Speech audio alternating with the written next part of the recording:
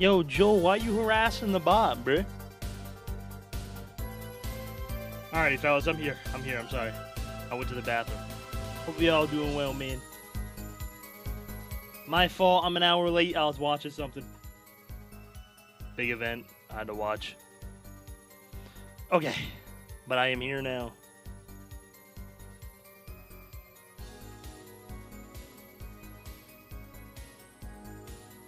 What you gonna do about it? I'm gonna join you. Dumbass bot, bro.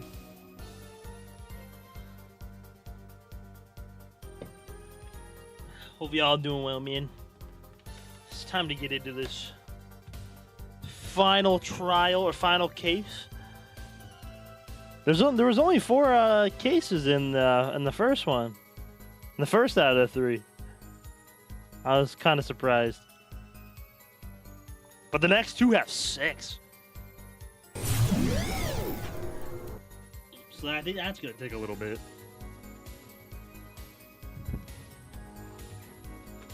Ooh.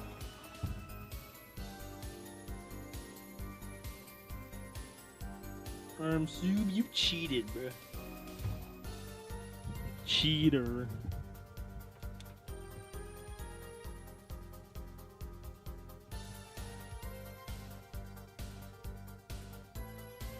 Always so late. Yo, bro, my fault. Yo, can you stop using that emote, bro? Shit's kind of giving me the creeps.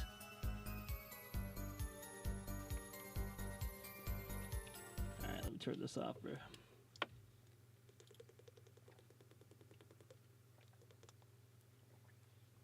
Excuse me.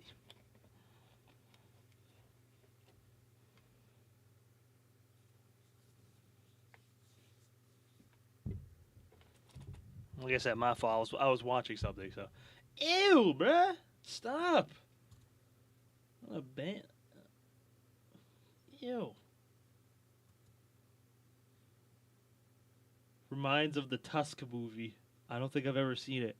But whatever it is, it's gotta stop, bro. It's disgusting. I'd rather you go back to the flower guy.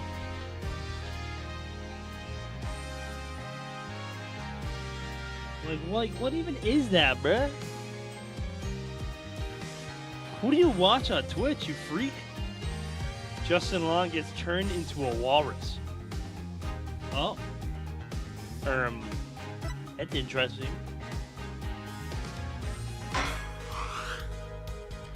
I just love that.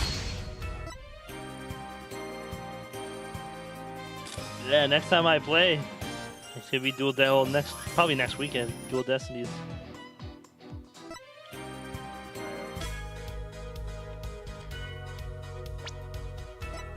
It's time, bro.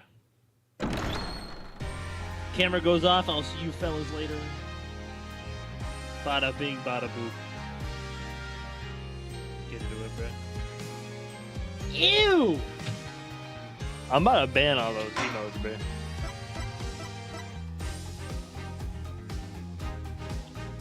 Episode 4, Turnabout Succession.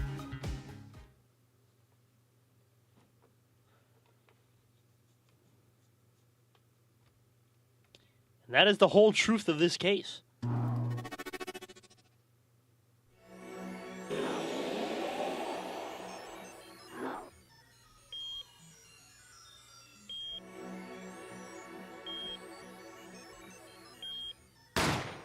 Oh, wow. In order to understand it myself, I had to know the story of these last 7 long years. Are we going back to Phoenix? That is gross as hell, dude. Nothing happens by chance. All is connected.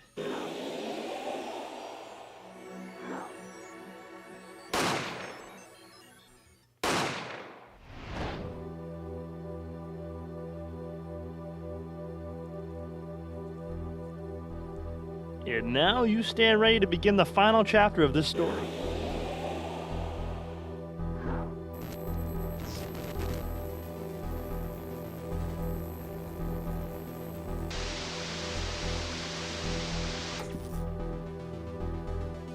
Will the defendant be found guilty or innocent? The decision is yours. This motherfucker, bro.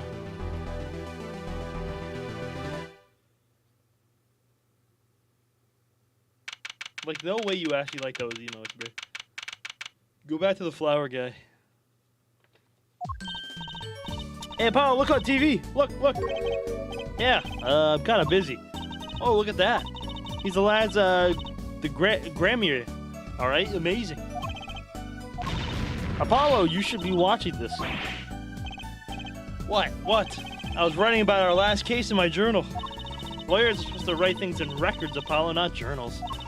And why now? That case was 3 months ago. Hey, it's a long story. I did a lot, you know. I want to vacuum back the feel of the moment for later. Right now, I'm bowing the crowd by figuring out how Lamure disappeared. That's right. Uncle Valen did that illusion, too. But you're missing him on TV right now. I was just getting to the good part. I suppose I should watch a little TV with her. After all, her father's expecting me to look after her while he's away. What you're now seeing is a rehearsal for the greatest magic show on Earth. Happening right here at our very own Sunshine Coliseum.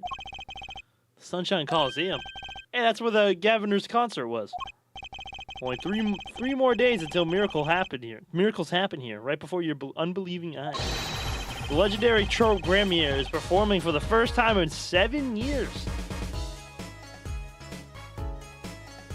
I like that theme. That's going to be great. I'm so there. You and Daddy are coming too. The legendary Gramiers.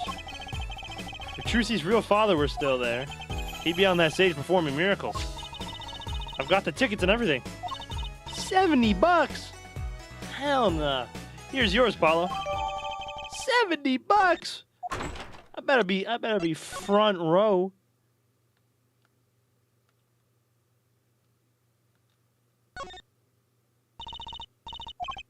Ready for what? For what? For the trope Grand Magic show. It's not like I'm getting up on stage or anything. What are you talking about, Apollo? You can't enjoy magic if you're not part of what's going on up on stage. I'll lend you my spare costume out if you need one. Huh? You mean I can't go in this? No. Does it get more straightforward than that? So I better be front and center with a price of $70. Ah, you are here. Working hard or hardly working? Hey, how you been? Hi there, stranger. Not exactly the kind of grin I want to hear from my own kid. Though he has been gone a long time. How goes it, Trucy? Here, I got a present for you. Pudding, I love pudding. Oh, it's farm fresh. Not just one pudding, but 3 whole cups. I'll have to pace myself. Well, I'm beat. That's right. Daddy, you're on a top secret mission. You gotta take it easy with the secrets, you know. How right you are. So you still can't tell us what your mission is? Maybe it is time. It has something to do with you anyway. Huh? With me? Oh, maybe you're getting a top secret mission too. Maybe you can be one of those guys. A spy. Pudding comes from a farm? Farm fresh pudding? I mean, maybe you could possibly... I mean, shit, I don't know. I don't like pudding, so I don't eat it, so I don't know what's in it. Attempted murder?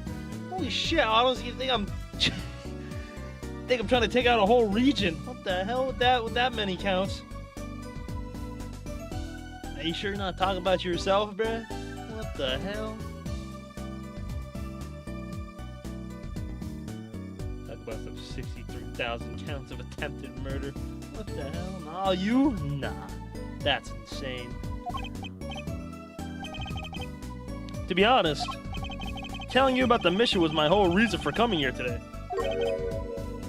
What? Tell me.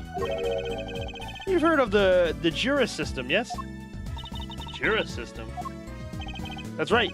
The new legal system everyone's talking about. Have you heard of it, Apollo? Are we getting a jury? What's up, Harp? She better not be talking about panties. No, she's not. She's talking about a magic show.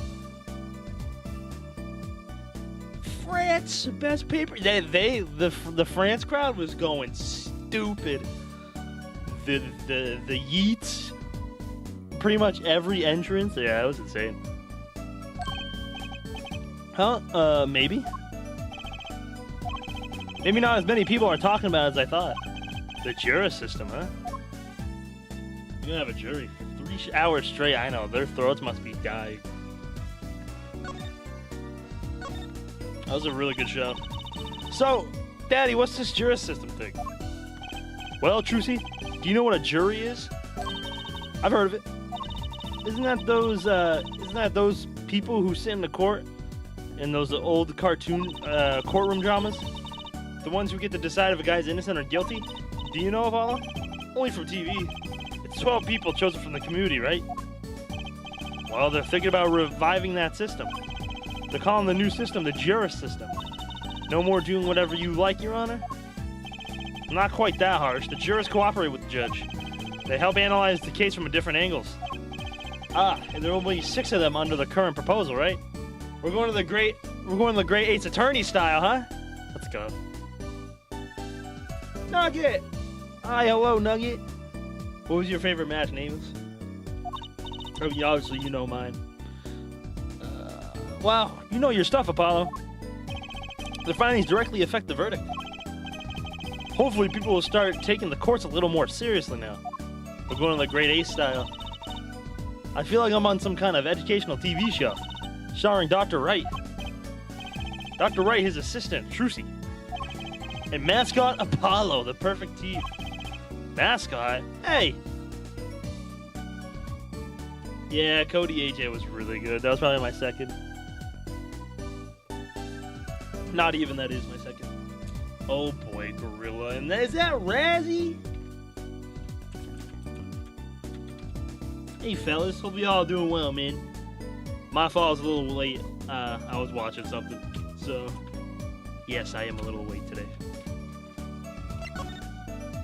So, what is this secret mission? The jury system is my mission, more or less. Anyway, keep in mind that new ideas like this system are always risky, Apollo. Too true. Everyone's got an opinion, and they just talk and talk, and nothing gets decided. Kind of like you, Apollo. I'm not that bad, am I? In any case, we're going to give it a shot. A test, if you will. I don't like tests. We'll take your case as a sample and choose 6 jurists. I'll be the one helping with that process, incidentally. Helping out? Well, for one, I'll be chair of the Jurist System Simulated Court Committee. The chair constructs the ideal situation, chooses the case, the jurist candidates. Even the judge in the courtroom. Wow. It's like you have a real job. I was never that good at the piano, to be honest. Once a lawyer, always a lawyer, I guess. Same to you. Thanks, Razzie. What you been playing, homie? The trial's tomorrow, by the way. Don't miss it. Trial simulation, that is. A simulation, huh? Sounds interesting. So, what kind of case is the trial simulation about? Well, since it's the first run-through of a new system, I wanted something simple. Good thinking. No sense wearing yourself out on something too serious. It's a murder case. True. The case... I knew it. Case is a murder. That's not simple at all. By simple, did you mean that the defendant is... guilty? Yes. Most likely. So good luck, Apollo. With what?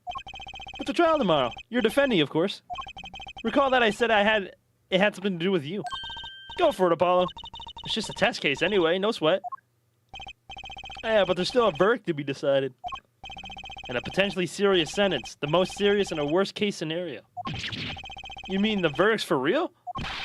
That's not a test trial, that's a real trial. All the forms have been filed. There's no turning back now. Trial begins tomorrow at 10 a.m. Hope you can make room in your schedule. Why am I only here about this now? Oh yeah, there was a change this morning. I picked a new case. Eh? Something that happened last night. Hey Apollo, I know you're all excited about that secret mission. But what about this? The true Gramier Grand Magic Show. Huh? Oh, right, the card tricks. They're not card tricks. They're grand illusions, miracles, the apocalypse, heaven and earth will shake. So what? That's 3 whole days from now. It's at Sunshine Coliseum. Let's go today. We can say hi to Uncle Valen. Have fun. I can't go by myself. You know I'm not very outgoing. Right. Why not go with her? But what about the secret mission? Oh, don't worry about that. You hear all about it tomorrow regardless. I don't trust that smile. He knows something that he's not telling me. Now you can take me to the Coliseum. I suppose it wouldn't kill me to pop over there. Ah, Gramier. That reminds me. Is that a calling card, bro? What's this, Daddy? Isn't that the seal cap the Gramier seal? Consider it a birthday present, Trucy. Thanks. It's great. But today isn't my birthday. Good point. What day is it today, Apollo? Huh? Today? I think it's Recycle Your Plastics Day. Then it's Recycle Your Plastic present. So it's plastic. I've given up trying to understand them. It's much easier that way. So what is it? Can I open it? No. Huh? You'll need that envelope someday. Someday soon. Don't open it until then. Why didn't you just hold on to it till then? Because that would be the logical thing to do. Do not open until the time is right. An envelope about the Gramiers, huh?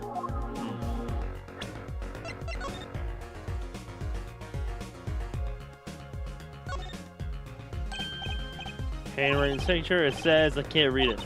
Seems odd to me. I mean, isn't a signature intended to show ownership? What's the use if no one can read it? Isn't it enough if you can read your own? Oh, I never thought of it that way.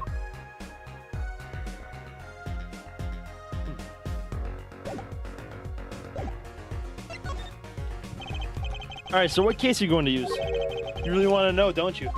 Of course I do. I mean, I'm going to be defending, aren't I? If it all goes well, then yes. Of course, this is just a test. We want everyone to start without preconceptions, a blank slate, as it were. There's a difference between having a blank slate and just being totally clueless. Whose dumb idea was that, anyway? Well, mine. Committee chair, remember? Oh. Well, if you want to know that badly, I suppose, I can give you permission to examine the scene of the crime. Good. That's better. But you can't talk to anyone involved with the case. What? And how am I supposed to defend? You let me worry about the details there. Remember, I'm in charge of this trial. All of it. You don't want it to backfire, do you? Apollo, if I am in charge of the whole trial, that means the entire affair is my responsibility, for good or for bad. Just do what you can. And don't worry, I know what I'm doing. Alright. I'd recommend going down to the detention center. Your client's waiting for you. You can ask about the scene there. Well, you just said I couldn't talk to anyone involved. Oh, you can talk to your client. If you can get her to talk. Well, time's a-wasting.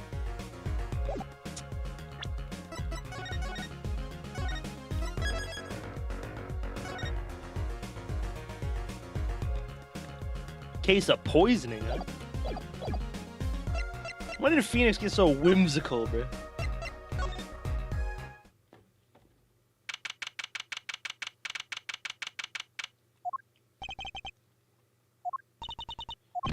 That's 20 minutes we've been waiting here. 20 minutes! Maybe I should complain? I'm sure the guard has better things to do than stand there pretending he doesn't see us. You know, the minute we get angry, the client will show. It always works that way. Like shouting, "Oh, waiter," and they're standing right behind you. Oh, guard.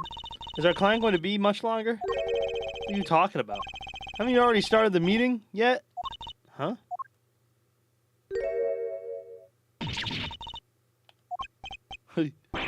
Where'd you come from?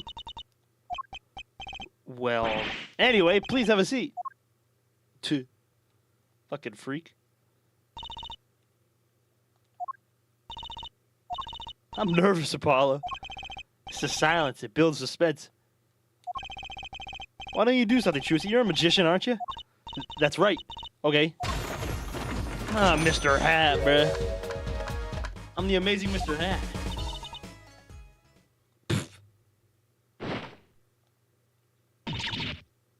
She passed out. Miss Magic Underwear might have been a better bet. That's magic panties, Apollo. Oh, there she goes about the panties, bruh.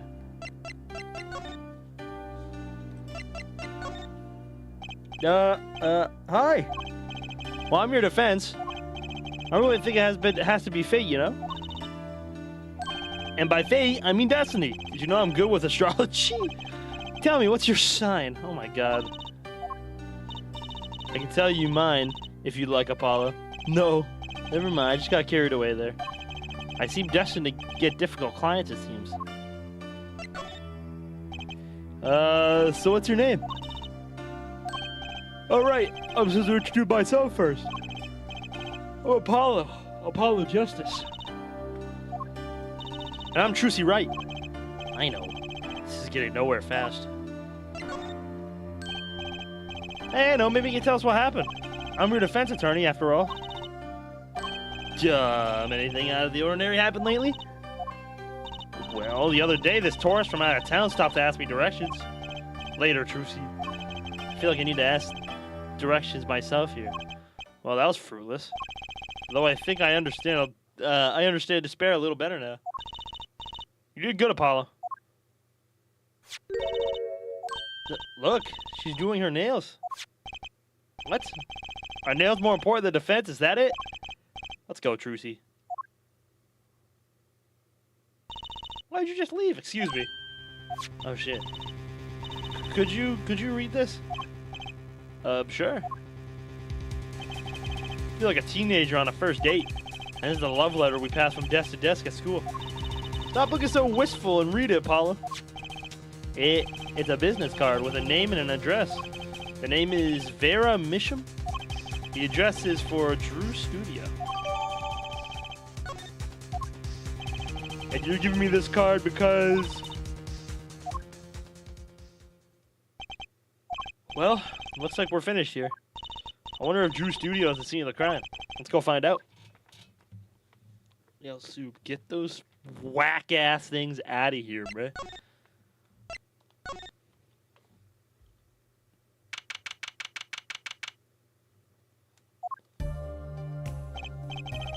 Wow, this looks like...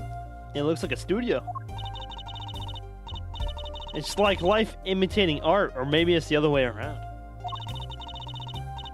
But the tape on the ground there, it's a bit jarring. Yeah, looks like we found our crime scene. Paul, look at all those paintings. Hey, don't touch those. It's okay, I'm just looking.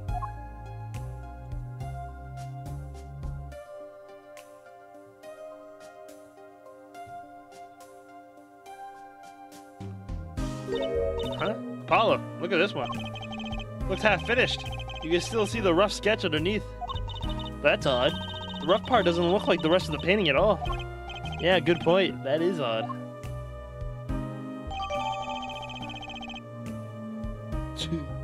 Ew, why is his nose so big?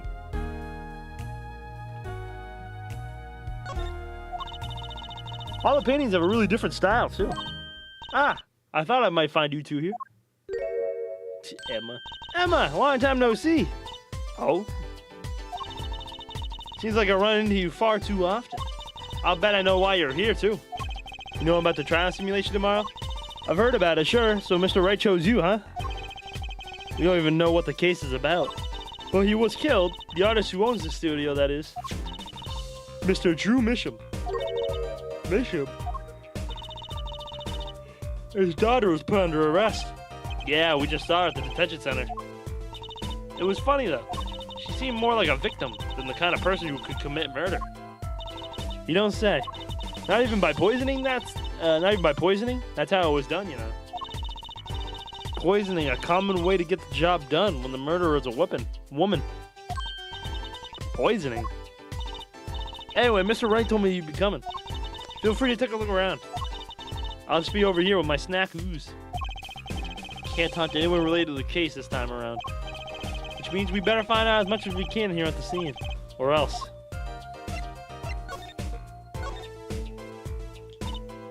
So this Drew Misham was some kind of artist? Apparently. Did a lot of illustrations for books, I hear. Had a lot of female fans too, for what it's worth. Oh? Well, I guess this stuff is kind of pretty. Like that oil painting over there, for instance. Yeah. That wasn't one of his illustrations, actually. So was it a standalone painting or something? Is that what she means? He was an odd bird, Misham. Oh, excuse me. Hadn't shown his face to anyone until the end. What do you mean, to anyone? He was always locked up in here in the studio, apparently. His only connection to the outside world What's through letters he'd put in that letterbox there? Letters? Do people still write letters? What do you mean, Apollo? I mean, when was the last time you wrote a real letter? Don't most people use email and stuff these days? Now, Mr. Misham couldn't stand technology, it seems. He did everything by mail. Maybe he thought that way was more artistic, you know? In any case, the only person besides him allowed in here was his daughter, Vera. Oh, you mean the killer? The suspect, please. We took some fingerprints, of course. The only ones we found in the room were Misham's and Vera's, basically. Basically. Actually, last night, Mr. Misham gave an interview to a reporter for the first time. It happened during an interview. It happened during the interview, apparently. His first interview ever. Could you tell us a bit more about what happened that night of the murder? So this woman, Vera, she's Mr. Misham's daughter, right? Yep, the real sickly girl. Ever since she was little. Hardly ever went outside. She did kind of give off a withdrawn sort of aura. She was homeschooled by her father, apparently. It was quite a scene when they took her to the detention center. She was screaming about how she'd die if they took her outside. That does sound like a scene. In the end, she agreed to leave if she was allowed her good luck charm for company. Her good luck charm. Apparently, she has this charm that magically gives her the courage to go outside. Why can't I ever get a normal client? But why would a shut-in daughter kill her own dad? Don't look at me. So about the poison, it was found to be in his coffee, right? No. Not precisely. Not precisely? What does that mean? It means see for yourself, I think. Like I said, last night was the first time someone from the outside came into the studio. I guess mysterious painters who never go outside make for good articles. It just so happens that he died the night of his first interview. At around 9 p.m. every night.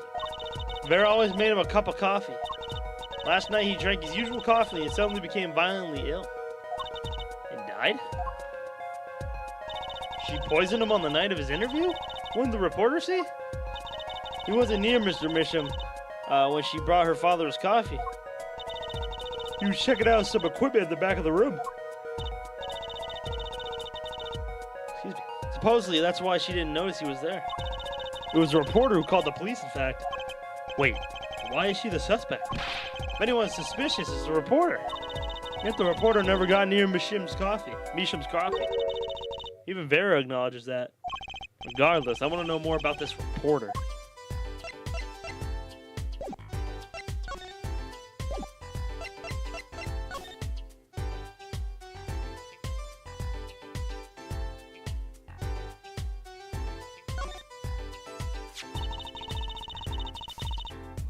That litter box looks funny sitting inside a room like this. Let's take a look. Empty. The other half of that litter box is actually connected to the outside of the studio. Mr. Misham would put his letters in there, and the postman took them away. Impressive that someone still writes letters in this day and age, or wrote, rather. Yeah, I'm yapping, Ink. What about it, bruh? I'm yapping. I wouldn't mind taking a closer look at those paintings. I just love oils, you know. How they're so thick. Is that the word? These paints are all dry. I'm just surprised at how different these all are. Yeah, and what's going on with this half-finished one? Must have been a work in progress. You can still see the rough sketches below. That's what's so weird. The sketch part doesn't really fit the finished part. I noticed. That is weird.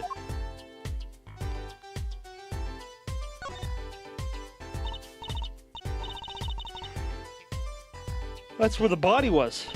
That's the spot where Mr. Drew Misham passed away. He put the coffee mug to his lips in the next moment.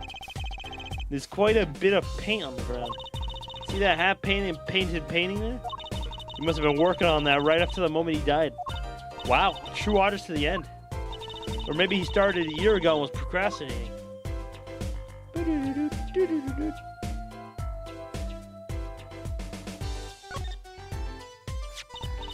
Ah, that's the victim's coffee mug. Aha, so the poison was in here? That is my first time seeing a real poison mug of coffee. I would hope so. Poisoned coffee. Not exactly, actually. What do you mean? No traces of poison were found in the coffee. What? You have to figure out the rest yourself. I'm officially not on your side after all. Side of the cup reads mission.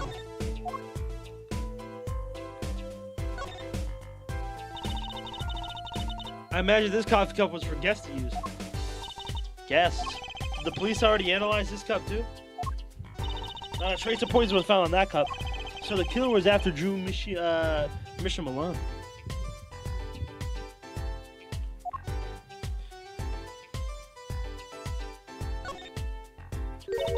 Hey, there's a painting hidden back here. Hey, you're right. What if it's embarrassing somehow, and you didn't want anyone to see it? You certainly seem pleased by the possibility.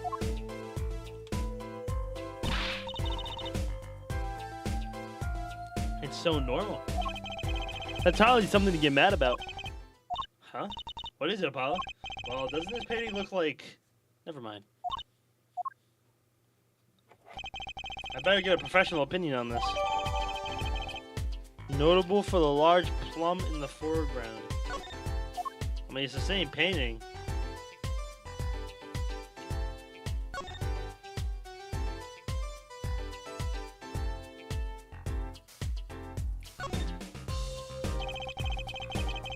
Let's take a closer look at this desk here.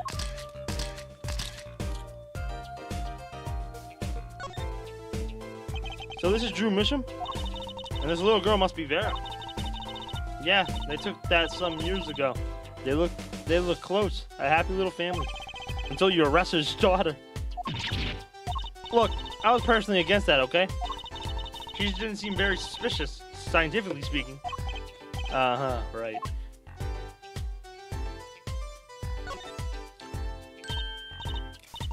Look at that tiny frame, Apollo. Tiny is right. That thing's barely 2 inches high. What picture would fit in that? None, apparently. It's empty. No glass in it either. What's it doing sitting on the desk? This is a lesson for us all. Be sure to check the size when you buy frames.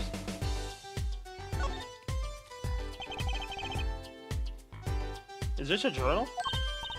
Oh, talk about a clue. Let's read it. What is it, Apollo? He didn't write the name of the killer, did he? That's new. He didn't write a single line. He had me going there for a little while there.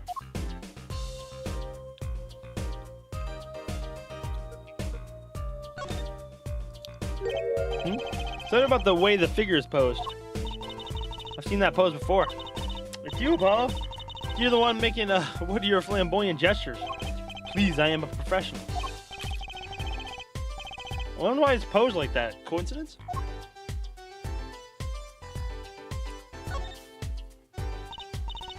Hey, Apollo, what's this feather thingy? Isn't that a pen? Like an old-fashioned quill pen? But it doesn't have a pointy end. That was most likely for sweeping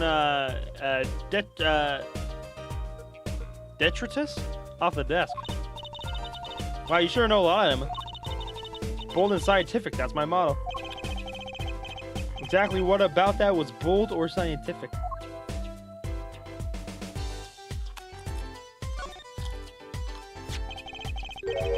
This envelope has been opened and released. Oh, I know how to do that. You take a pot of boiling water and hold the envelope up to the steam. The glue melts and it opens. Cool, huh? Whoever did this wasn't so delicate. You're right.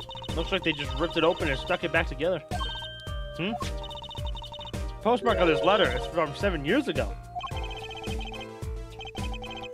Why would someone open a letter and then seal it again? Better hang on to this. Objection on what? What are you objecting?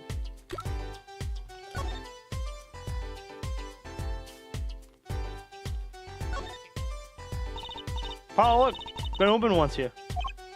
You're right. Wonder if there's some way we can see what's inside. Should I try to get it open and then stick it back shut? Let's not tamper with the evidence, shall we? I've got a better idea. Emma, let's ask her.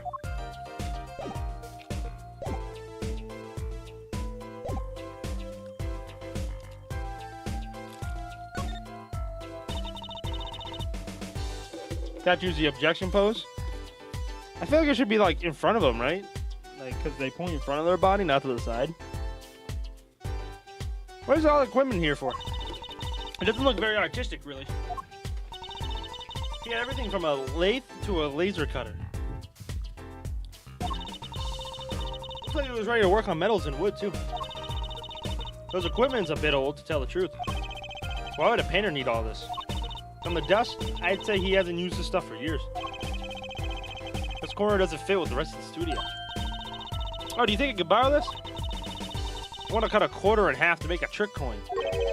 This is a crime scene, Truzy. But these cost like $50 at the magic shop.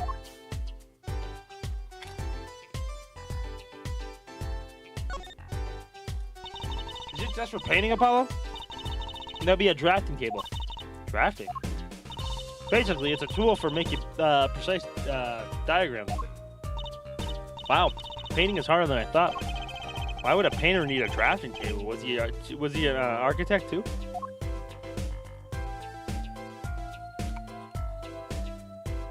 Right. Look at all these paints, Apollo. There's so many. We got like 20 kinds of red. We could repaint your suit, Apollo. How about this shade of green? That'll be enough of that, thanks.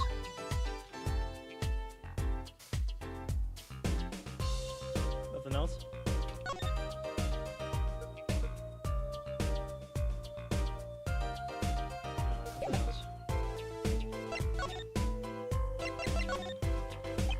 Bet Emma could help us out here.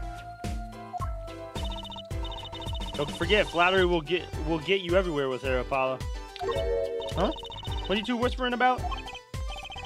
Well, I was thinking. I mean, what is it we always do when we run into you at a crime scene? What is it we always do, scientifically? Ah, you know me too well. Okay. Okay, meaning we can get scientific now? Oh, I suppose. Just this once. Bring me anything you find suspicious and we'll check it out. Thanks, Emma. Emma, about this. Oh, that. Yes. Why is that a bright red elbow? Sure is jumpy. Someone opened this, didn't they? Oh my god.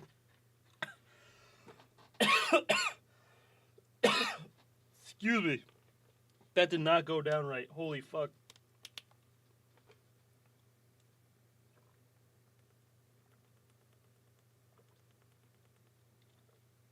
That shit just like cut the back of my throat. That was scary. Thanks for the hydrate. I'm good. Holy shit. My lips are sealed. Your lips are sealed? That's a first. You mean you know what's inside the envelope? Sure. I read it after all. Ah, you mean you were the one who ripped this open? Oh, please. I would have steamed it open. But you did sneak a peek at it, apparently. Know that I have a powerful weapon on my side. Weapon? Yes, the use of tools. Highly specialized tool for information gathering. Tools I wouldn't mind getting my hands on. You should try flat. Oh my god, you should try flattering her, Apollo. They say a little praise can open big doors. Never heard that one, but it's a good advice. Let's try talking to her some more. About that envelope we found. I was wondering if you could help us out with that tool you were mentioning. You want to know about my tool, do you? It's called an X-ray analyzer. X-ray? Like the X-rays you get at the dentist? That's right. At least that's what I call it.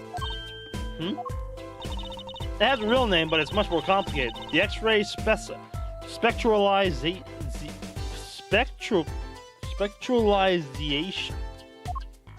Steam her lips open? Nope. No thanks. How am I supposed to remember all that? So basically, it lets you see inside things, like envelopes? That's right. You're sharp, Trucy. But it's a bit more complicated than that, in practice, of course. Actually, to tell the truth, I'm not really sure how it works scientifically. Can I try it out, Emma, please? Oh, I suppose. Of course, I've already checked out everything suspicious myself. All right, let's give it a spin, Apollo. What are you doing? Oh, just seeing if I can see through your hair. But it's like lead. Point that thing at me anymore and it might all fall out.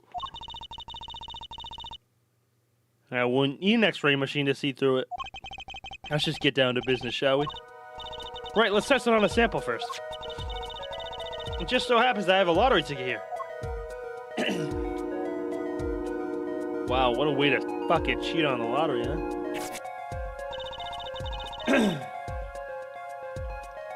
You set the sample in the device like so. I don't see anything. Patience, there's no need to get all antsy. Look at the right side of the screen. That's the layer view of the envelope. Layer view?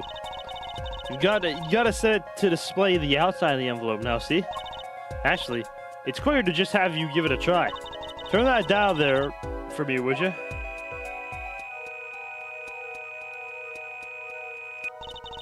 That's right. That's how you choose what depth you want to scan. Hey, I've got something. See? That's how you read the letters of the ticket inside. Cool, huh? Except, I can't read them. Just turn the dial a little more. What you have to understand is that a sheet of paper isn't really flat at all. When you zoom in that much, you see the paper is like a bunch of hills and valleys. Wow, really? The X-ray device uses a beam of, with a wavelength of only 0.05 microns. It breaks cards down into thin layers so it can only show what's written on that layer. I'm not entirely following you, but what good is it if you can't read anything? That's why we go on to step 2. Try rubbing the image a bit if you would. Rubbing? Like going over the image with... Okay.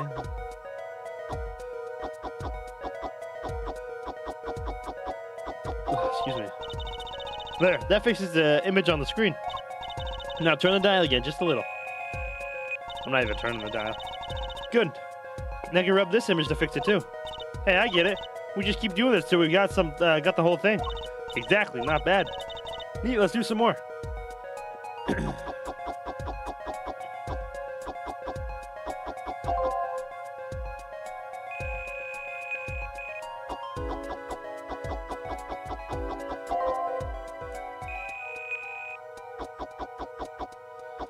Oh, I lose.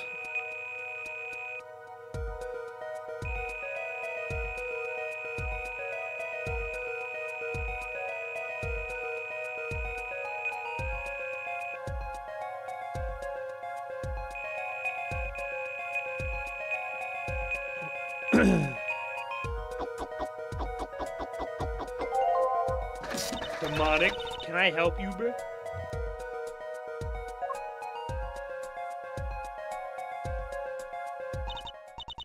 Ouch, you lose. Now, at least you know where you stand, eh? Anyway, now you see the true hidden power of my weapon. Neat, huh? Now let's try it on this real thing, shall we? I thought she wasn't supposed to help us, bro.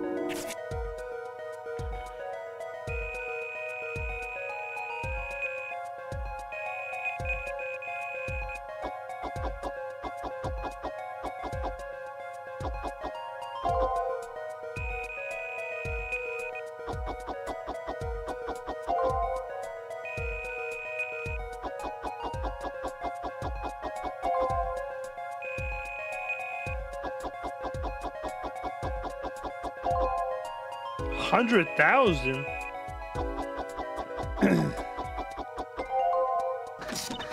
Okay, let's print this one out.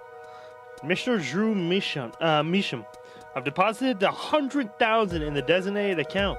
Please send a receipt once you've confirmed the transfer. Someone deposited $100,000 into Mr. Measham's account? His paintings must be really valuable. There's another page in there. Care to take a look? You bet I do. If you're going to read someone's mail, you might as well read it all. Here goes with the second page then.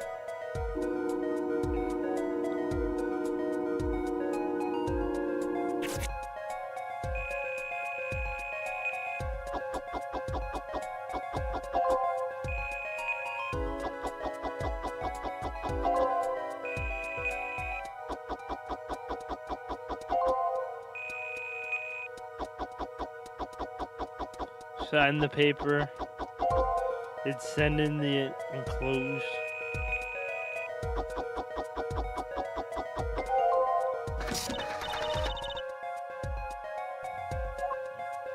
Sign the papers and send in the enclosed envelope with the enclosed stamp within 3 days. I need not to remind you to speak of this to no one.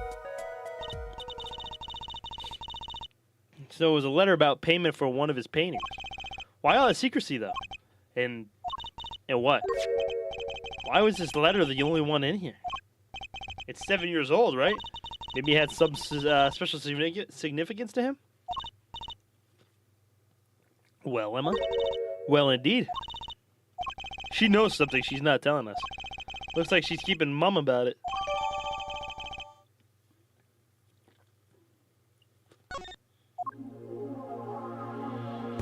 Was he counterfeiting antique stamps? Is that actually a thing? Yes. Counterfeiting stamps, huh? Yeah, I've never heard of that before myself.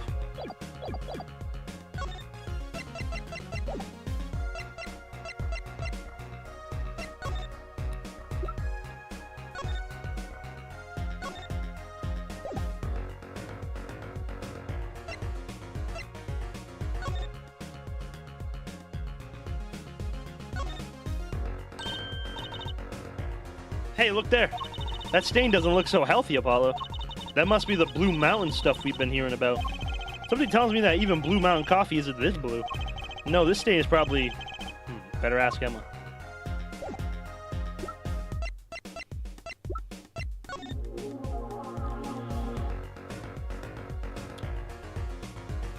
Oh, was he trying to make like a counterfeit like painting or something?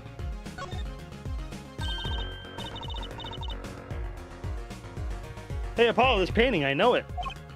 Huh? Really? It's that story where the old woman is doing the wash in the river. And this giant peach comes floating on down. That might possibly be the strangest thing I've ever heard. Some antique stamps are extremely valuable. I am looking for a new line of work. Joel, did you just openly say you're gonna counterfeit stuff? FBI, this guy right here. Apollo, look at this painting. You can see through the rough sketch. Oh, looks like it was only half completed. Huh? That's funny. Does the rough sketch of the finished painting look totally different to you? They do, actually. What's this all about?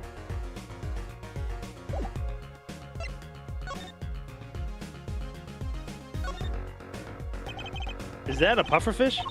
Apollo, that's clearly a porcupine fish. They're not the same thing. You know what gets me? They've got all these needles, right? But what's protecting that soft spot on the lower belly there? Nothing. Must remember to keep Trucy away from small, round fish. I'll just mail to myself to another country with all my fake stamps. You gonna shove yourself inside a box?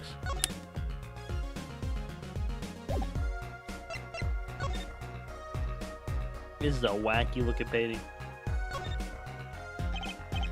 What do you have here? Looks like a person thinking about something. Maybe they're worried?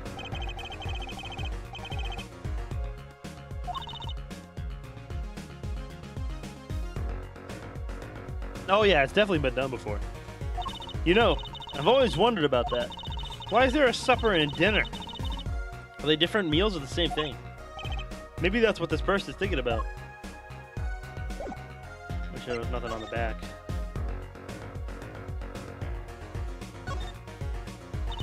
What a pretty business card. It looks like a postcard almost. On the back, Just our name? That seems odd to me. Huh? What does? Why write your name on the front and back of the card? Why not use the space on the back for self-portrait? Or caricature? Let people remember what you look like, too. It's not a bad idea, actually. Here, give me one of your cards, Apollo. She's drawing something. Hey, my hair's not that spiky.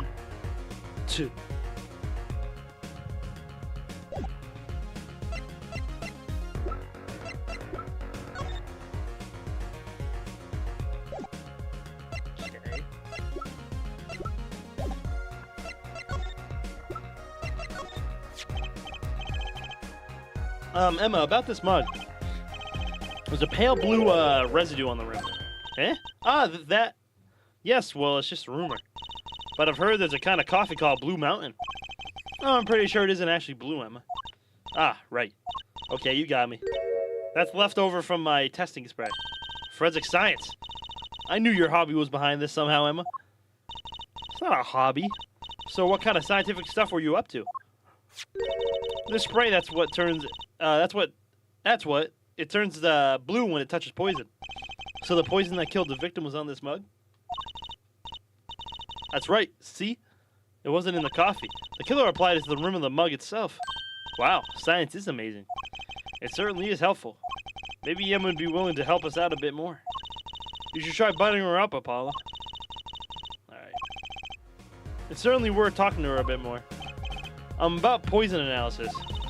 I was afraid you were going to ask about that. See, the solution is used to test for atroquinine? Atroquinine. I don't know if I'm pronouncing that right. The deadly poison found in the autopsy. Uh-oh. I know that's sparking her eyes. She's getting excited. Best tread lightly. It's one of the most virulent poisons, but is absorbed into the body astonishingly slowly. It takes at least 15 minutes from the time of ingestion for adverse effects to show. Oh, and guess what? Recent research has shown. That's fine, really. We don't need to know all the gory details. I think I get it. You just spray this stuff on something you want to test, right? Precisely. You can find even the slightest trace of poison with this. I want to try too, Emma. Pretty please? You don't have to ask twice. I already used it on everything suspicious, of course. Let's give it a whirl, Apollo. What are you doing? I was just seeing if I got a reaction off of you. How's this for a reaction? Never do that again. I'm not poisonous. Tell that to those hapless witnesses on the stand. Let's just get down to checking for real poisons, shall we?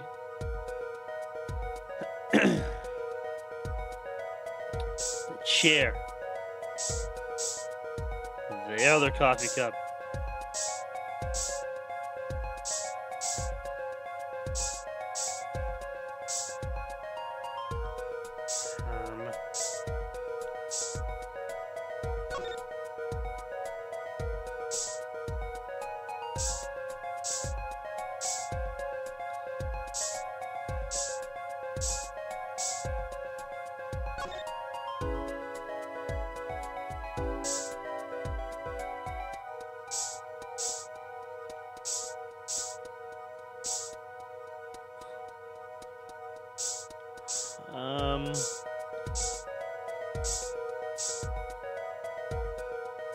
Is it just the mug? Mug isn't working.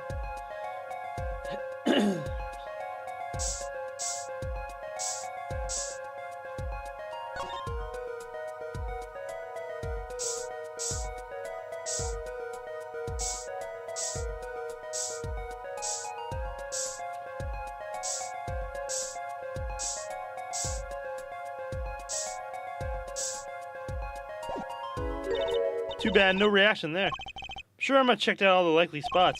Wait a second. What is it, Apollo? Did you spray that little desk over there? I don't think so. The spray probably can't reach that far, you know. Let's check it out, just to be sure. Oh.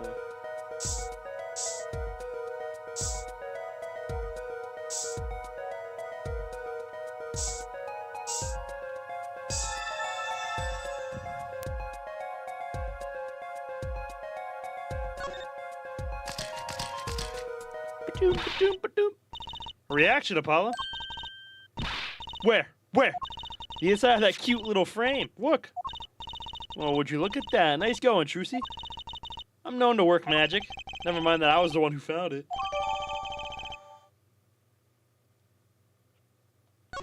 In the frame.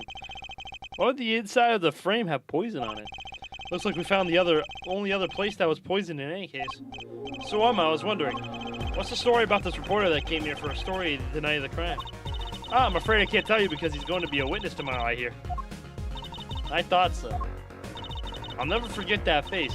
What was his name? Oh, right. Brushel. Bark Brushel. He's after a scoop to sell those to the papers, so a reporter comes in for an interview with a painter. His first interview ever, and that night he's killed. Seems strange to you? Really strange. It does raise a few questions. I'd like to speak with this reporter if I could. Well, I hear he's on the beat today, too. He said something about covering a magician. Magician? Well, if it's not true, see, that leaves only one other person. It wasn't Valent Grimard by any chance, was it? Yeah, something like that. He's got some big show lined up, I hear. So he's out interviewing Valent Grimard. Looks like I'll be heading out to the Coliseum again sooner than I thought. Here, I'll give you the reporter's card if you want.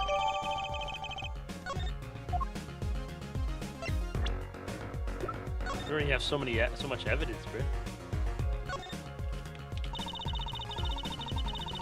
Guess you gotta have a good business card if you work freelance. Really? What's this? Camera lens finder? Do reporters take photos too? I guess if he's freelance, you have to. Maybe you should try being a prosecutor or defense attorney. You'd always win. I know I've become a rock star too while I'm at it. Top dollar for information. If that's not a little sketch, I don't know what is.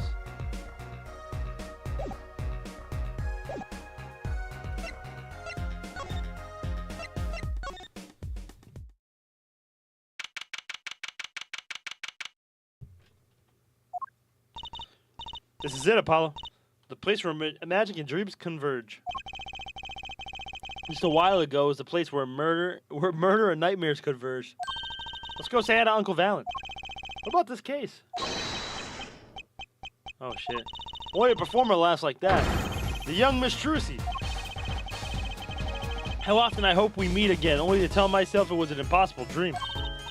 Uncle Valent, how's it going? I'm glad to see you too. Of course you are. Humility is definitely not one of his strongest traits. Well, Miss Trucy, how's the day find you?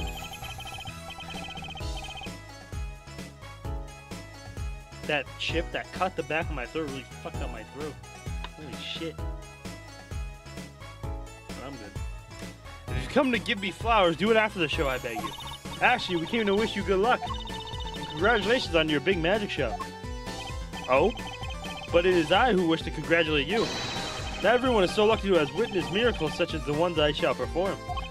Yeah, you're amazing. We get the picture. The world will watch in wonderment as Magnifi's illusions are reborn. Here on stage by my hand.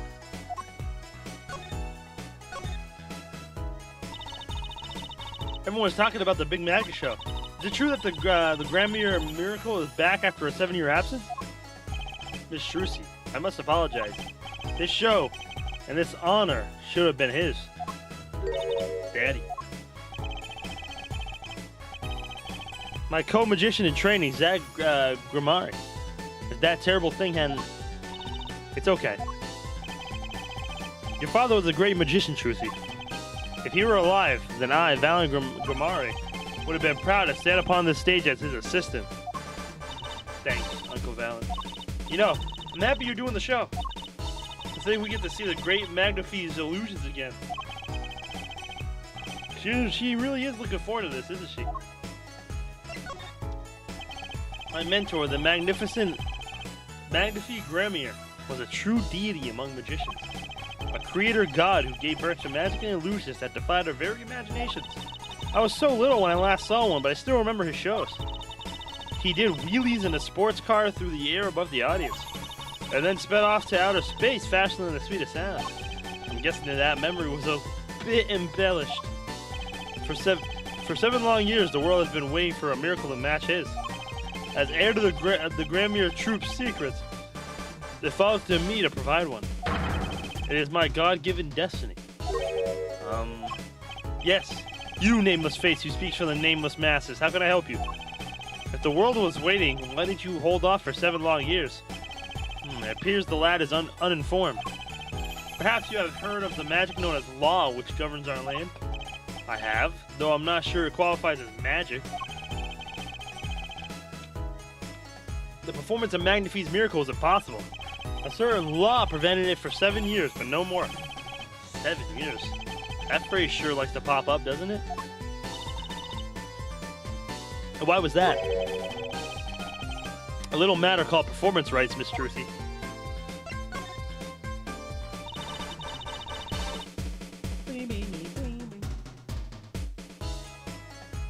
I love this song. Can you tell us about these performance rights? Magnifi's magic relied on an incredibly innovative idea, a trick, if you will. That trick was considered as property and as such was protected by property laws. Intellectual property, maybe? Magnifi knew this and bequeathed it in his will. To one person. You mean him? Yes, Miss Truthy, it was your father. Zag Gramere, the inheritor of the Gramere miracle. Yeah, as you well know, he is gone. He disappeared suddenly 7 years ago. I think I see where this story is going. Once a person is classified missing for a certain period of time, they're considered legally deceased, correct? In all absoluteness, those rolled up sleeves conceal your competence, well, young man.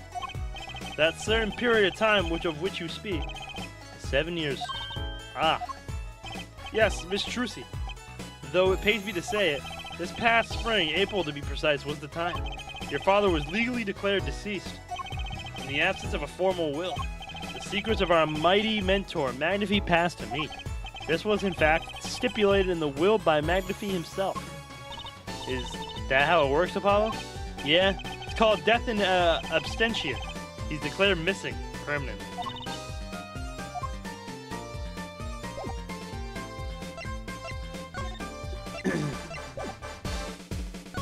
See if he says anything about this. I was wondering if you could tell me about this. Why, that bears the Gramere seal. Uncle Valen? Is something wrong? Truthy, where did you get this? Huh? Daddy gave it to me. Your... No. My other daddy, Phoenix Wright. Why now? Why would your Lord Daddy... Lord Daddy? That's kind of stretching the whole archaic thing a bit. This signature upon the back, do you recognize it? That belongs to none other than Zach Gramere. Daddy signed this? Might it be so bold as to open it?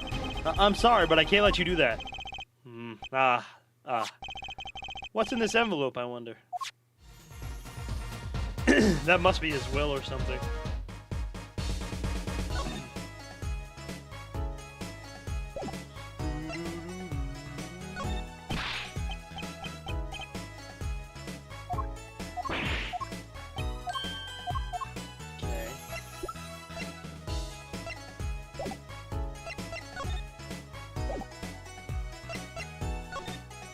I don't think there's anything else.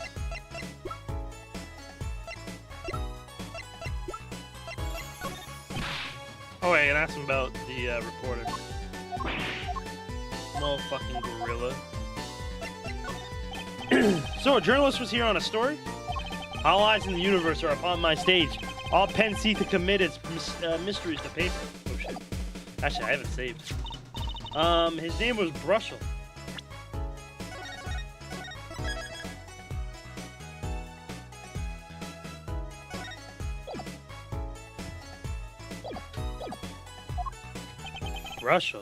Brushel. I think he remembers him. He doesn't look too happy about it. Brushel. That cloying smell of mint when he smiles, yes. Can you tell us more about him? What did he want?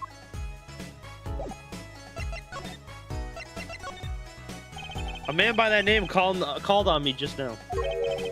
Just now? Valen's vision is always toward tomorrow. Oh my god, now I got the hiccups, bro. Fuck me.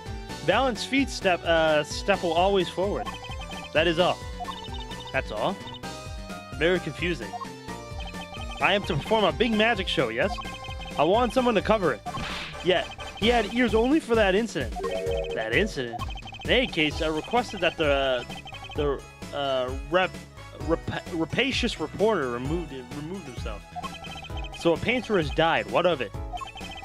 It is but a footnote in the footlights compared to the magic of Gramere. Uncle Valen, do you know where the reporter went?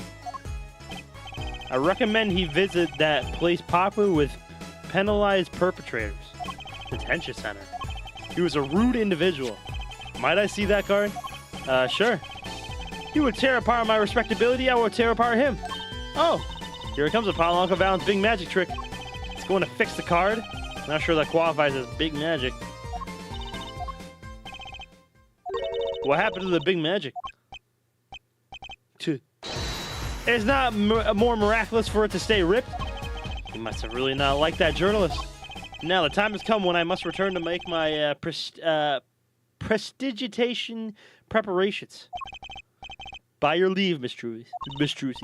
Thanks, Uncle Valen. 3 days from now, make ready for a miracle. What do you think that journalist was after? Why did Valen react to like that to this envelope? I think it's time to pay the detention center another visit. How much did I miss? So TLDR, Wright has been gone for a while. We got thrown into a case that we don't know much about, but it's technically a test trial, but it's still gonna have like a real verdict. Wright put it all together, I guess. We're going back to Grade Ace Attorney. It's gonna be 6 jurors, and they're gonna try the juror system again, is what they were saying. We are defending a woman whose father was killed due to poisoning, and that's pretty much all we know. And that our client will not talk whatsoever. And that this Valen guy is supposed to do a magic show here in 3 days. And that's pretty much all we know so far.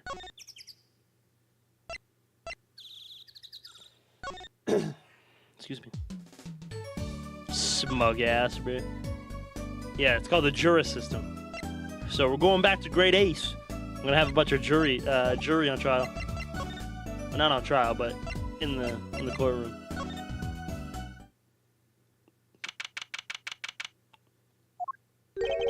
I think I hear what you're saying. We're all doing it for the money. In end quote. No, not at all. Looks like someone's already meeting here. Maybe that reporter? Ew! This is the reporter? Ew! Oh, nah. Hey there, how you doing? Who might you be? Ah, sorry. We didn't know someone was already here. I'm Apollo Justice, attorney at law. Talk about a nervous monkey. You're Justice? You know me? Do I know you? Of course I know you. Stares down witnesses on stand till they spill beans, end quote. That's not true. What's he writing?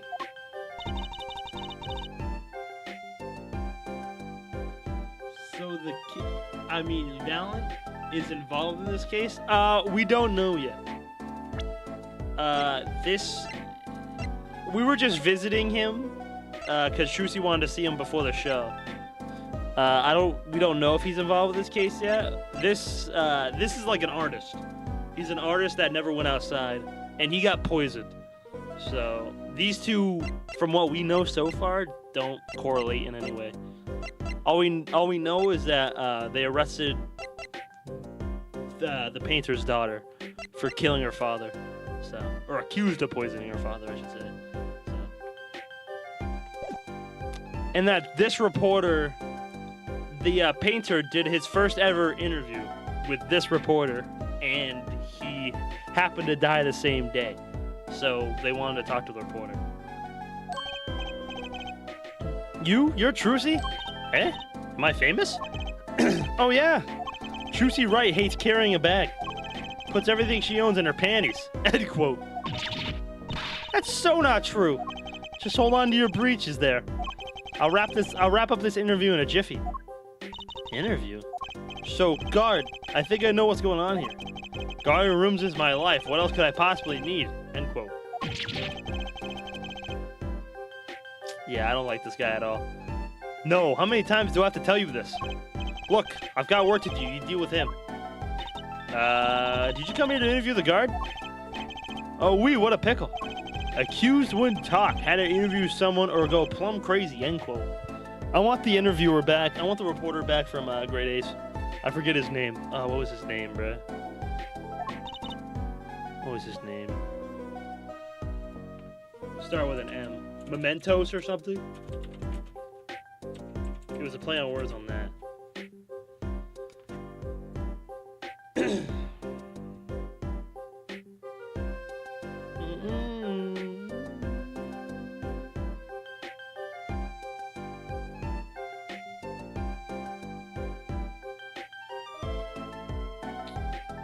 Hold on. Writing Memo. I want him back, man.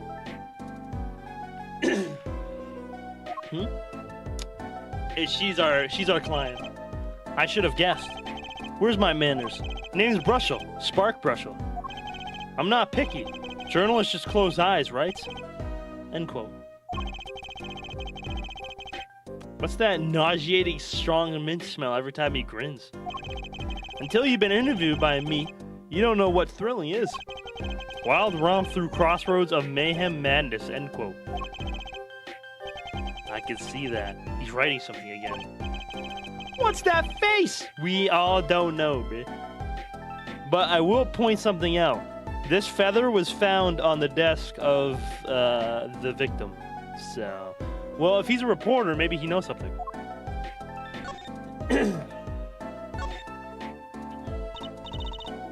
So, Mr. Brushel, you're a journalist? Ah, me? Look. Let me state one thing for the record here. Yes? I'm the interviewer. You understand, yeah? I'm the one asking the questions here. End quote. Okay. For instance, you think a movie director watches movies? Well, I think he probably does. Exactly. I knew you'd understand. Huh? So, the night of the murder, you were at Drew's studio. Who, me? Look, let me state one thing for the record. Yes? I may look calm and collected, but I'm busy, real busy, always on the road. Journalist always buys one-way tickets, never looks back. End quote. You can understand that philosophy, but you want to know the thing about one-way tickets? Once you use them, they're gone. All because you have to give them to the guy at the airport. True enough. But don't they give normal tickets away too? Exactly, see? It's the same thing. What is... Ugh. So you went to do a story on Drew Misham, and he never had a story done about him before? That's right. Look, let me state one thing for the record here. What? I'm sure you're going to want to know about my source. What tipped me off to Drew? Why do the interview in the first place? Well, yes. Look, it's like... Oh, I've got it. It says there's this burger joint with fabulous ketchup. You think the burger guy is going to tell me where he got it? At the supermarket, maybe? Exactly, see? That's what I'm talking about. I think I may have actually understood that one. Well, there's nothing I can talk about, really. Walls have ears, eyes, especially glass walls with speakers, end quote. Right. Guess we'll leave then. Ah, but since you're here, might as well tell you a tidbit of news I saw, just for the heck of it. Sure, tell us, just for the heck of it. I remember it like it was yesterday. I'd seen a movie on a trip and wandered into this burger place with amazing ketchup. When an article in a tabloid caught my eye. Famous oil paintings stolen from art dealer's gallery.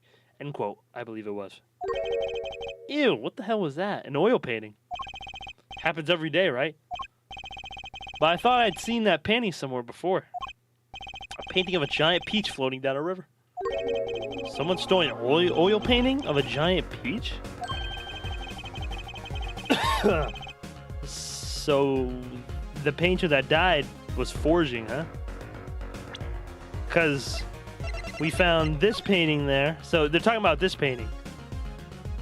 This one's not done, though. This is the one that was probably stolen. We found both of these at the crime scene.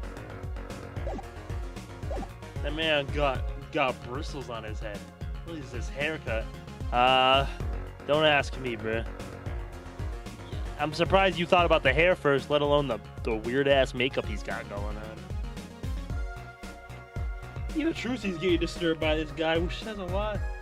True.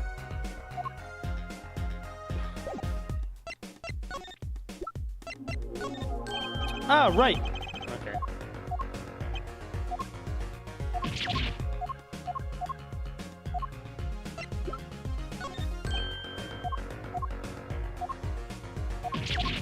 Let him slay? You're disgusting, Dino. No way you just said that.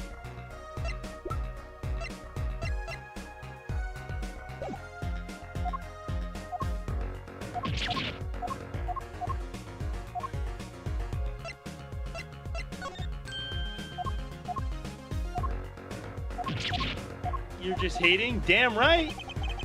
You seeing this guy, bruh? He's got guilty all over his face. Literally. No in between. I think they do that on purpose. They definitely do that on purpose.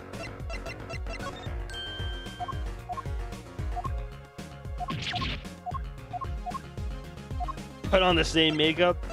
Yeah, you gotta give me like 500 subs for that, bruh. If you say he looks like Misub, you're done.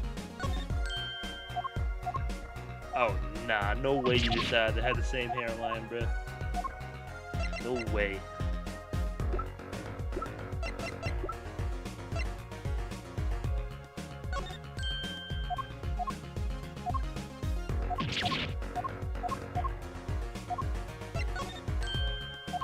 I'm just trying everything at this point.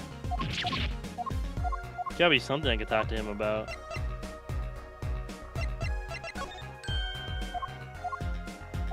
Come on, bring the price down. 499 subs. Showed him everything.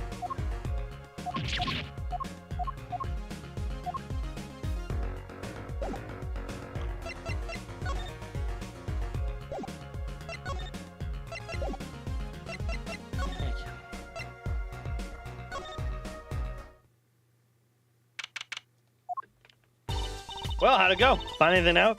Actually, there was one thing I wanted to check with you. What's with that scary face you're making? And what's with the I know something but I'm not telling face you've got going, Emma?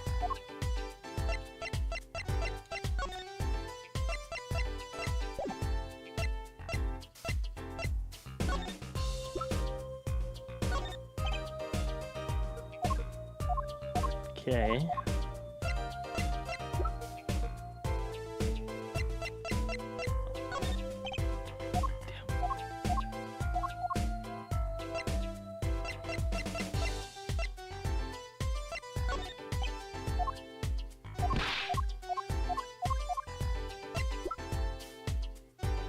Trying to think. What can I possibly show her, bruh? You son of a... Ask me if I care, Dino. I'll wait, bruh. We need to talk to her about something, bruh.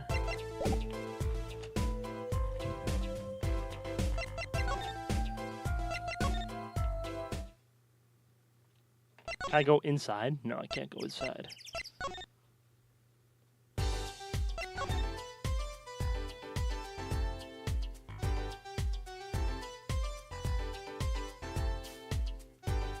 Make sure I got everything.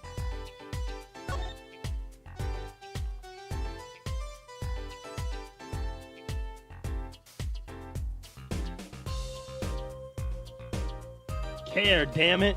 Nope. Bruh.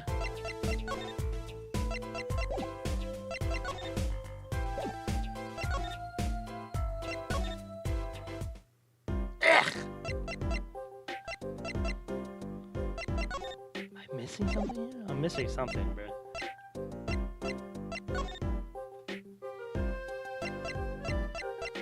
I've showed him everything.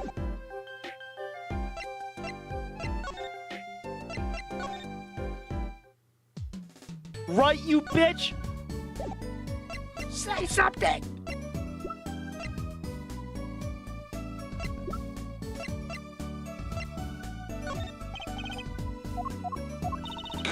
Presenting, are we? Okay. Maybe we got taught to write about something.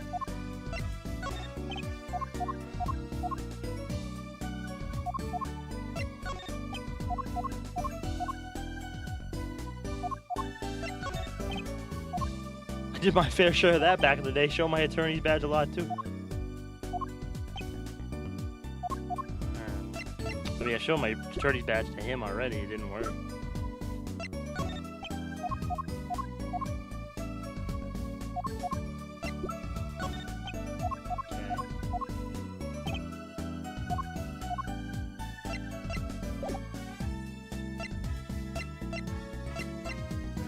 Phoenix, Joshua. You played the Rising Tide DLC, right?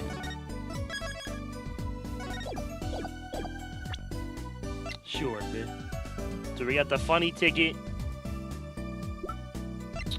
Phoenix gave us this at the beginning. It's a note. We can't. He said not to open it until the time's right. We found out this signature is Trucy's real dad's signature, the one that disappeared. This is the suspect. This is our client's business card.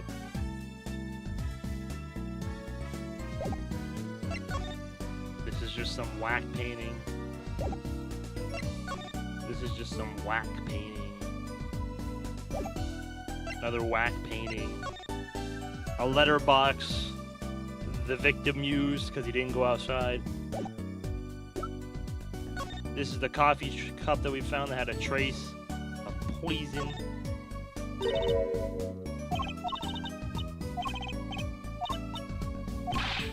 Look, I know, I won't look it. Who knows what you do when I'm not watching? Concern is touching, really. Next thing you know, she'll be telling me not to drink it. Coffee before bedtime.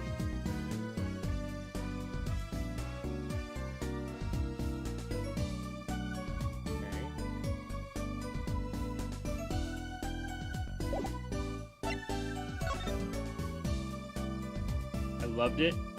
Mystidia was so fucking cool. Leviathan boss was epic. It was really good. Leviathan boss is probably one of the harder bosses. And then we got these two. Deposited the $100,000 a designated account. Please send a receipt once you've confirmed the transfer. Sign the papers and send in the enclosed envelope with the enclosed stamp within 3 days. I need not to remind you to speak of this to no one. And then this picture frame had poison in it as well.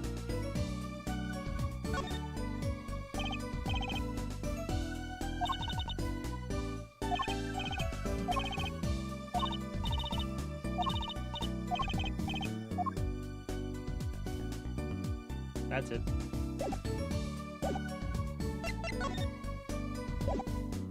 I'm stumped.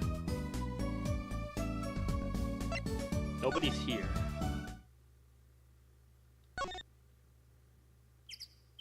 Fucking blue badger, bro. Get me away from that guy. There's nothing here out of the ordinary.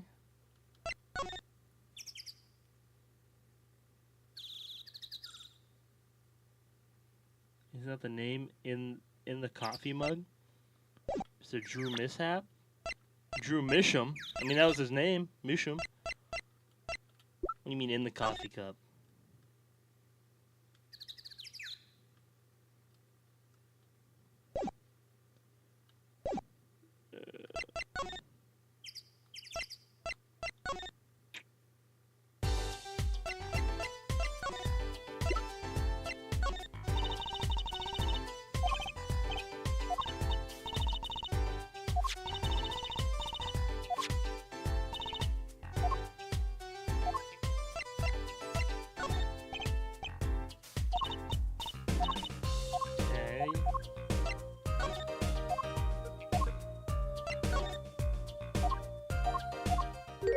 Oh shit. Oh shit. I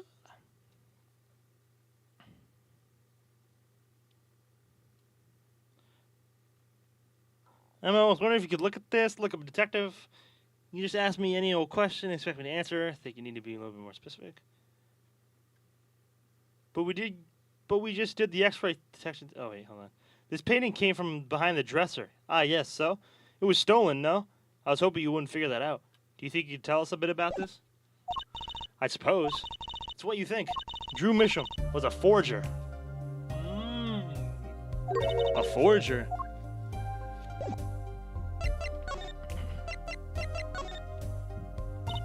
So what exactly is a forger? Well, basically, it's someone who makes forgeries.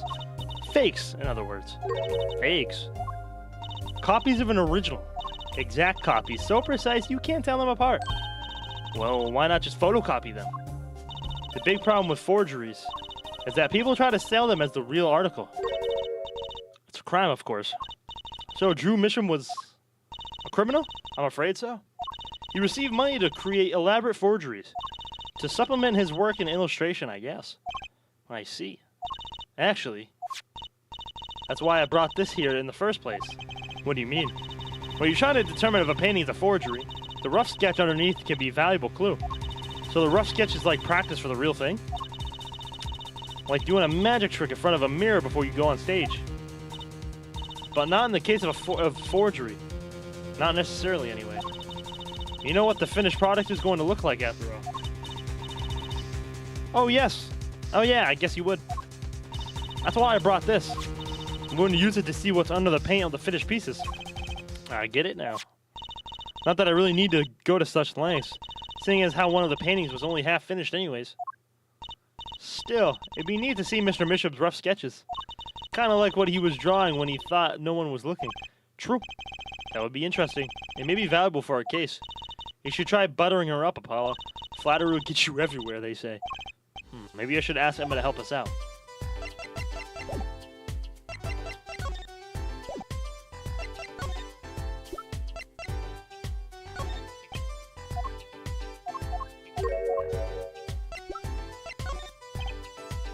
I kind of want to see the rough sketch under this painting. And I was wondering if your tool there might do the trick. Oh, fine, fine. Just this time, though. Let's check it out.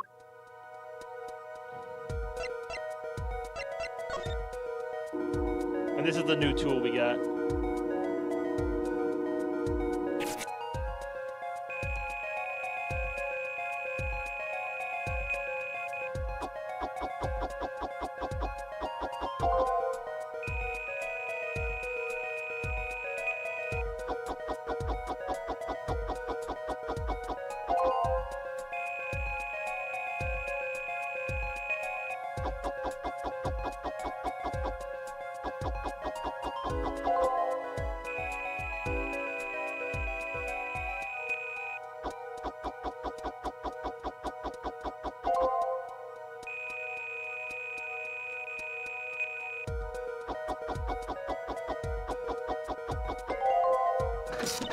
Okay, let's print this out. Is that someone on fire? What the heck? Wow, it really blows. The finished painting isn't anything like the rough. A device like mine didn't exist until recently. He probably thought he could draw any sort of thing he wanted to for the rough. What do you mean? Well, in the past, you could only analyze the composition of a rough sketch. Composition? In other words, the traces of the charcoal between paint and canvas. So you could tell if there had been a rough sketch. But now what it looked like? Ah, I think I follow you. So in the essence, it wouldn't matter what was underneath the finished painting. Some pros would actually paint out a rough sketch entirely. They do a completely new painting on top of that. So Mr. Mission was drawing whatever he wanted before painting over them? Possibly. Is there a problem with that? No particularly, but something about the sketch itself is kind of odd. You're awfully silent all of a sudden, Apollo. You think we could check out one of the other paintings? Well, sure. You like this detection stuff, don't you? Those Pac-Man Womp Womps are pretty satisfying. Woo!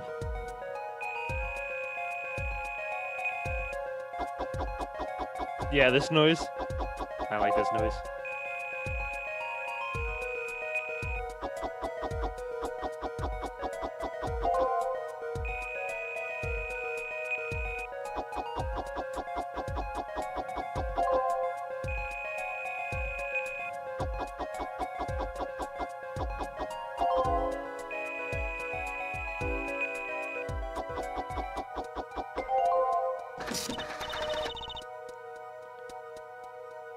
Is that the noodle cart? That's the noodle cart. Wait. The first one was a ball of fire with a guy. That last one was Klein. This one is Eldoon's noodles. What's wrong, Apollo? You look so serious all of a sudden. You think you just look at the last of these? Fine by me. Knock yourself out. And this one's gonna be... What was the first one? First one was Eldoon. What was the second one? Shit. No, the first one was... What was the first one? Why am I drawing a blank on the first case?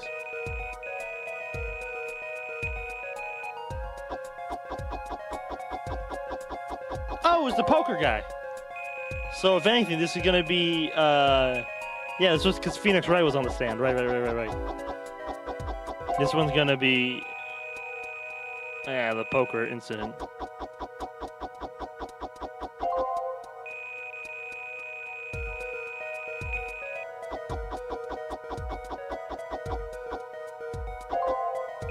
Exactly it. Yes. I see the cards in hand. Interesting. Okay, let's print this one out.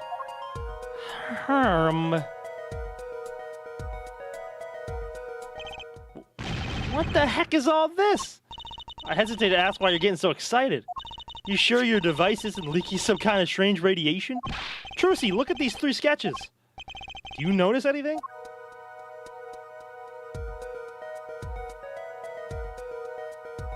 Literally all 3 cases.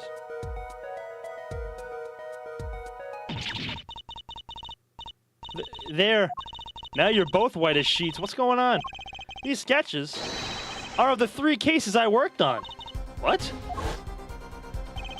The murder in the poker room at the Borscht Bowl Club. The dead man Paul in the noodle stand. And then... the events that transpired during the Gaviner's concert. What could it mean? How could he have drawn those things? And why? That's what I want to know. Wait, is Drew Misham your father? Give me a break. Does that even remotely seem remotely possible to you? I never even heard of any Drew Misham before. I hadn't even seen a picture of him. But there were my cases, drawn on his canvases. Every single one of them. Couldn't have been a coincidence. Just who was this Drew Misham? What did he have to do with me?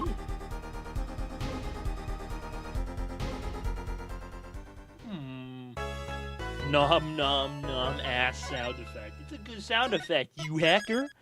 Leave it alone, bro. Alright, I gotta piss. Yeah, I gotta go grab some water and I gotta piss.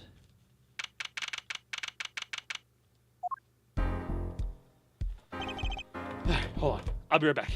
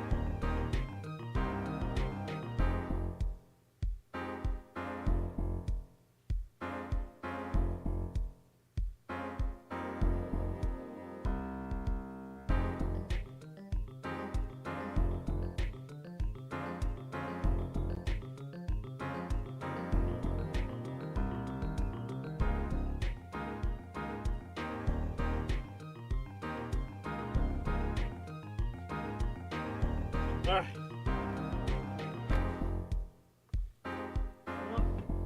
You know, I bought pizza for this occasion.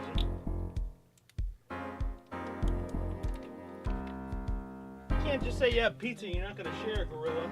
You fuck.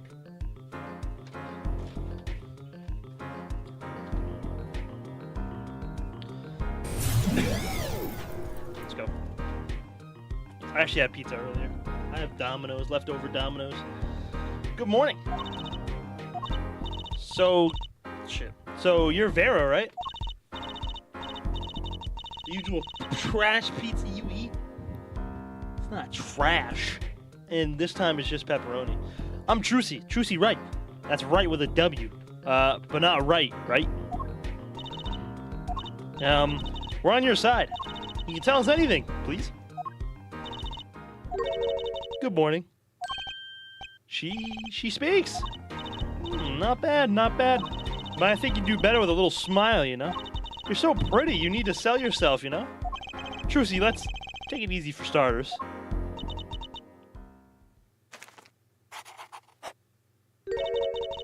Thank you for taking my case. Okay, well that's a start, I guess. There she goes with the nail polish again. That's great, really. It's so cultured.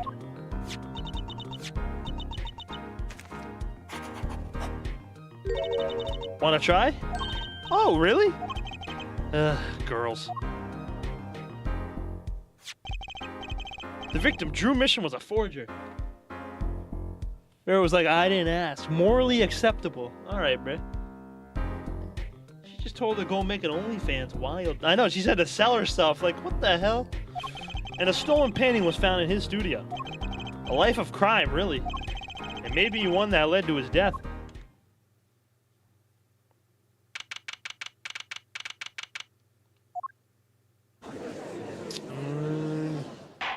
Here he is, bro. Well, we will now begin the trial of Vera Misham. Is the judge okay? His voice is all raspy. He's looking around all nervous-like. The repercussions of today's trial will most likely be felt for a long time. It may indeed alter our legal system forever. Today's test of the jurist system. And the first step toward a new order in our courts. Daddy's secret mission. The jurors will function like a jury. It is hoped their inclusion will help the courts to better reflect the people's will. Why aren't there any jurists in the courtroom? 3 closed-circuit cameras watch this courtroom at all times. The jurors have access to everything that transpires. Jurists, judge well and judge cool. Now see here, Prosecutor Gavin. I was going to say that. My apologies there, Judge. Jurists today are judge today's trial coolly, if you would be so kind. The jurists are unbound by the letter of the law. They don't affect the trial with evidence, but by their feelings. We're about to find out just what effect they're going to have. So they're not in the courtroom like they were in Grade Ace. They're outside the courtroom. Very well, Prosecutor Gavin, the details of the case, if you would. This is Clavier Gavin, a prosecutor who is also a rock star.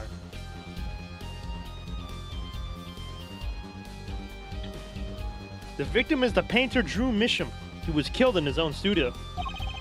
His coffee was poisoned by whom, you ask? By none other than the defendant, Vera Misham. Objection! There wasn't any poison in the coffee. Chung, someone has been doing their homework. Indeed, poison was not present in the coffee, but on the mug itself. The mug. Residue was found on the rim, I see. The autopsy report describes the manner of our victim's death. The court accepts this as evidence. May the 4th be with you, leg man. You as well, ball man. May the 4th. Star Wars. Woo! Oh my god, I'm gonna be his biggest fan. Do it. Fourth this, you Jedi scum. Oh, you're a Revenge of the 5th motherfucker, huh? According to this report, the victim's death was caused by Atraquinine poisoning. A chemical compound that does not occur naturally. Lethal dosage is a mere 0.002 milligrams. A touch of atraquinine in the body is the touch of the Reaper's scythe. Very well, Prosecutor Gavin, you may present your witness. I have for you today a simple man for a simple case. A man who witnessed the murder in its entirety. That journalist, no doubt. The witness will state his name and occupation. Ah, right. Well, for starters, my name's Spark Brushel. My job is a lone observer of the world. In other words, a freelance journalist, right? If you don't mind, I'd like to state something here for the record. Yes, Mr. Brushel? I dislike conclusions, specifically the aspect of jumping to conclusions. Preconceptions make park sandbox of endless desert waste. End quote. But you are a journalist. You said so yourself yesterday. Well, that's true, yes. But you must understand, I stand before you today, a man with a dream. I'm offering you my testimony in exchange for exclusive rights to the story. Scoops turns Mr. Brushel into that Mr. Brushel, end quote. Let's hear your testimony then, shall we? A simple case, eh, Gavin? For me, the jury is still out. Use him as a paintbrush? Oh my god. Mr. Brushel? Yes, yeah, they do all this on purpose. What if he wasn't poisoned through the coffee, but rather he touched the coffee with poison on his lips? Well, that's what they were saying, is that there wasn't any poison in the coffee, but even if it gets on your lips, you're done. It was on like the rim of the mug. So I visited the studio around 9 that night to do the interview. The first outsider to enter the atelier. Journalistic history made, end quote. Brushel sprouts. His daughter brought us coffee right after we started. And you know what happened next? Star falls, end quote. No one else entered the room besides her the whole time. That does sound like a simple case. Unless you were the one who poisoned him. What are you saying, Judge? Need I remind you the cameras are rolling today? I felt the need to be a bit dramatic. You didn't do it, did you? Me do a thing like that? Come on, that's like newsmaker making the news, end quote. Or even contemporary witch hunt, end quote. I know, wild accusations rock courtroom, end quote. Rock indeed. Prosecutor Gavin sure looks like he's having fun. I'm so happy for him. Very well, Mr. Justice. Your cross-examination, please. I like this judge. Yeah, he's the mainline judge, pretty much in every game. Hold it! 9 at night? Isn't that a little late for an interview? If the great painter Drew Misham says come at 9, believe you me, I go at 9. The first, and as it turned out, the last interview with such a prolific painter. Right. Can you tell us what it was like when you arrived? Did they give us the autopsy report, by the way?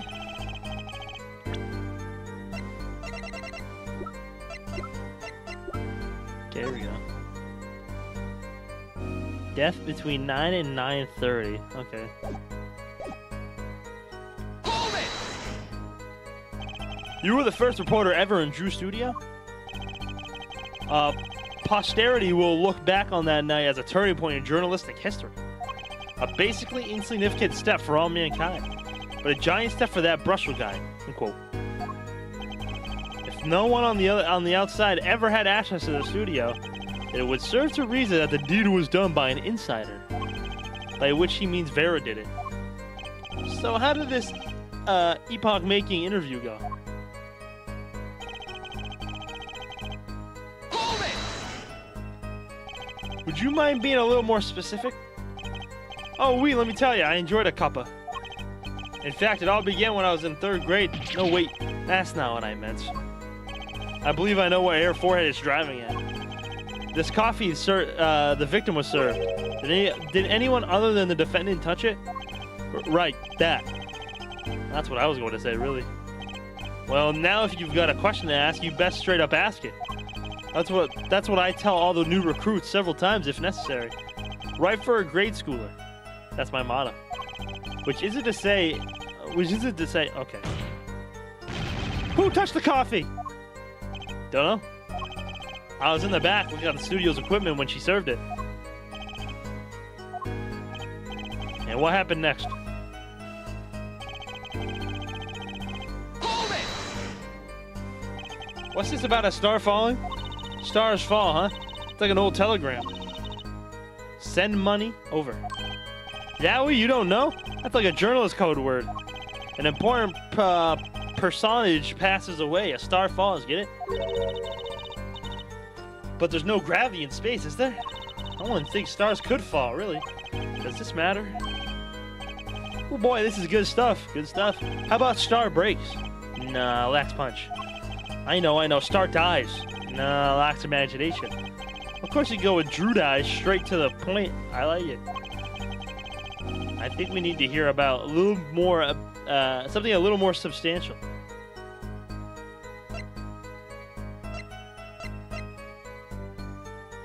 Moment of death. About when Mr. Misham passed away. Ooh, boy, what a scene that was. He put his coffee mug down with a crash, right? Yes, and then? Then the cold finger of death touches his spine. Life's flame sputters and fails. So cold was that touch he could do naught but tremble uncontrollably. Godo touched the coffee. I think so too, baby. Godo's back. I think he started his article already. Could you describe that a little more simply? Well, as you can imagine, I was pretty surprised. He hit the floor, as they say. Artist seizure is finally his final performance. End quote. Atroquinin paralyzes the central nervous system. The body aches, arches back like a bow. Oh shit. That's quite enough of that. Some of us want to be able to sleep tonight. Oh yeah? Well, I want details. Lots of juicy details. For that, you can listen to our last year's hit single, Atroquinin My Love by the Gaveters, available at all major music outlets. The point here is that the victim died of atroquinin poisoning. Well, Mr. Justice, how'd you find that testimony? Not important. I think the moment of Mr. Misham's death would be important. But Mr. Brushel's story really didn't tell us anything we didn't already know. Okay. Put on the song. I highly doubt. If you find it, bro, I'll put it on. Hold it!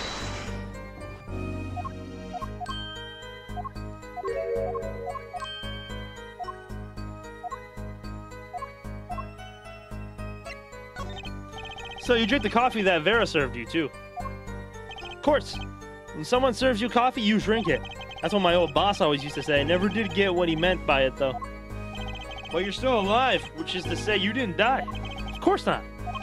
No point falling before you're a star, end quote. That's not exactly what I was gonna get. What were you getting at, then? You know the poison was on the rim, not in the coffee. Oh, yes. There were 2 cups on the tray she brought, and one of the cups had Drew's signature painted on the side. No chance the guest would take that one by mistake, I guess. Well, Mr. Justice, was that testimony important? Oh. So Brushel drank the coffee, too. Doesn't look like this is going to lead to much.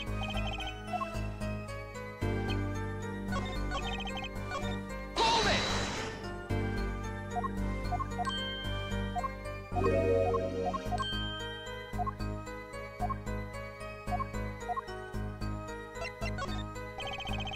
Say Mr. Misham had the coffee, too. But did you actually see him drink the coffee? Of course. He who sees it wins, but he who says it wins bigger. Unquote. I live in a man-see, dog-eat-dog and writes about it world. Yet? I guess I can't say I saw him drink it, really. He had one so-called sip, if that. Man puts lips to mug drinks? End quote. That poison is quite virulent, I hear. My stomach did so-called somersault. Since I gulped down that coffee without so much as a second glance at it. Wait, maybe something's there. Some kind of so-called trick. Anyone want to venture a guess for the record? Does this guy have a pause by him? The victim drank his coffee, then immediately fell over? Oh, yes, yes. You can go to press with that one. Your Honor, this is a vital piece of information. Please add it to the testimony. Very well, the witness will add this to his testimony. Vital, right. I'm gonna shave his head. You hate this guy now? Hold it! So he either took a sip or he didn't, and then fell over? Oh, yes, indubitably. Just like that, wham bam. Did Mr. Misham drink the coffee and fell over immediately? Should I give him to say something else? No. Because it's not supposed to take place immediately, so let me press this real quick. Hold it! Can you say that for sure? For sure? Sure. I'm sure. Drew Studio isn't a big place, kiddo. I know if someone else had come in. What if they had been hiding in there from before? Objection! Objection! If someone had been hiding in the studio, they hardly could have poisoned that mug without anyone noticing. You think I, Spark Brushel, would miss something as obvious as that? No way. He sure makes it sound exciting. I guess that's his job. There's only one moment we need to focus on, really. I found fanfic of the song. Oh my god. Exactly, there has to be something there.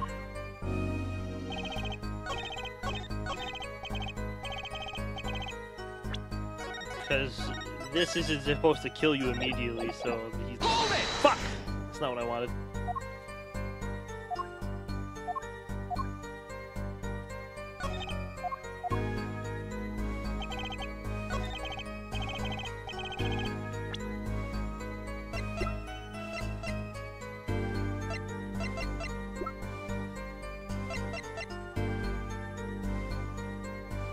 Slow acting deadly poison. Slow acting. It doesn't. I think I just saved, but I just want to do it again. Objection! There we go. You know what I have a problem with? A particular property of the poison used, atroquinine. Atroquinine. How the hell you pronounce it? Oh! Prosecutor Gavitt was quite clear about the poison. Lethal dosage of 0.002 milligrams paralyzes the central nervous system. If you drank that, even you, Mr. Justice, would be reduced to a quivering pile. Why are you using me as an example? Unfortunately, we weren't told everything. There was a vital omission in Prosecutor Gavitt's information. An omission? Atroquinine is a virulent, as he says. But death doesn't come upon ingestion, not immediately.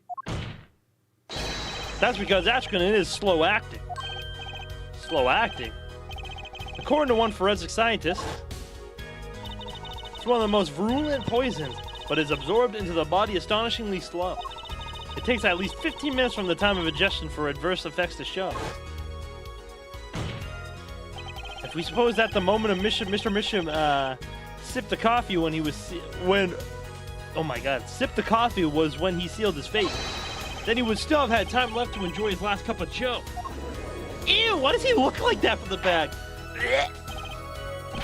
What's the meaning of this? If what the defense says is correct, why? That contradicts the entire testimony we've just heard. Well, Mr. Brushel, anything to say on the record? Slow acting. Slow act. It was a virulent, right? Even then, it had already been begun digging its claws into the journalist. He's working on a scoop. Objection! It's Brushel, Joe. Brushel. Let's take a trip back down memory lane. Huh? Did the victim really die the instant he took a sip? Think it over. This is vital. You know what I think? I think that was a not-so-subliminal suggestion, end quote. I admit it does cause a problem if you die when you say you died. I'll be forced to say, wow, to my simple case. And you would be forced to say farewell to your article. Come again? You can't write a story based on conjecture, can you? And as the case drags on, other reporters will pick up the scent. And you'll be forced to kiss your exclusive scoop goodbye. Scoop? Ew. Look, wait. Just wait a second. Just 1 second. We're waiting. Out with it. I think I just recalled a so-called important detail. Revival of recollection, end quote. A story survival, end quote. Attorney utterly confused, end quote. Actually, I did notice something when I visited the studio. I heard of poison that takes its sweet time, see? But not what I've been saying for the last few minutes, apparently. Mr. Brushall, are you saying you noticed something that explains what happened? You bet I am. The antidote for a poisonous contradiction, end quote, you might say. Or I still have no idea what you're talking about, end quote, I might say. I figured it out, but only after an in-depth interview. See? Thanks to my journalism skills, I know who poisoned that coffee. Like, look at him, bruh. God, Slenderman would get chased by him. Literally, it's gross. As far as I can tell, the witness is standing by his testimony. That Mr. Misham died the instant after he drank. Of course I'm standing by my testimony. And my dream of exclusive rights to the story. I suppose it was too much to hope for. What was? Of course he wouldn't choose a simple case, not him. Him? Phoenix Wright! Who else? Brushall, report for us if you would. What is it that you noticed? This court is a critical trial of the juris system. I'm afraid no room for doubt is permissible. You will testify to the court about what you noticed.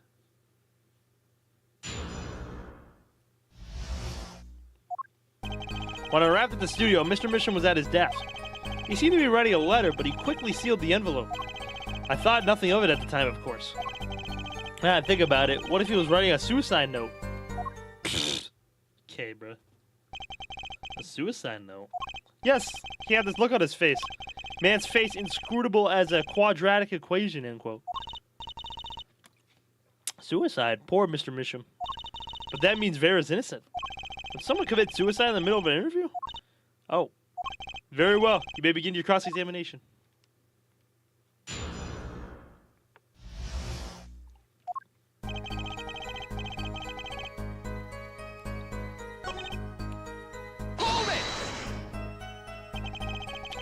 So you put the letter away when he saw you? Early reporter gets worm, end quote. That's my secret. I'm not sure I follow. It's the night of the interview. I arrived 15 minutes ahead of schedule. The handle turns, the door opens, and I barge in. Are you sure that's okay to do? I mean, isn't that unlawful entry, really? Mr. Misham sure seemed to think so. You should have seen him. He crammed his letter into that yellow envelope as fast as he could.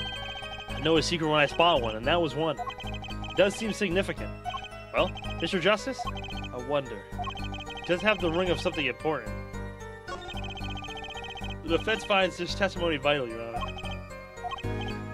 Ugh, excuse me. He had to lick the envelope to seal it. True. He could have licked it. 15. He did say 15 minutes. He could have like licked it sealed. Hold it! Do not, Gorilla. And you saw him seal this envelope with the letter? Hey, don't look at me like that. I saw what I saw. Paul, you think this might be a big break? Yeah.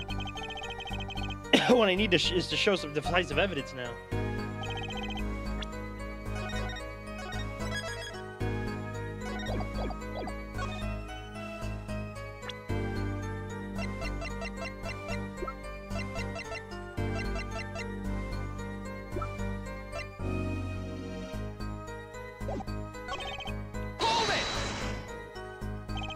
You didn't think anything might be wrong at the time? Hey, when I go in for an interview, that's what I'm there to do. Interviewer finds looking more effective than caring, end quote. So what about now? Thinking back on it, did you sense anything strange in Mr. Misham's behavior? Well, yeah. That's why I'm telling you all this to begin with. Very well. Continue with your testimony. Hold it! A suicide note? Well, yeah, don't quote me or anything. I'm just saying it's a possibility, you know? So you didn't actually check the letter? Of course not. It was sealed. Contents of can unknown until can is open. You can always check the label. You think Mr. Bishop was writing a suicide note? If he was, that would solve the case in a jiffy. It kind of makes me wonder about the letter.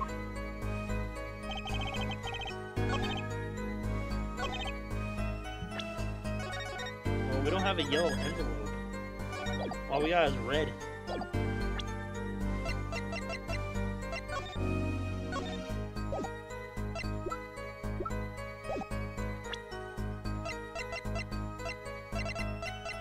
Fix it! All right. Fair enough. As it just so happens, there was a single letter in a desk drawer at the scene. In a red envelope. What the hell? Prosecutor Gavin. Yes? Was a yellow envelope found at the scene of the crime? Unfortunately, no. But, Air Forehead, it's easy to mistake the color of an envelope. I guess. But not this envelope. You see, it was a postmarked already 7 years ago. Well, Mr. Brushel, I can explain that. Drew, right? He wanted to get that letter in an envelope pronto. Get out of sight of my beady eyes, right? So we grabbed the nearest envelope and crammed away. What about the whole red and yellow envelope contradiction, chump? Well, Mr. Justice, have you anything to say to the witness's claim? That night, the victim put a letter he had been writing in a red envelope.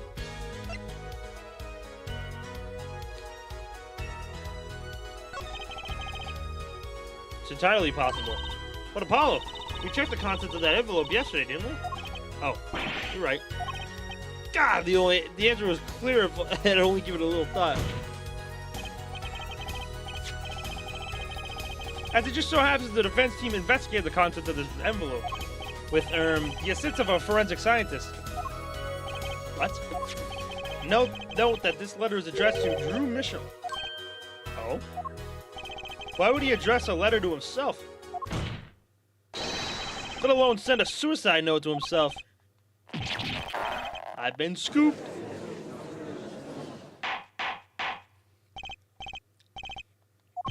Mr. Brushel, can you explain this to the court? Fuck. Oh my. How could I have forgotten? I suppose this happened to the best of us. Reporter gets old, forgets lots, end quote. Where are y'all going, bro? Run, Jiro. How uncanny can this guy get? Well, that's the thing, see? After he put his letter in that envelope, Mr. Misham sat there searching his desk drawer for something. His desk drawer? Yes, a stamp, a so-called postage stamp, end quote. A stamp, whatever for. To mail it, well, to mail his letter, what else? And then, why, yes, I think I saw him put it in his letterbox. Liar! His letterbox was empty. Apparently, oh, how I wish it did. Just think of that for a suicide note. What a story. Star writes suicide note in front of a reporter. False, end quote. As I was saying, that has nothing to do with this case. That said, yes, Your Honor?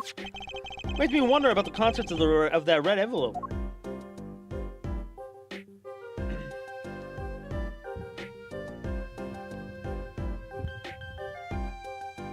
What the hell is that, gorilla? What the hell? $100,000 is quite a good deal of money. So this was from 7 years ago, Ja? So am I finished here? Am I finished here? I was thinking of, going home to start writing.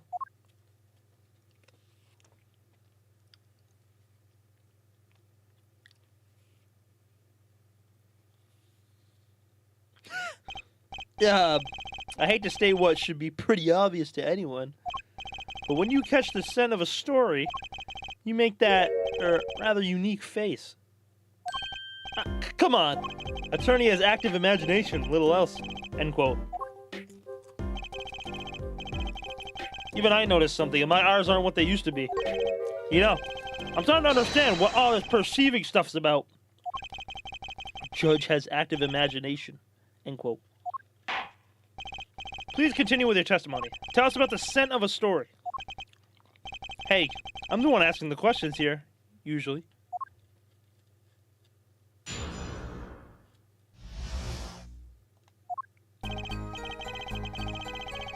Actually, it took a bit of work to get a thumbs up on the interview. Reporter leverages story, gets his interview, end quote. The story concerned a certain case from 7 years ago. That red envelope probably had something to do with it. Say what you will, but Drew's town was without compare. So you threatened to go to press with this story? That's how you got your interview? Blackmail? Well, yes. No. It wasn't exactly black. I mean, I'm not. Something wrong, Mr. Brushel? Look. This is my story, my tidbit. Journalist's info is livelihood, end quote. I see. Why else you have me chatting away in here? What's going on out there? What if some Wally Wordsworth or Sally Scooper gets wind of my story? They'd be going to press while I'm going to waste. The court feels your pain, Mr. Brushel. Mr. Justice, let's pick up the pace. A certain case 7 years ago. Wait, 7 years ago?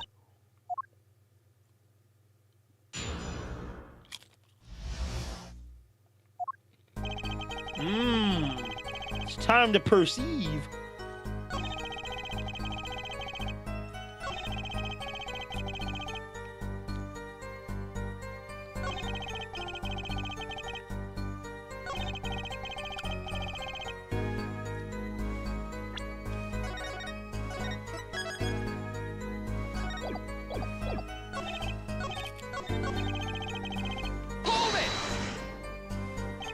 The victim, Drew Misham, had a aversion to reporters?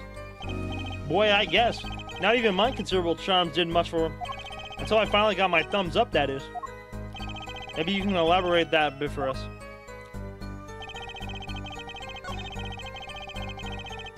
Hold it!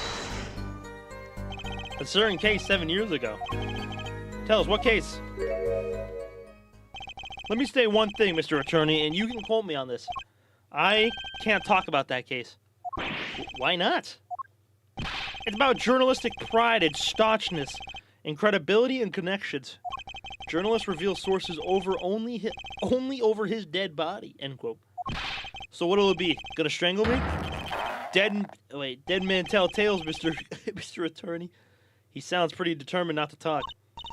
Our chances of breaking his will aren't looking good.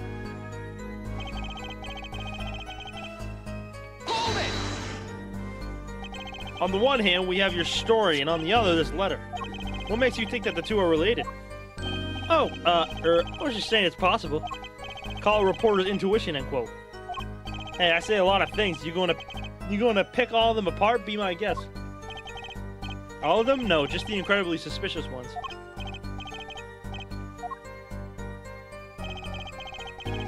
Hold it! Just how amazing was Mr. Misham's talent. Huh? Ooh, wee boy, I mean, hey, he was a star, man, a star.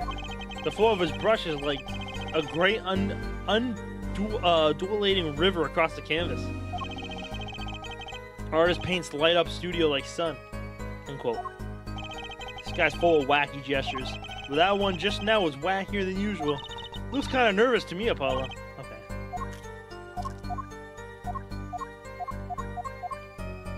So it must be the last one.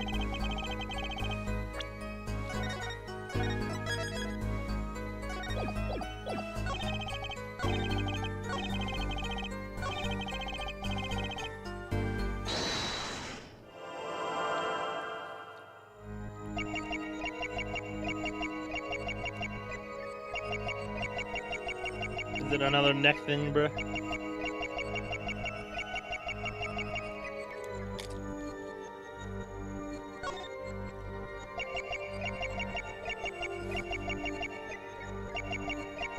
Okay, nothing there.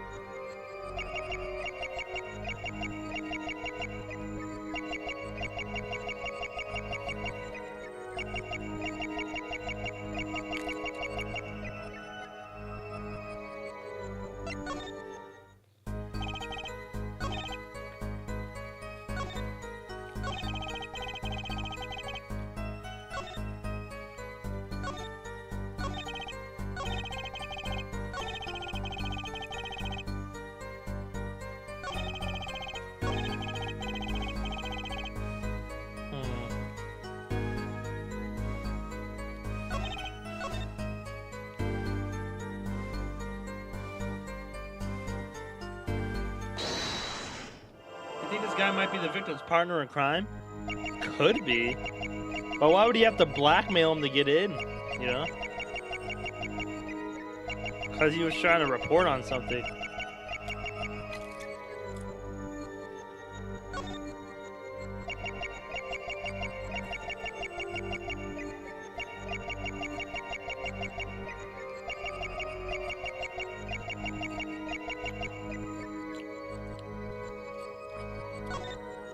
Where the hell? Like his ear twitch or something?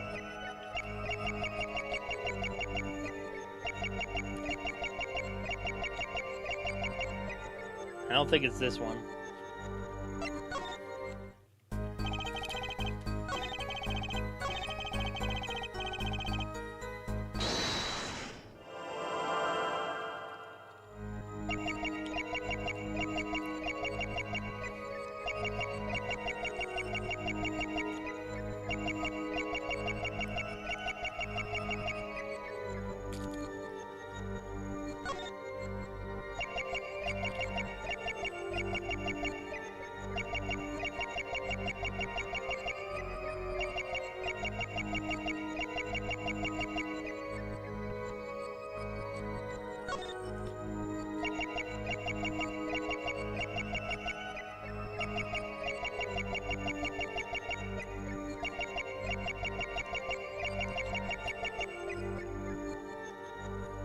This one's a bit tough.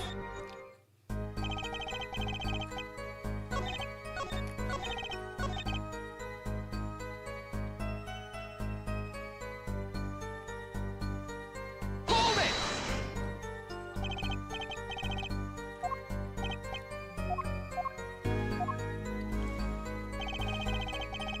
Hold it! Hold it!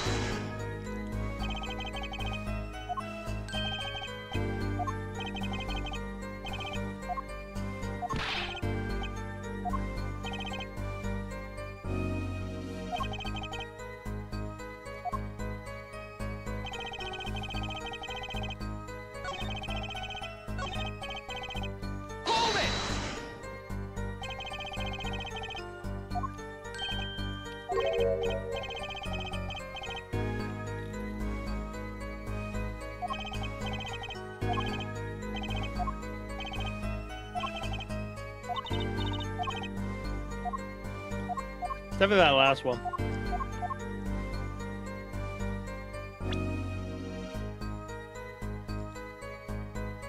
Maybe it's time to bring out, you know what? The testimony left a bad taste in my mouth. It all makes sense. Nothing jumps out ridiculous. Wonder what the story he's talking about. It must have been good to get an interview with a famous recluse like him.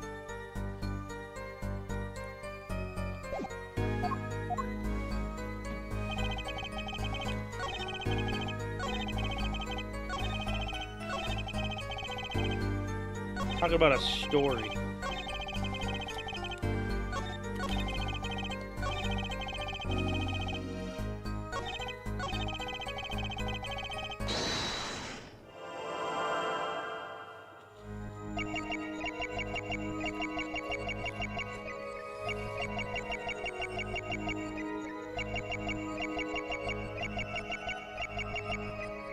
Nothing with his eyebrows. Like his nose scrunch up. It's got to be something with his nose.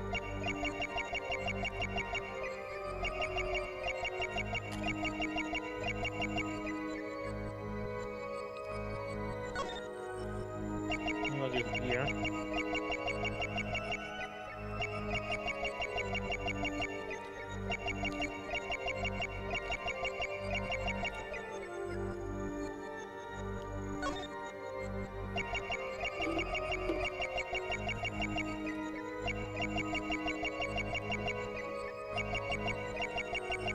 Not his ear.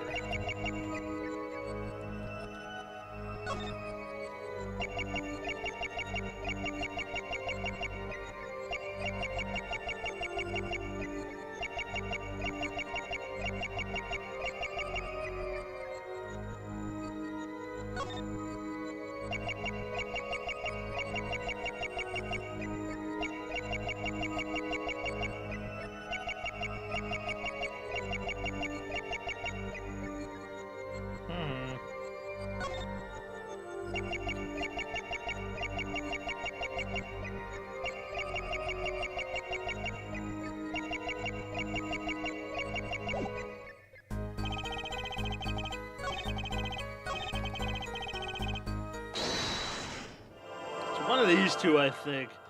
It's when he does this.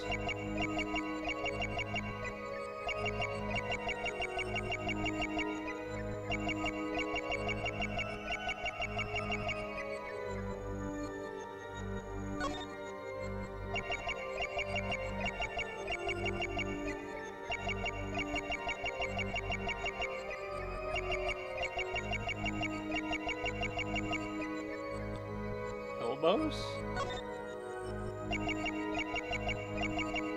He can't even get down to his elbows.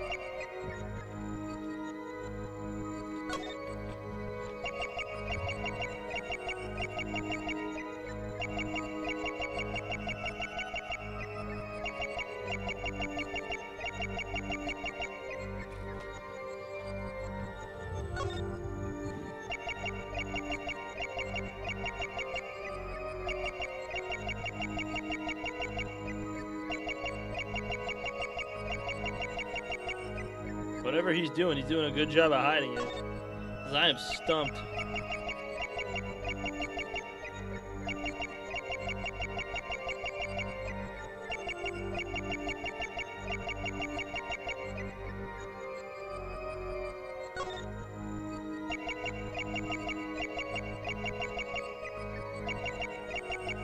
Check his balls. You can't check balls, Gorilla. I'm stumped.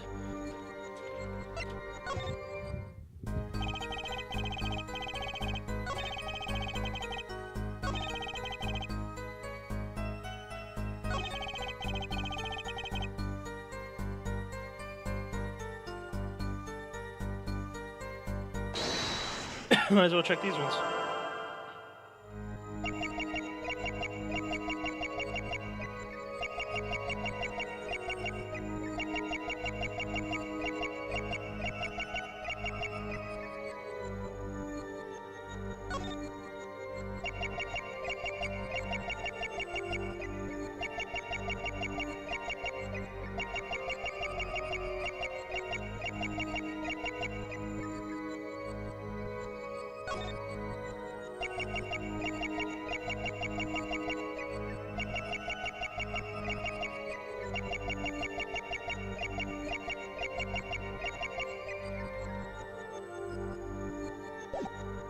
At this point, I'm gonna have to.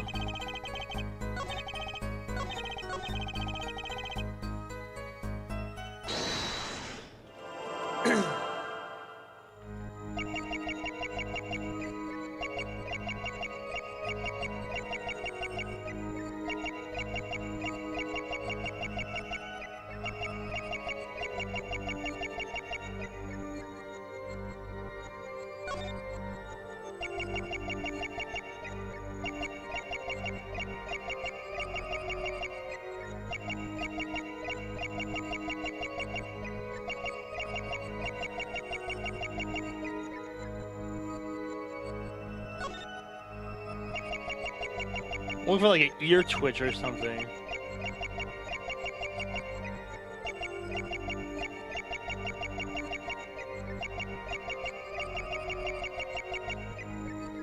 Not getting nothing, bruh.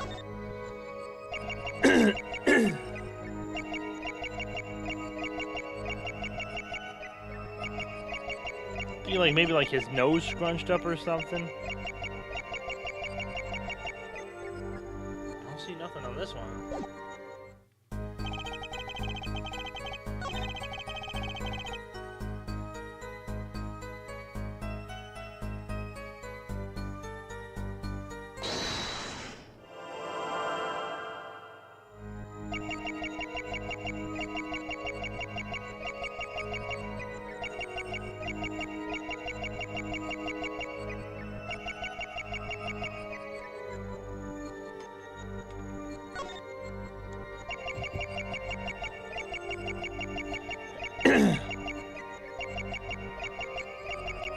We had the power to perceive. But I can't figure out what I need to perceive.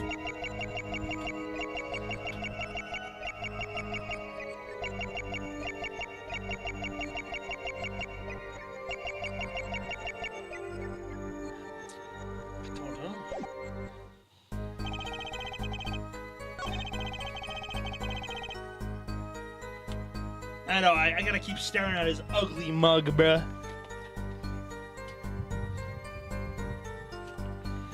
Hold it!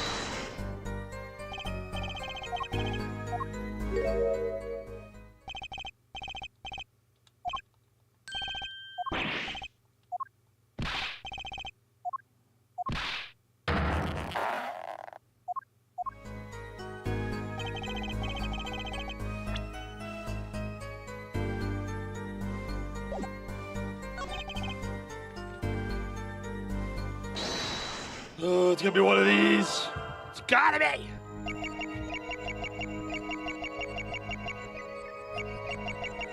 Like this, like a sweat gland, like starts sweating. Like, what's going on here?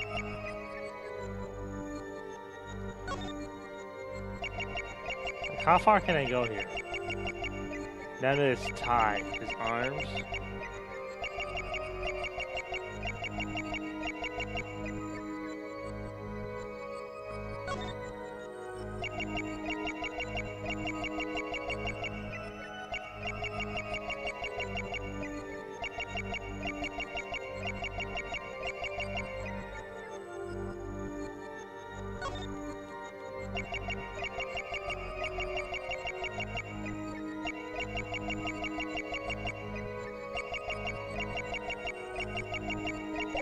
I was looking for any movement of the hand.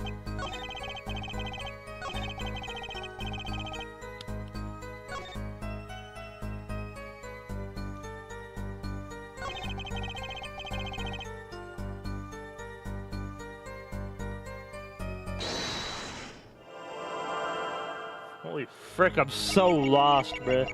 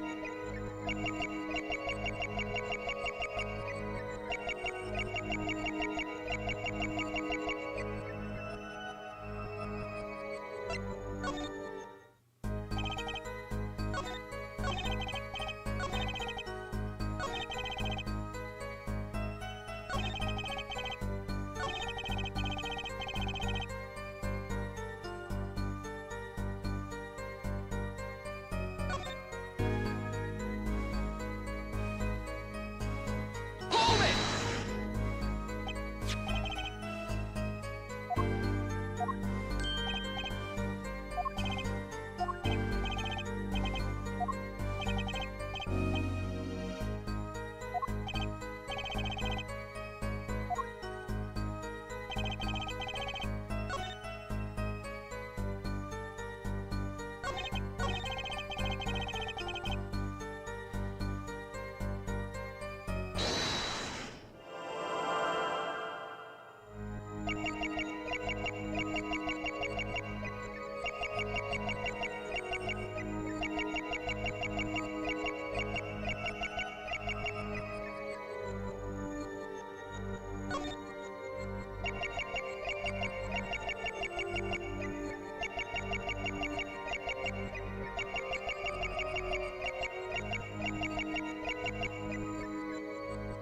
Really? I don't fucking know. Sure, do you know at all, bruh? Even a hint? Cause I don't know, man.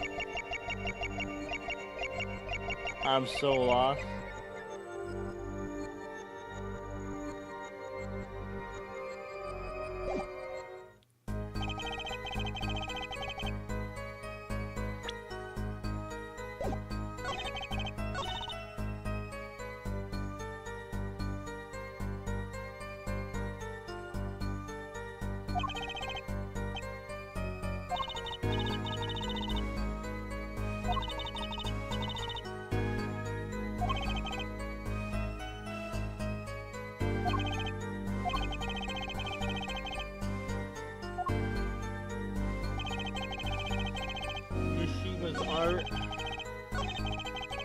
Talk about a story.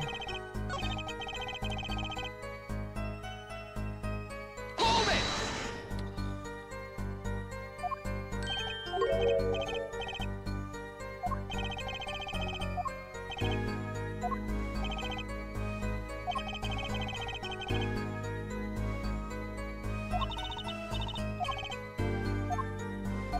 He's like he's pointing towards that one.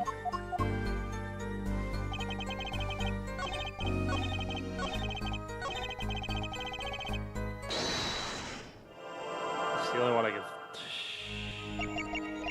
I'll start. I'll go from top to bottom. How about that? Does his hair twitch at all, bro? I'm good on the pizza. Thank you, though.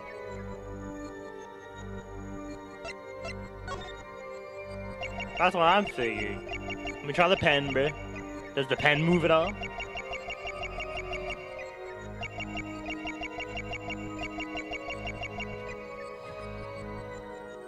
Not the pen. What about his forehead? That big ass forehead of his. Any like sweat drop down?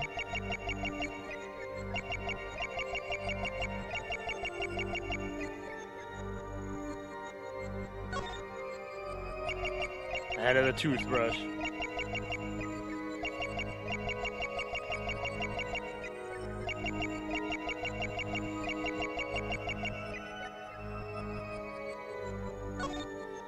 Now his hand. Top of his hand.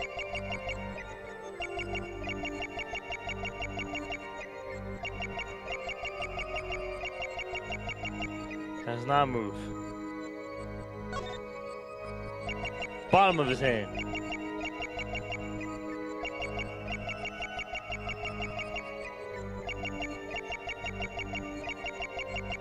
Okay. Now let me go his bicep.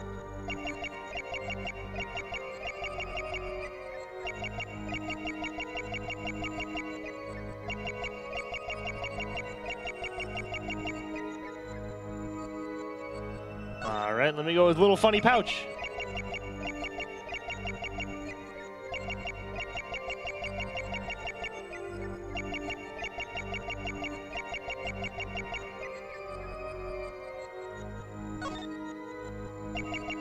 Let me go his other arm.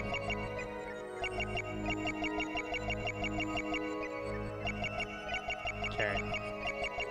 Let me go the neck.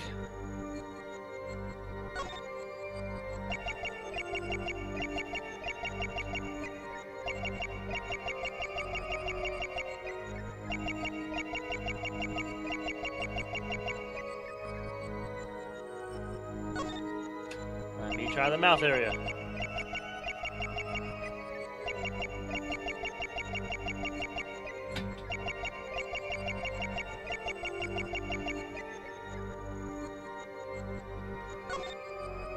We got a big ass nose. I don't know.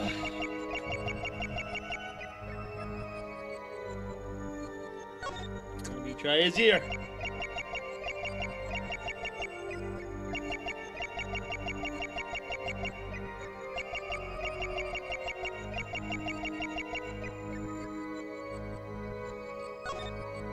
Let me try his eyes.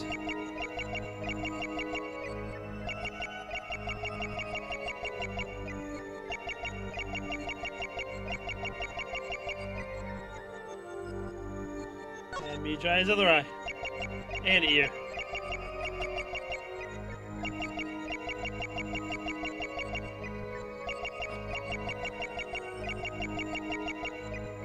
Is that a shoulder? I can try his shoulder. Let me try his shoulder.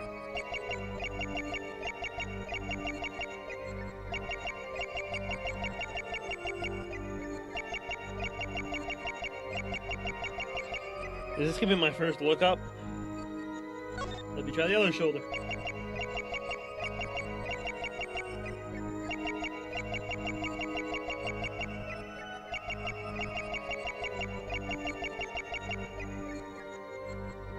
I don't know.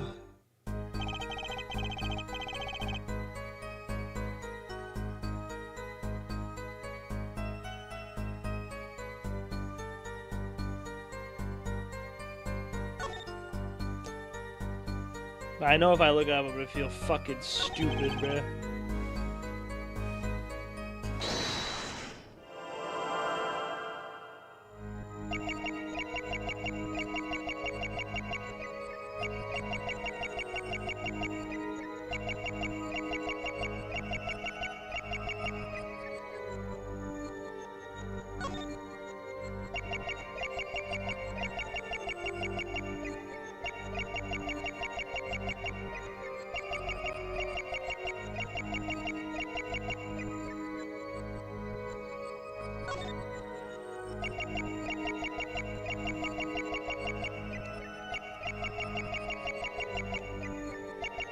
I think I'm gonna do it, bro. I've been here for way too long, and I am drawing a fat blank, bro. Cause I know if it's something stupid, I'm gonna be fucking pissed. Yeah, I'm doing it. It's got the game got me. Brushel got my ass, bro. I give up.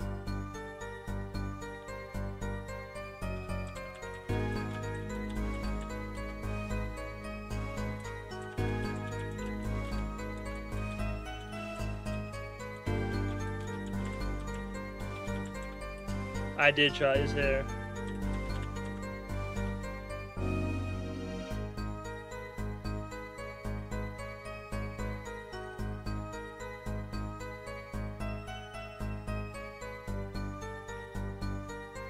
Oh, get the fuck out of here.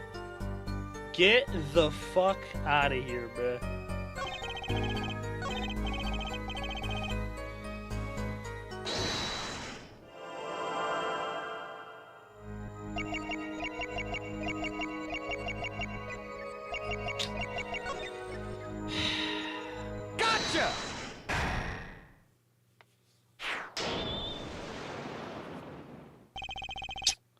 Sweat much, Mr. Brushel?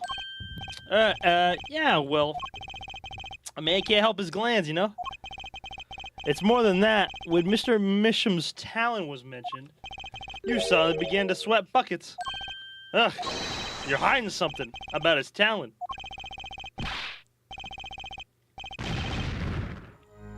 That's ridiculous. Like, come on, bro. Under his armpit, like, come on. Just sweats and then stops sweating, bro, and you can't see it, bro. Get the hell out of here. That was dumb. Evidence time. Let's show where Mr. Misham's true talent lay.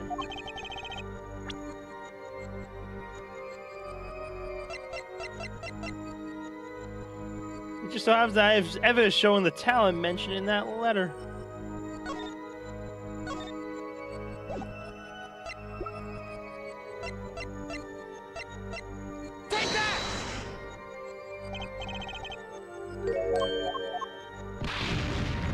So do I just gotta show him the letter?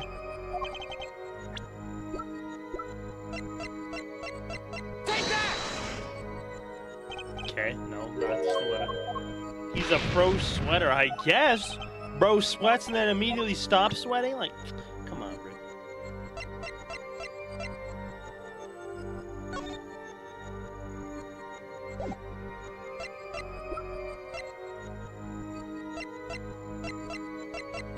Guess the hidden painting. Take that! This painting was found in Mr. Misham's studio.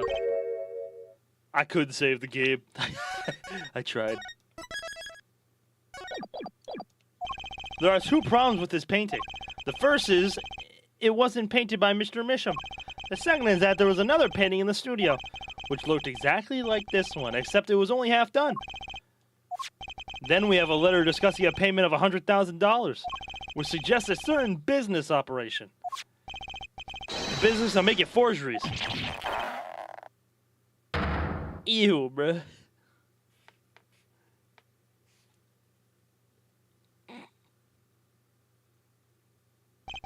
That is all, Your Honor. Everyone, please, everyone. Can we keep this private? Please? This is my story, my scoop. Forgery. That's a serious crime. Drew Misham is known as an artist these days, but there were rumors he dabbled in another kind of art until a few years back. Another art meaning forgery?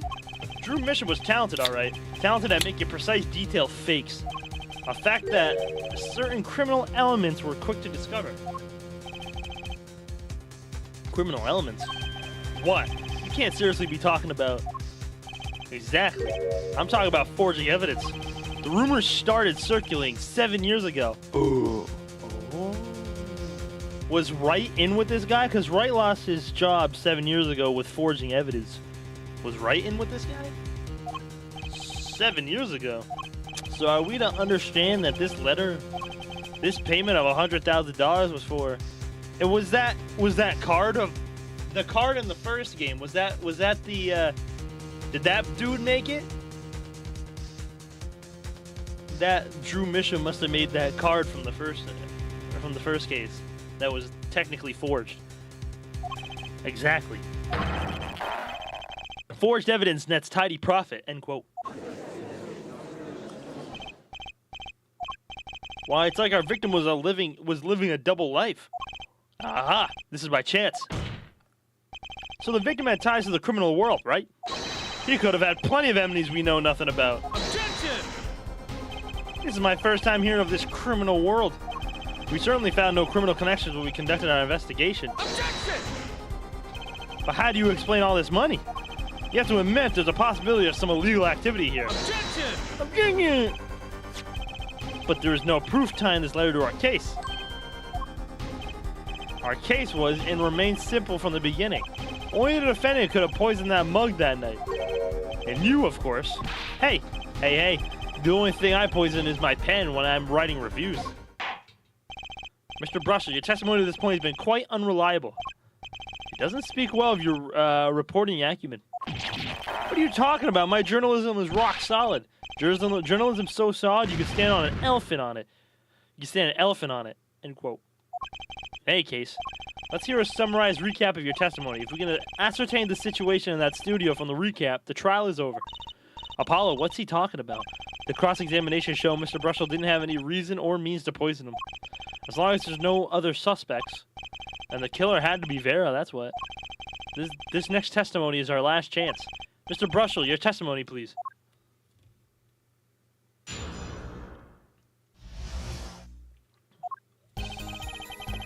The only other person in that studio that night was the defendant.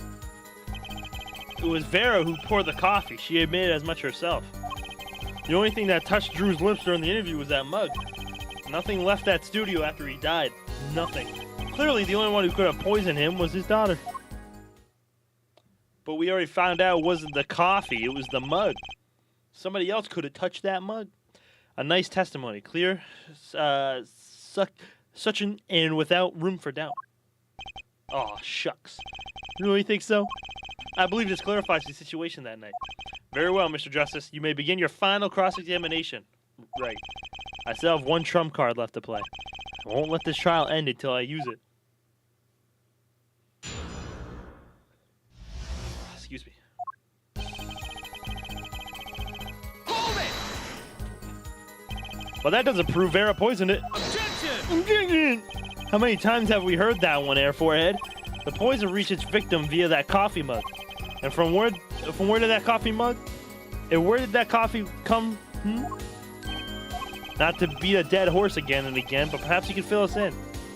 I'm on it. You need a horse beat? I'm your man. Hold it! And you witnessed her pouring the coffee? Of course I didn't witness it. When she came in with that tray, the coffee was already poured and it's steaming. Let's not forget the defendant has admitted to pouring the coffee herself. I heard her statement. I poured, I served, and I killed. What? That last part was just a little joke. I don't think we're going to get anywhere with this coffee mug. I need to find another weak spot in this case. Hold it! You sure about that? Oh, to be really, really precise, I was busy gobbling mint candies the whole time. One of those candies might have been poisoned. Objection! Yet, at the time of the autopsy, no fresh fragrance of mint filled the room. And no mint residue was found. It was a long shot anyway. Don't tell me you're still trying to prove this. You think the victim ate, drank, or otherwise ingested something other than the coffee? Well, Mr. Justice, you have some proof? The possibility is there. I can feel it. Just maybe not prove it. Not yet. The possibility isn't going to cut it. Not now. Mr. Misham ingested that poison via a route other than that coffee.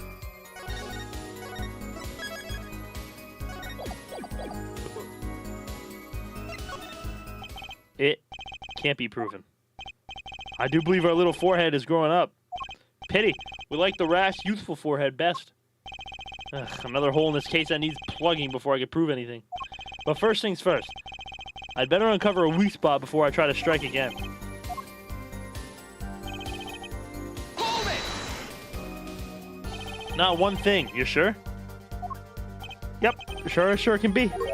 Well, with one exception. One exception? What? Journalist Spark Brussel does interview, leave studio. End quote.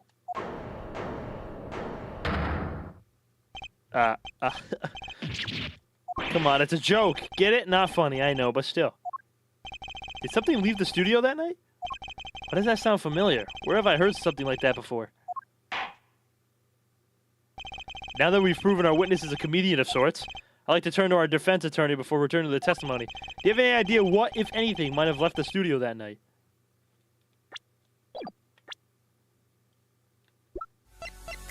I'm a living legend. You ain't heard yet, you not get the message. Thyliv stickbug, Thyliv stickbug, Thyliv stickbug. The Prime, Jiro for 27 months, homie. Thank you for the resub, homie. W Prime. Thank you. I think it's this.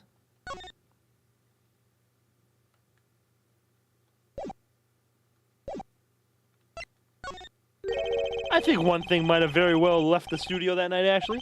A certain something that has vanished from the crime scene. By which you mean something other than our witness? Of course. Don't tell me. Vera Misham? Believe me, any comic relief I may provide is entirely unintentional. Then, let's see what you got for us, Mr. Justice. Well, this thing wasn't at the scene of the crime, so I can't show it to you. But I do have evidence that shows how it could have been taken from the scene. Take that! I find Prosecutor Gavin more amusing than this guy, really. Shoot. Okay. There goes my career in stand-up. Wasn't at the crime scene. Wasn't at the scene of the crime, so I can't show it to you, but I do have evidence that shows it could have been taken from the scene.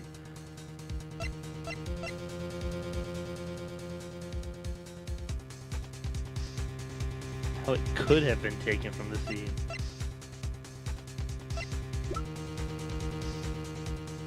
I really thought it would have been the tiny frame. Whatever was in the tiny frame.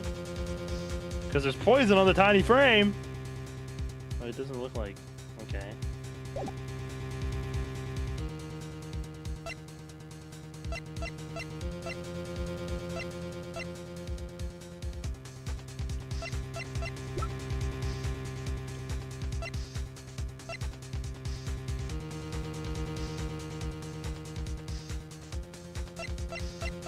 The letterbox?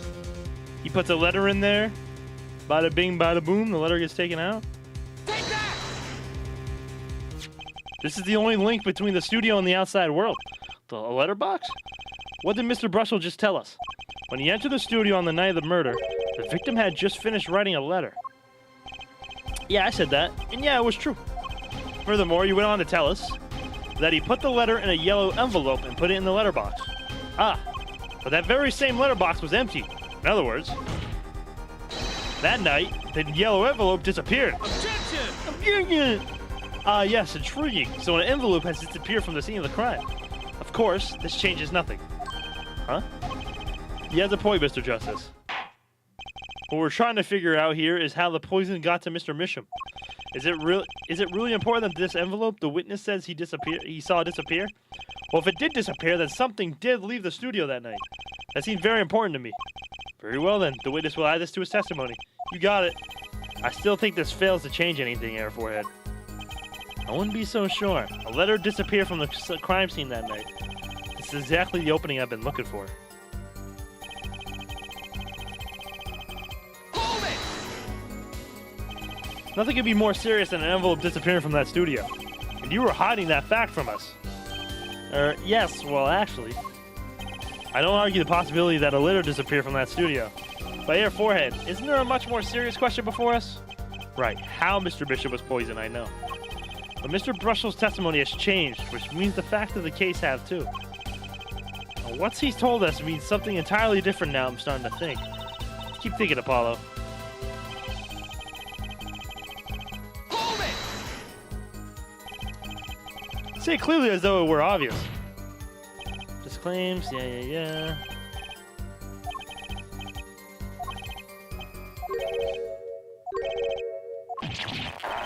Yes, well, or actually, I guess this is more of a case of ridiculous journalist sounds wrong, end quote. The court is forced to agree with you. Please refrain from wild conjecture. Understood loud and clear. If only I could believe that.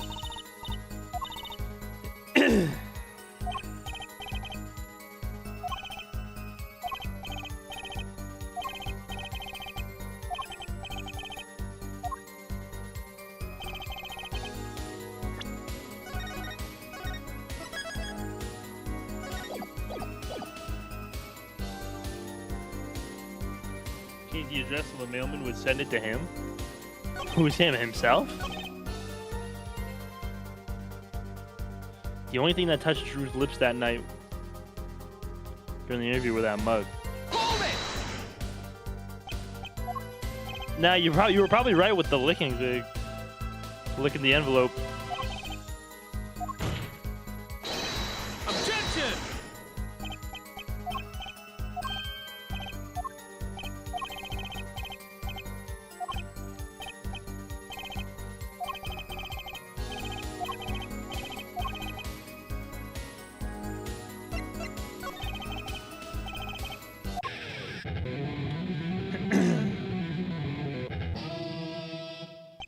You do understand what we need, yeah? Proof, Hair Forehead, not possibilities. Of course. And Prosecutor Gavin, I hope you understand. I'm ready to give you that proof. What did you say? I have proof of the disappearing envelope. I saw him running a letter, I did. Which was picked up by the mailman, I assume. Of course. Which means that envelope had a stamp on it. A stamp. Aha. Oh, was the stamp in the little frame? Oh, that makes so much sense. As we all know, stamps come with dry glue in the back. In order to use the glue, you have to wet it by licking the stamp. Objection! Objection! Feh. No one worth talking to actually lick stamps in this day and age. Objection! Even if you want to talk to him, you couldn't.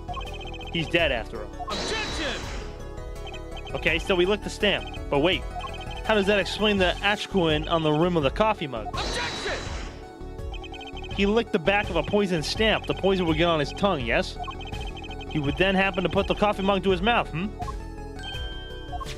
Those traces on the mug weren't the killer's doing. It was the other way around. What? The coffee mug didn't poison Mr. Misham. Mr. Misham poisoned the coffee mug himself.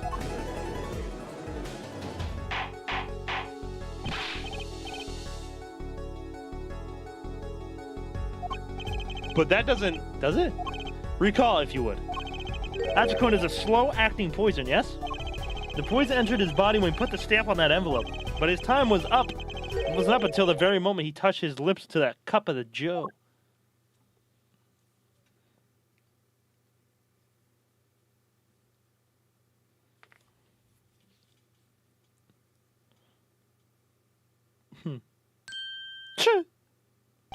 You have something to add, Mr. Brushel? Uh-oh. His nose is picking up another scent. As I believe I mentioned earlier.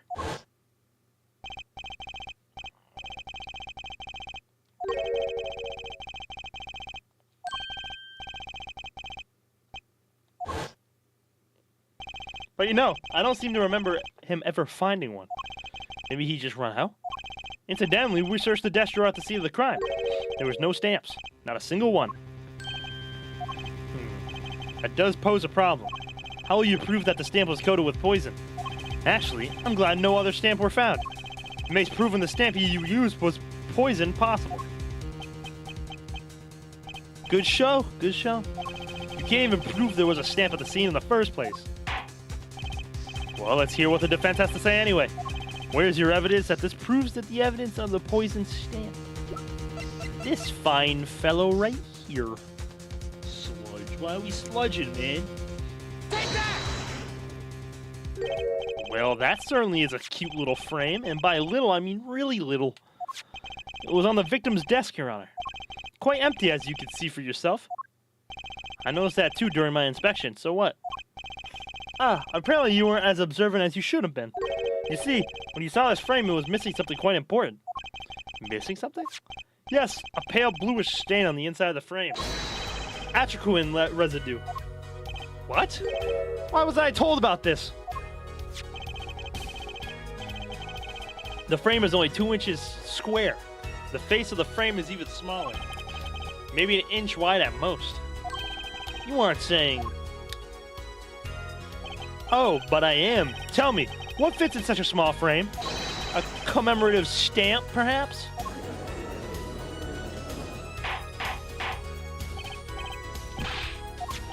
The poison stamp was in this frame? Impossible. Prosecutor Gavin? Why would he put something like that on his desk? Don't tell me he had it there so he could commit suicide if the mood struck. You know, can I say something? I had a thought, see? What, Mr. Brushel? And please stop jittering around like that. The victim was a forger, right? There's a lot of money in that line of work. Forger forges friends, makes enemies too. End quote. So the poison stamp might have been a murder weapon aimed at him. Objection!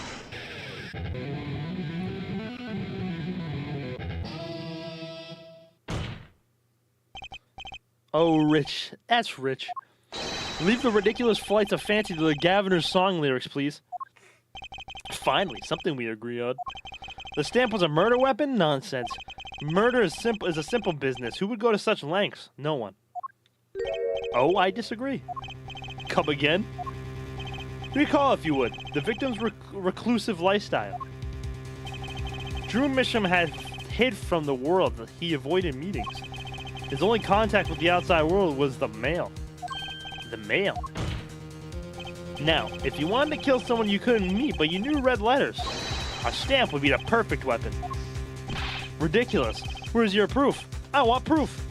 Show us evidence that this poison stamp was sent to him as a murder weapon. I might not have evidence, per se, but things are finally starting to come together. Excuse me, sludge. What is it, Apollo? Your fists are trembling. I think I know what happened. I don't believe it, but I can see it. I think I know how Mr. Bishop was killed. Well, fill us in, Mr. Justice. A certain piece of evidence points to the truth, Your Honor. I can show you how someone with the intent to kill sent Mr. Bishop the stamp of death.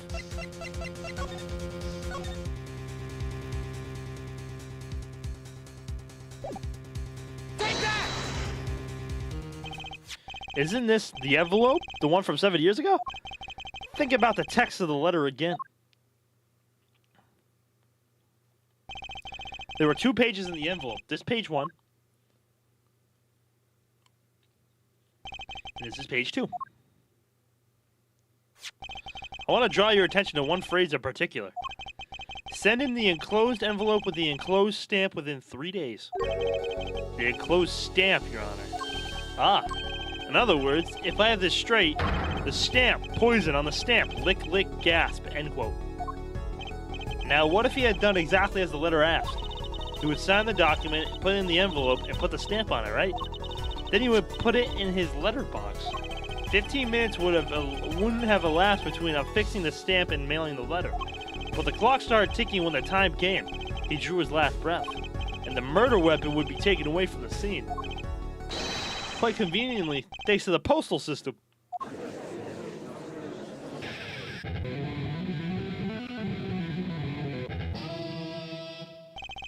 Such a splendid imagination you have, Air Forehead. Let me confirm one thing with you, if I might. So, this poison stamp was inside this envelope from 7 years ago?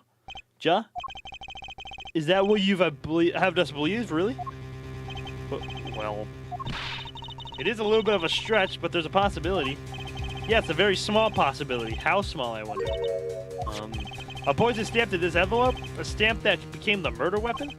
How do you intend to prove this seeming coincidence?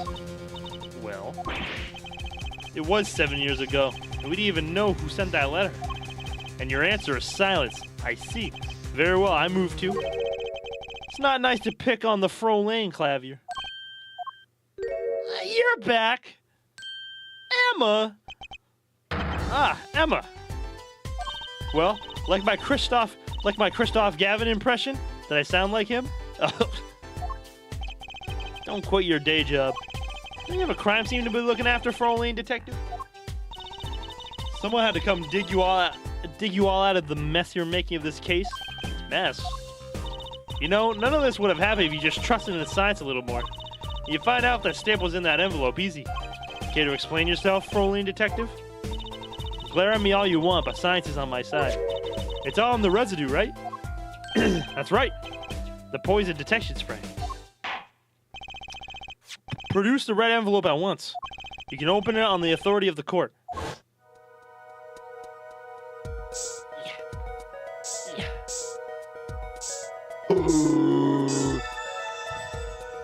There it is, there it is.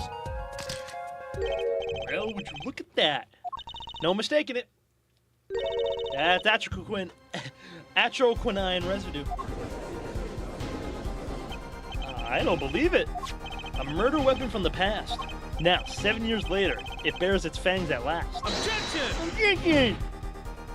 Absolutely outrageous. Tell me why. Why didn't this murder take place 7 years ago? Well, there's one possibility. Maybe Mr. Misham figured it out. Figured out what out? He realized that the person who sent that letter wanted him dead. So he sent his reply with a different stamp. And put his decisive evidence in a frame?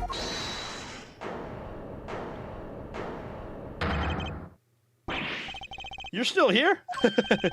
Can I make a statement here on the record? I, Spark Razor Toothbrush, will claim the scoop as mine. Drew Bishop killed in cold blood by sender of 7-year-old letter, end quote. No, maybe something more such a star falls after 7-year delay, end quote. I see no room for further argument here.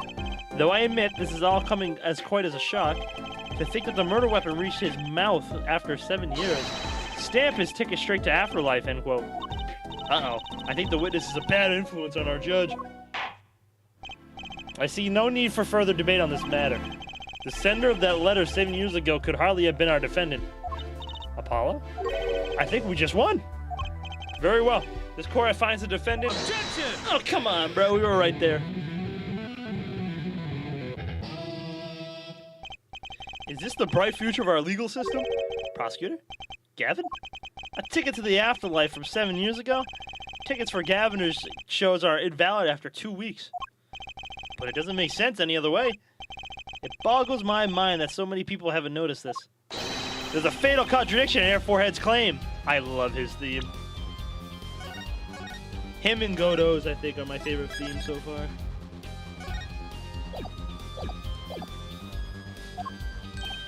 A contradiction?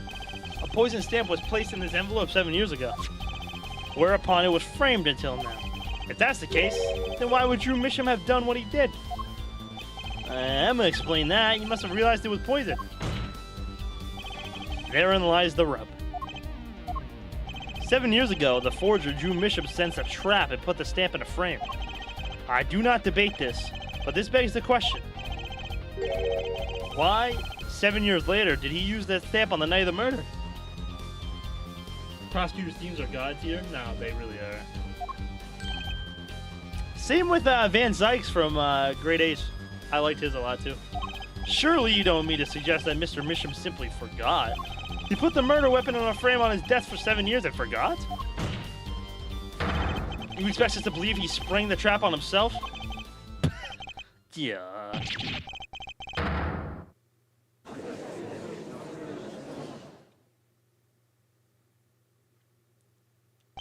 While I admit this is all quite shocking myself, it does seem highly unlikely that he would fall afoul of a trap that had been sitting on his desk for 7 years. I don't think we're winning anymore. I'm glad to see we're all back in the real world now. Welcome back to reality. We've been waiting for you. Objection! Okay, Then how do you explain the poison stamp that was in this envelope? The poison stamp? Where exactly is this poison stamp again? Have you brought it to court for us? I see no proof that such a thing ever existed. Objection! What about the atriquinine residue, huh? Oh, I agree. That does seem to be atriquinine residue. But, air forehead, it's certainly no stamp. Yeah, but even if your precious poison stamp did exist, Drew Misham never would have used it. That is all. Ugh. But rather because it was a highly valuable stamp, right? Why would he use the stamp is the real question.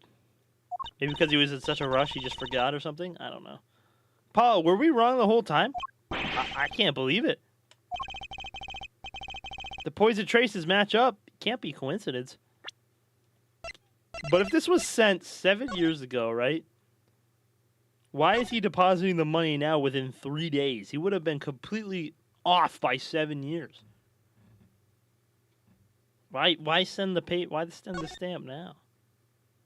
But we probably shouldn't bring that up because that goes against our case. Huh.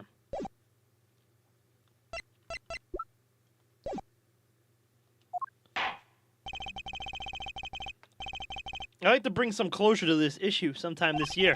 Mr. Justice? Yes, Your Honor. Let's review the facts and see where we stand. 7 years ago, Drew Misham received a red envelope. There were traces of the poison atriquinine on the document inside that envelope. A similar trace was also found at the crime scene, on this tiny picture frame. The defense has indicated the possibility of a yellow envelope. An envelope that left the scene of the crime with the poison stamp on it. Yes, but even if this envelope contained a poison stamp, and Drew Misham, knowing this, put it in a frame, he never would have used that stamp. I'm afraid you're right. What if he just didn't know? Yeah, you're right. What if he just didn't know, bro? He didn't know it was poison. I mean, like, how you supposed to see that poison?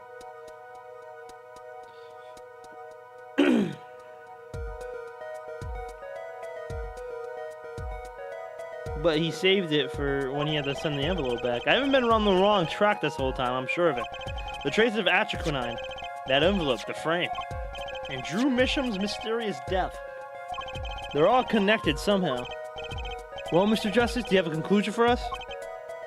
The defense stands by its case, Your Honor. We've seen that the logical outcome of the evidence makes no sense, which means that one of our clues must be a fake. Fake clue. Fascinating. When we find this fake, your wild fantasies will prove quite reasonable, John. The fake clue that's thrown us off the poison's trail is none other than... has to be the envelope.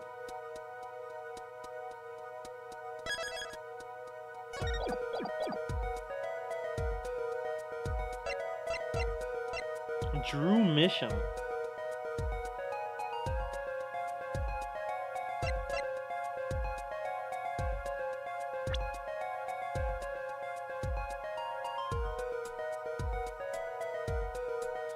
The outcome of the evidence makes no sense, which means that one of our clues must be a fake. If we find this fake, your wild fantasies prove part. The fake clue that's thrown us off the poison's trail is none other than... It's gotta be the envelope, right? No, because 7 years ago, 3 days, that doesn't make any sense. Why would he send that now? Why would he send the transcript now after 7 years? If he had to send it within 3 days. This red envelope is a fake? Without a doubt, Your Honor. Objection! Wasn't it you who presented this evidence to the court? Oh, hold on a second, Apollo. The poison on that envelope, the frame, and the coffee mug, they're all connected somehow. Oh, right. Okay. It still doesn't make any sense to me. The victim was a fake clue? I'm afraid I don't understand. I'll explain. We have an envelope, a frame, and a mug linked by poison. That all makes sense. What doesn't make sense is the victim himself. Objection! Congratulations, you've completely lost me. So the fake evidence is none other than the master of the fake himself, the forger? Makes a good story, I'll give you that. The fake clue. Fakes. Forgeries. Ah! I know that face. That's the just I had an idea face. I don't know if I'm right, but I'm going with it anyway. What if our forger is the fake? Come again? 7 years ago, a forger sniffed a trap and stepped aside. 7 years passed. Now the forger stumbles into that very same trap and dies. Why? That's what I want to know. Because the forger who was killed was a fake. Here we are again. The victim was a fake? One forger smelled the trap, one forger fell into the trap. That's two forgers, and one of them was a fake. I'm lost. Oh, but they got the pursuit music going. So you're telling us that Drew Misham, the victim, was a fake? Well, if he was the fake, who was the real forger? You better not be claiming there was some kind of switcheroo. I'm afraid you're going to have to back up your story. Mr. Justice, show us just who the real Drew Misham was.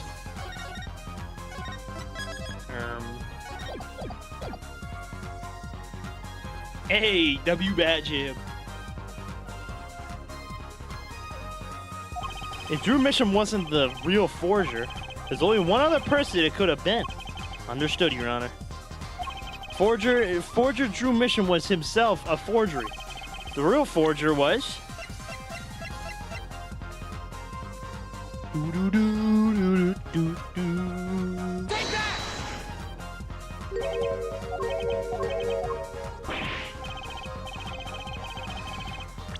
Okay, it wasn't him.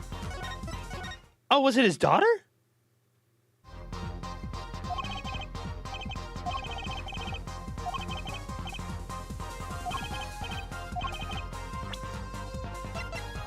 Take that! There can only be one explanation, really. The real identity of the forger known as Drew Misham is none other than his only daughter. I mean, she carries the notebook around. And she draws. Interesting.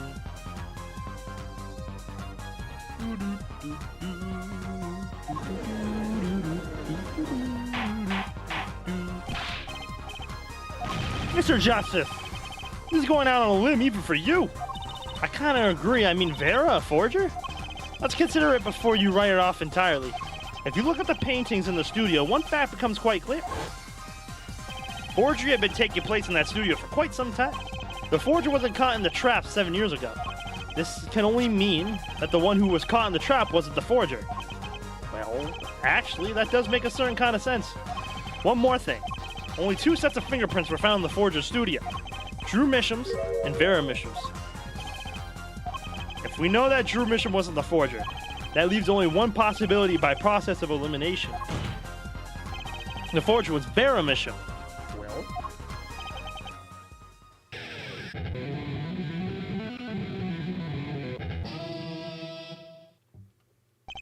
fascinating.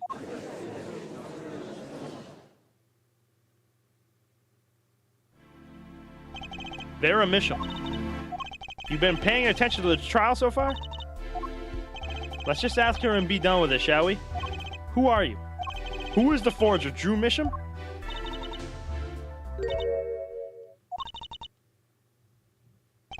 Was that an expression of emotion I saw on her face? Poor Clap.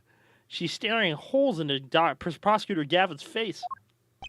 I'm used to being stared at by Frolanes, believe me. Though they usually talk to me, too. Tell us, were you the one who forged those works of art?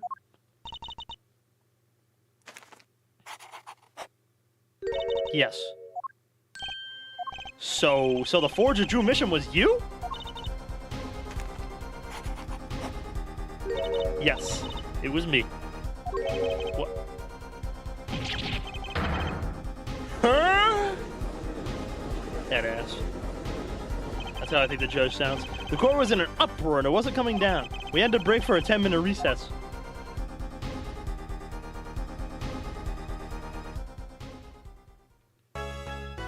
Nice.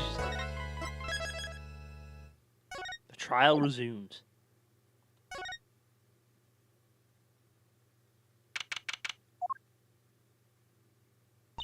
Okay. So where exactly does this leave us, Apollo? Well, the Drew Misham who was killed wasn't Drew Misham the forger, basically. Huh? Well, then who was he? Well, he was actually... doing her nails. So, you really made those forgeries? Oh, fuck's sake. We gotta do this every time? Yes. For father. I know. It was wrong. Could you tell us how it happened? My father was a painter. I loved painting ever since I was a child. One day, father saw it in me. He saw that I had the talent. The talent for making forgeries? How should I say it? It was not only paintings I made. Given the materials, I could make anything. Anything? Father was so proud, and I was so happy. But, in the end, I was making those forgeries. I've never had a good constitution, nor personality. I know very little of the world outside my door. Now, because of me, Father is... Do you know about this red envelope? I remember that envelope. It was some time ago. So you were already, you're already creating works back then? I started when I was only 12 years old. So the one who figured out the stamp was poison. That was... Mr. Justice, it's time. To the courtroom, please. Right. At a time. Wait, Vera, just one more thing, please. Those 3 paintings in the studio. I painted those as part of my work. Right. See? We checked them out and we saw what was underneath. We saw the rough sketches underneath the 3 finished paintings. I see. Mr. Justice. Yes? Father, he knew of you. Of both of you. Your late father? He was watching, gathering information. All about the Wright & Co. law offices. But lately we're not doing just law. Yes, you do tricks, gags to amuse and play piano. Well, they're not really gags. Yet, when Father heard you had resumed the legal business, how pleased he was. Who was Mr. Misham? How am I supposed to know? What if he was Daddy's daddy? Judging from the relative ages involved, I'd say it's highly unlikely. Things are already confusing enough with all these daddies running around. We know that the victim's daughter, Vera, was the forger. What does this mean for the case? Guess we're about to find out. So, I'm gonna guess whatever happened to Wright 7 years ago, Drew Misham was involved. In some sort of way.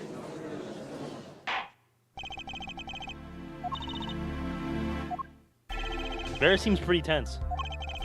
She's practically chewing her fingernails clean off. Perhaps you could begin by telling us how it all worked. How did you set up this Drew Misham forger persona? There's that stare again. She's drilling more holes into his head. I know it's hard for you, but hey, he's a handsome guy. What's hard? Very well. Miss, if you would.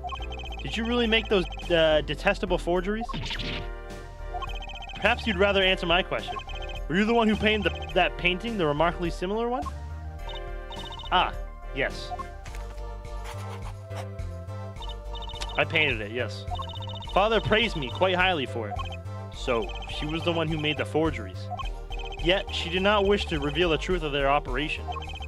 So the victim was a stand-in, a decoy. To the world at large, he was the forger, not her. I've done a bad thing. I have, haven't I? Regardless, we need a little more information. About, for instance, this. Yeah, I've seen this before, Ja. Yes, it was in the desk drawer. Very well, you may proceed with your testimony. Tell us everything you know about this envelope. Liar! I created things and Father sold them. This envelope came after my first work. That was other than a painting. Father handled the deal, all of it. I received the stamp that was in that envelope. It was after that job that we moved to the current studio. There certainly was much of a great interest in your testimony. Not that the witness realizes it. Very well, please begin the cross-examination. Right, okay. I need more information about this forger, this Drew Misham. So this guy pretty much used his daughter for some quick cash. Fucking bum. Hold it! So, these things you were making, you mean paintings, identical to other paintings, right? The closer they were, the happier your father was.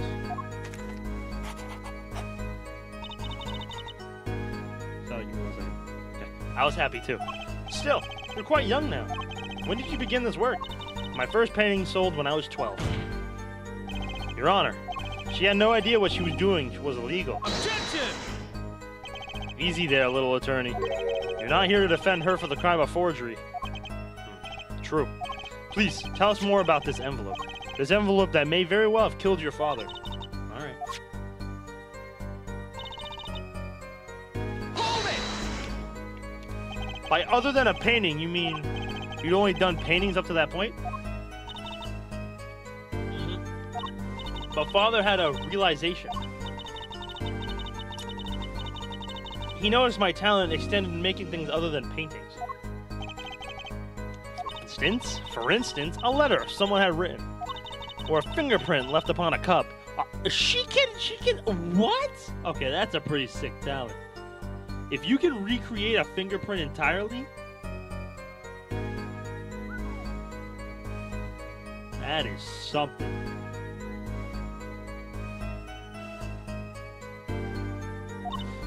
Or a signature on a document, a seal upon a letter. None of this makes her sound very innocent at all. And the $100,000 promised in this letter was the start. The beginning of a new industry for Drew Misham. A new industry? The creation of items to be used in criminal proceedings. Forging evidence, in other words. Uh-oh. Hold it! So you didn't know how the things you were making were being used? I enjoy painting very much. I think I understand. The Frolane has lived in an unusual little world. Can you tell us what happened to the papers that were in this envelope? Father signed them and sent them back, I believe. Did he follow the instructions? Send in the enclosed envelope with the enclosed stamp? This is a rather important matter. Give your answer some thought.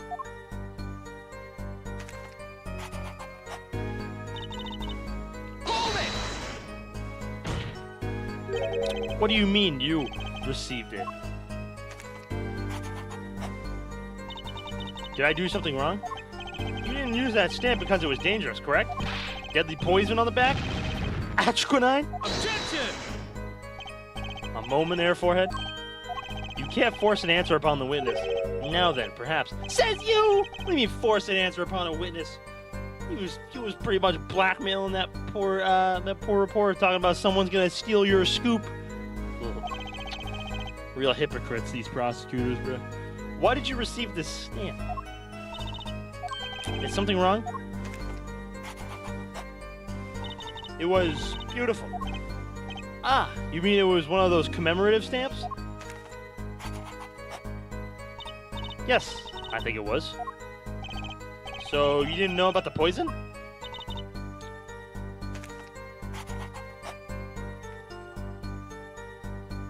I guess not. So the trap failed by chance, by mistake. Thanks to this commemorative stamp. Quite the close call. Hold it!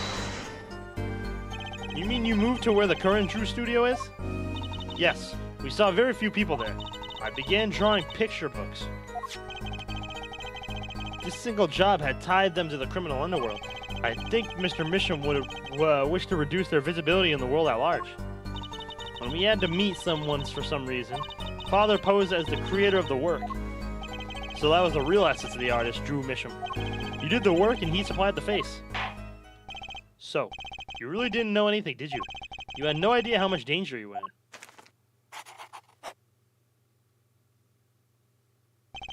Apparently not. About this commemorative stamp. Could you tell us more about it?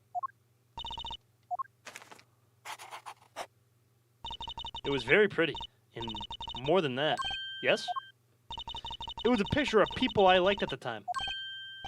Is this something new? Can you stop for a second, bruh? Let her talk. Apparently, we've got some cross-examination yet ahead of us. If you would be so kind as to continue your testimony, Frolane.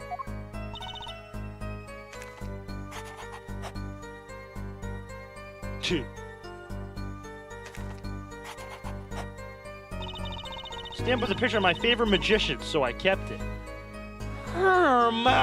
Magicians, you say? Hold it! Magicians? I love mysterious things, I always have. Shut up! Let him be talented. We already know he's talented! You don't gotta do it in the fucking courtroom! That bum. Even though she fainted when she saw Mr. Hat, you're confusing mysterious with freaky. Father took me when I was very young. It was a great magic show. I loved it so much. See? See? Isn't magic great? Fine, great, yeah, sure. No need to get all excited. But the magic trope we saw disbanded soon after. I was quite sad. Did she just say that what I... Did she just say what I think she just said? Magic trope. Now where have I heard that before? The red envelope came after she completed her first job. That makes it a letter from her client, whoever wanted a forgery made. Apollo, we're close. You just have to piece together the parts. A deadly weapon in a red envelope. And the path it took to take Drew Misham's life. Oh my god, oh my god, oh my god, please move along. Oh my god, oh my god, oh my god, oh my god! Yeah, I said it, Dino. I fucking said it. Now what? Boom! Magic ticket. Objection! Boom! Those magicians you liked. Was it this bunch? Oh, for fuck's sake. Apollo! Not a bunch. I see. Still, I have to wonder. Put them up?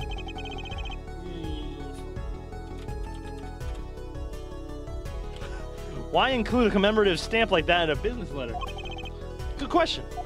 Well, pretty stamps are always better, and you can't beat true grammar. But the whole murder plan was a failure because of it. Ironic, don't you think? Prosecutor Gavin? Oh, he's... Prosecutor Gavin? Gramier? What's with Gavin? Might I just ask one question of this witness? In your testimony just now, you stated this was your first work that was other than a painting.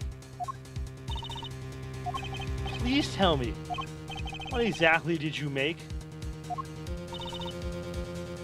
Can I ask what? No. Answer the question. Now. Hey! Gavin, you be nice! Prosecutor Gavin? You're usually not the one whose volume concerns me. Yes, it is unbecoming of me. I apologize. But I must know. Please, Miss Bishop, tell me. It was a book. A single page in a book. A book. Please be more specific. It was a handwritten book, like a diary. Oh, he knows. I don't. No! Uh-oh. Was that the one that got his brother? Well, no, his brother got the card in the first one. What's wrong with Prosecutor Gavin? He looks like he just saw a ghost. Miss Misham, this book. Was there a picture of a silk hat on the back cover? Yes or no? How did you know? Objection! Prosecutor Gavin, the defendant is answering all of your questions. Stop badgering her. He's told you nothing, has he? Your soiled, sullied mentor, nothing? Sullied? Who? Phoenix Wright. Who else? Daddy? He never told you about the trial 7 years ago? About how he came to lose his attorney badge? There was a certain piece of evidence that decided his fate, you know. A certain diary. On the back, it bore the mark of a silk hat. What? I knew it was coming back. It all comes back to Phoenix. Phoenix Wright, tossed out of the profession by false evidence. And the forger who made that evidence. Is this girl standing right in front of me? Vera, you must tell us. The evidence you made was used in a trial 7 years ago. Who asked Drew Bishop, you, to forge that evidence? For all of our sakes, who was it?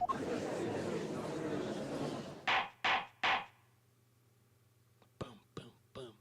Boom, boom, boom, boom, boom. We only met once. You met the client? Well, who was it? It was...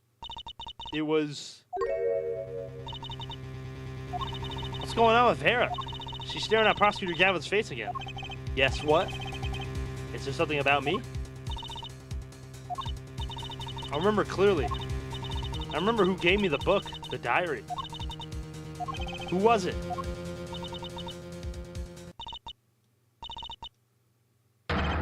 Vera? Uh-oh.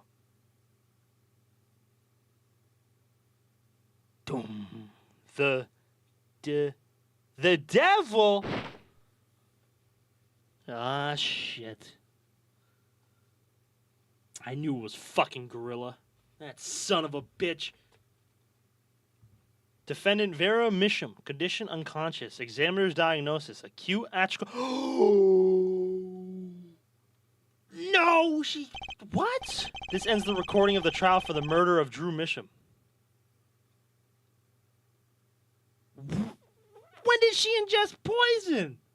What? What? Vera Misham was, during the trial, poisoned by an unknown assailant. The dosage was just under the lethal amount, sparing the defendant's life. Whew. So it was 0.001 instead of 0.002. That's good to know. She is currently in intensive care and is not to be disturbed for any reason. A very simple case at first glance, until it finally began to show its true colors. The long road to the truth takes us to the record of another trial. In some ways, that was the starting point of it all. Is that the end of the game? Oh, wait! And that is where we must go. Oh, look at little Tracy, bruh. To find the whole truth. Okay. I'm like, there's no way that's the end, right? Look at little Trucy. That was so cute. Trial 7 years ago. I love how they do this. Trial 7 years ago.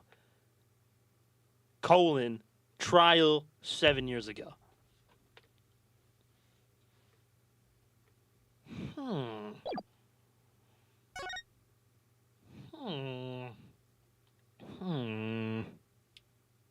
Showdown time. So we're back to Phoenix, it looks like, for a little bit. I lost. It's only a game of poker. The game I played for a long time. And only lost twice. Who was the first? The man I killed, of course. Well. It seems I found the partner I've been looking for all along. Over a game of cards? Why, yes. Over a game of cards. What's Phoenix doing, bruh? That was how we first met. 7 years ago. That's one of the magicians. 7 years earlier, Phoenix Wright's final trial.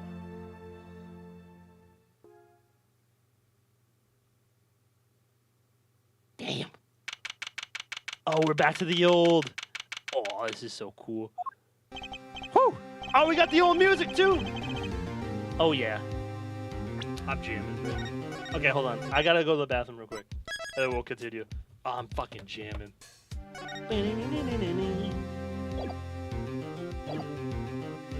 Alright, hold on. I'm gonna use the bathroom real quick. I'll be right back. Oh, this old music is so good.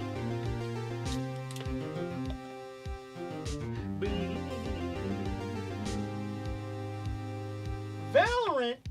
Fuck Valorant.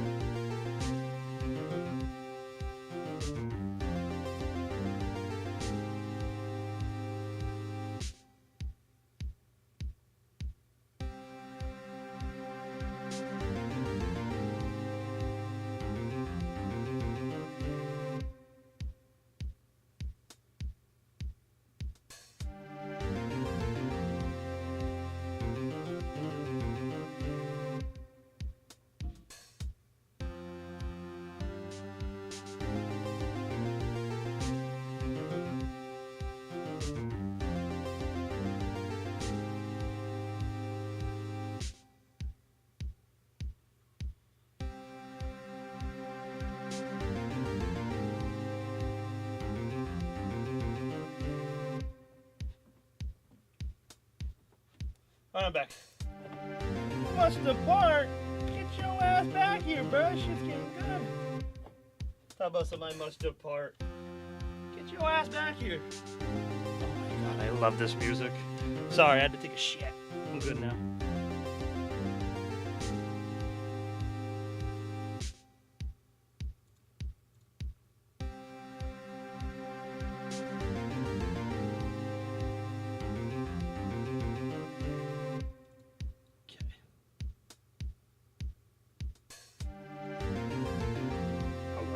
Okay.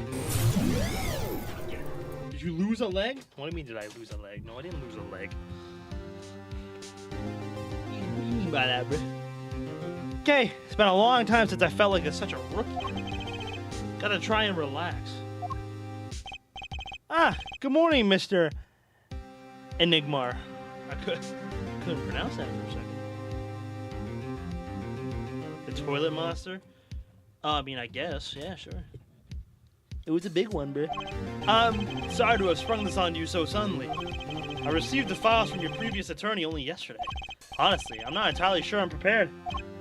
I understand I am asking the impossible of you. Yes, well, you haven't really told me what happened yet. All we did was play cards. And that was enough. Actually, it wasn't. Trust me. Oh, look at Trucy, bro. Oh, morning, Daddy. I'm so glad you came. So that's Zach. That's Trucy's actual daddy. Oh, you okay, Daddy? They picking on you? I am fine as always. This old boy is here to help me after all. That's young man to you. Good morning. That's a cute outfit you have on. Thanks. My first show today after all. Oh, I'm sure it is. What the heck is she talking about? Look at young Trucy, bro. Oh boy. Huh? Me? Look what he started. Here. Seems fate's clock will make me wait a little longer. At least only less than 10 swift minutes remain. To all those who have supported me in my life's work, I give thanks farewell. Magnifique Grammaire. Sludge.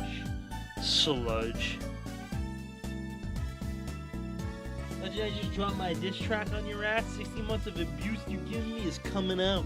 Where is it, bro? I want to hear it so I can rebuttal. How's that game you wanted, by the way? I haven't played it yet, but I downloaded them. I don't know if I want to stream it yet or if I'm going to play them on my own. I definitely want to do something with it. But yeah, I'm definitely going to get to them. Like I said, I appreciate it. W's. I'm going to get to them soon, though. I don't know. I just got over it. I just got it over there in the hall. They told me to give it to the old boy in the blue suit with the spiky hair. They said it was really important. What's this? A memo for you or some such? Not from the looks of it. What is this? Looks like a page from someone's diary. I'll give it a read later. Oh shit, wait.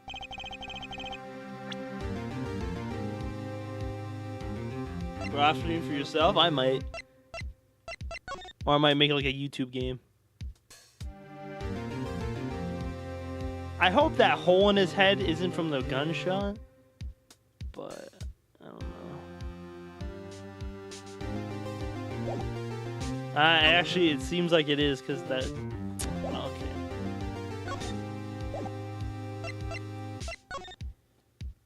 Lots of blood from the bullet wound. Malignant tumor found in victim's liver. Oh, so Magnifi died. We'll get through it somehow. Incidentally, the prosecutor today is a new guy, I hear. Ah, an easy win then, yes? They're calling him a true thoroughbred in the history of the prosecutor's office. Of course. There's one of those every year. The switching of attorneys just before the trial. I know it is a difficult situation I put you in, but allow me to say one thing, Mr. Wright. Yes? They will not be able to pronounce me guilty today. So do your best, but do not worry. First time a defendant's ever given me a pep speech. I'll do what I can. I see you do not understand. You see, it will be impossible for them to declare a verdict. Impossible? Yes. Isn't that right, Trucy? Yep. You bet, Daddy. My first look at the case was only yesterday. And the information I was given was a tad bit lacking, to be honest. Still, I'll do what I can for their sake. I believe the curtains will be lifting any time now. I am in your capable hands, Mr. Wright. My client is Shady Enigma, known to the world as Zach Grimari. A widely popular magician star of Troupe Grimari. His mentor, Magnifi Grimari, was a rare breed of magician. He single-handedly ushered in golden age of stage magic until he was shot dead. The this Nuggets Wolves game is good. Both matched up so well. What quarter are they in? Zach Grimari is the suspect. Wait, 33. W's. Second quarter, 6 minutes left. W's. Court is now in session for the trial of Shady Enigma. The defense is ready, Your Honor. Oh my God, we got the old trial music back, bro. I love it. Is prosecution ready? I was just thinking. Is this what all this fuss is about? Bit of a buzzkill, really. Buzzkill? Is this some kind of new crime? One of the worst. This is a trial, Jah. Where are the sweaty palms, the pounding hearts? A Gaviner's concert got 10 times the thrill this gig's got. You hear that Kendrick track, though? No, I don't really pay attention to rap. I'm not a big rap guy. He's embarrassing us Canadians. I'll take your word for it. I'd rather listen to Kendrick than Drake anyways. Who were you again? Clavier Gavin. I came to get the party started. Legally, Jah. Gavin? Defense attorney Christoph Gavin's... figures my bro's more famous in this part of town. Clavier Gavin. Lead singer for the mega hit band The Gaviners. You're out of your league, rock boy. I know what you're thinking. You're out of your league, rock boy. True. My debut single, 13 Years, A Hard Time for Love, went platinum overnight. But that's just a hobby to me compared to this, Jah. Talkative, aren't you? I like your affected Euro rock accent, by the way. I'm just getting warmed up, Air Attorney Wright. Perhaps you would be so kind as to fill us in on the case. Action, baby. Time to call on the opening act. They went on each other? Yeah, but I'm not gonna lie, I probably wouldn't even understand half of it. Gumshoe's back! Hey, you are? Hey, you were the one who called me up here, sir. Name's Dick Gumshoe. I'm a homicide detective down at the precinct. Detective Gumshoe, long time no see. Hey, you! Huh? Me? Today's the day, pal. Today I win and you lose.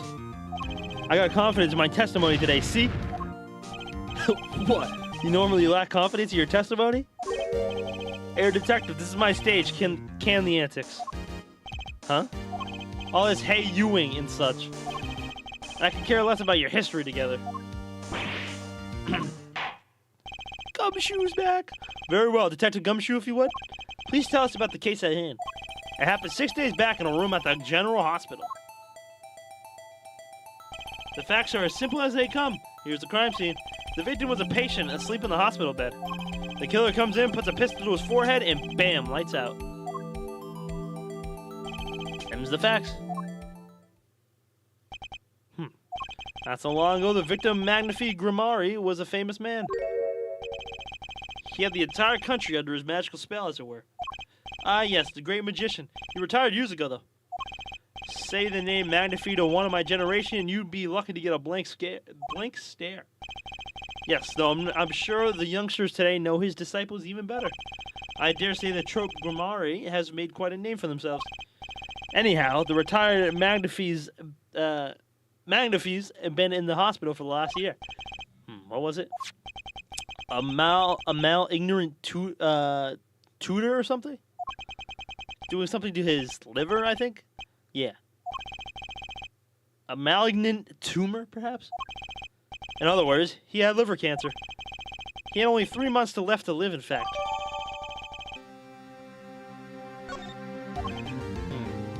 The facts do seem simple enough, but something's not right. The victim was already climbing a 3-month stairway to heaven. Why not wait for him to knock on heaven's door? Why shoot him? I wouldn't have put it quite so lyrically, but it's true. Why make the effort to commit murder when the victim was about to die? Incidentally, the victim had a serious case of diabetes. Diabetes? In fact, he was about to shoot up with insulin. When he was shot with a pistol, a syringe was found at the crime scene. For chronic diabetes and cancer. As much as it pains me to say it, the victim was clearly at the end of his life.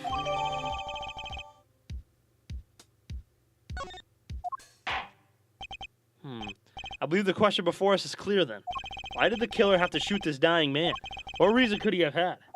Very well, detective. Perhaps you can enlighten us as to the circumstances of the shooting. Yes, sir.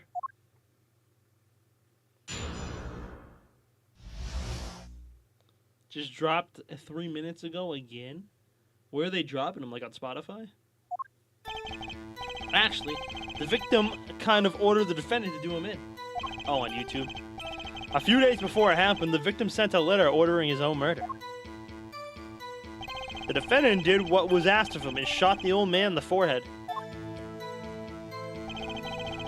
The bullet was fired from the pistol found at the scene, no doubt about it. And the pistol definitely belonged to the old man, sir. I'm gonna drop a sick, nasty piss.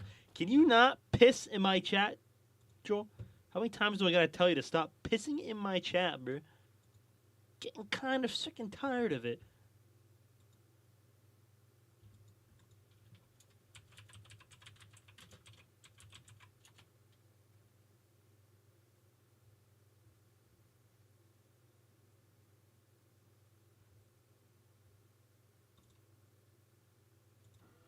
Shit, my bad.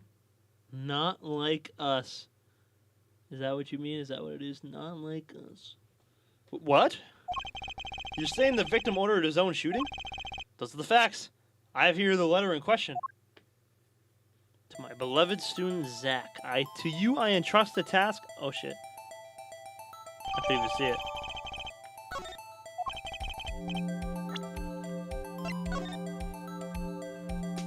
Is this the forged letter? To you I entrust the task of lowering my life's curtain. Come on the 13th, 11:05. I will ready a gun with which you will shoot one shot square in the forehead. Cannot refuse, and we both know the reason why. Very unusual indeed. Although, could such a thing as a letter really cause one to pull a trigger, I wonder? I believe the answer to that question can be found at the end of the letter. Ah, you cannot refuse, and we both know the reason why. Detective Gumshoe, can you explain this to the court? Unfortunately, even the defendant won't say a peep about that bit, sir. One thing bothers me about this. Why didn't he just say 11? Why have him come at 11:05 without some specific reason? The devil is in the details, Air Attorney. Well, was there some reason? As it turns out, there was. Every night for a half an hour starting at 11, the victim, Magnifique Grumar, was given an IV. An IV. There it is in the picture, off to the side of the bed. At 11, a doctor would come in to set up the IV. 30 minutes later, he would come back for the empty bag. This happened every night without fail. So that was the only time they could meet without the chance of an untimely interruption during his IV. Very well. Shall we begin? Mr. Wright, your cross-examination, if you would. What's this reason he couldn't refuse, I wonder? You could have at least mentioned it to me.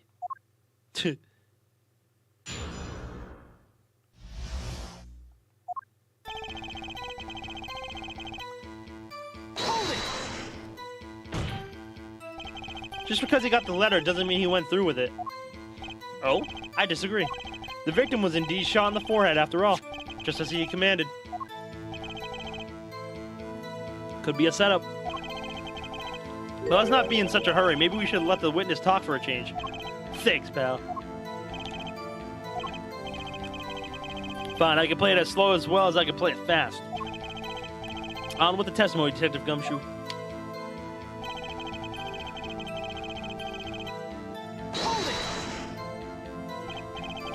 This letter was sent by the victim? There it is. Gotcha. You're all mine this time, pal. Huh? I had the handwriting checked out, of course. It's the victim's no mistake. Ah, I see. score one for the boys. Okay, bro. I didn't lose. I was just ascertaining the facts. So why am I so annoyed? But a letter ordering your own death? Things aren't what they used to be, I guess. I'm not sure this is exactly commonplace even now, Your Honor. So anyway, guess I'll keep going while I'm ahead. Hold it! How can you be so sure? Hey, you gotta learn to stop relying on people to do your thinking for you, pal. Learn to think for yourself. Get that noggin cranking. You fail to grasp the concept of questioning, Detective. First, we got this letter. It says shoot in the forehead, loud and clear. I can see that, but I still wouldn't do it. Well, maybe you need to grow yourself a backbone, pal. You fail to grasp the concept of shooting people is bad, Detective. We also found the defendant's pistol at the scene. Traces of gunpowder residue shows that it has been fired recently. Well, Mr. Wright, as far as I can tell from looking at this photo, there seems to be no issue with the prosecution's claim. Photo, maybe there's something in there I could use. So they're saying the defendant shot the victim in the forehead. I think there's a hole in the prosecution's argument. Clearly, Mr. Enigmars shot something else. Looking at this photo, another possibility occurs to me. Yes? What does the letter tell us? The defendant had a reason he couldn't refuse his teacher's wishes. Bingo, pal. That's why the defendant popped him one in the forehead. Oh, the defense disagrees. You see, the defendant had another choice he could make. Objection! What? And you can prove that with this photo? I can prove he had a choice, yes. Alright, come on.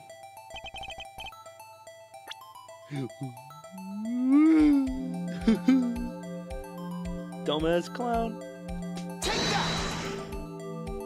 A clown doll? Take a closer look, see? It's been shot in the forehead too. Ah, there's a hole in its forehead. Yes, and a hole in the prosecution's claim. Objection! Objection! And I suppose you have a reason as to why he'd shoot the clown doll? He didn't just shoot the doll, he shot the doll's forehead. His forehead? Ah! Let's read the orders once more, shall we? You will shoot one shot square in the forehead. Which is exactly what he did. He shot the clown doll square in the forehead. Fuck you, Nat. The defense has raised an intriguing possibility. That hole in the clown's forehead, it definitely looks like it was shot. Bailiff, send someone to investigate this matter. Objection!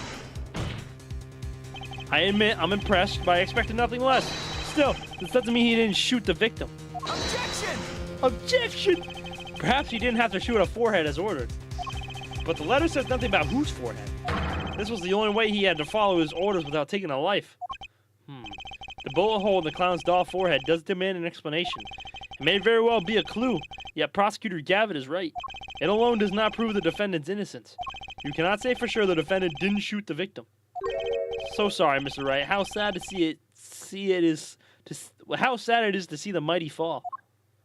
How sad it is to see the novice's overconfidence. He doesn't realize just how big this little hole is going to get. Detective Gumshoe, please take this newfound fact into account as you continue your testimony. Fuck. Hold it! So let me get this straight. You're saying my client first shot the clown, then shot the victim? Hey, not a bad summary, pal. More of a confirmation than a summary, but whatever. That was really more of a confirmation than a summary. But our defense attorney seems pleased enough with himself. Do these people ever miss a chance to block me? Well, now that Mr. Wright's gotten that out of his system, shall we continue with the testimony? I didn't have the time to gather all the details before coming in here. This testimony might be my only source of information. Better pay attention and read this letter carefully.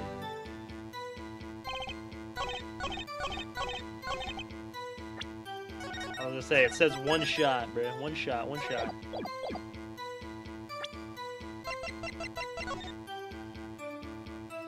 One shot. Objection!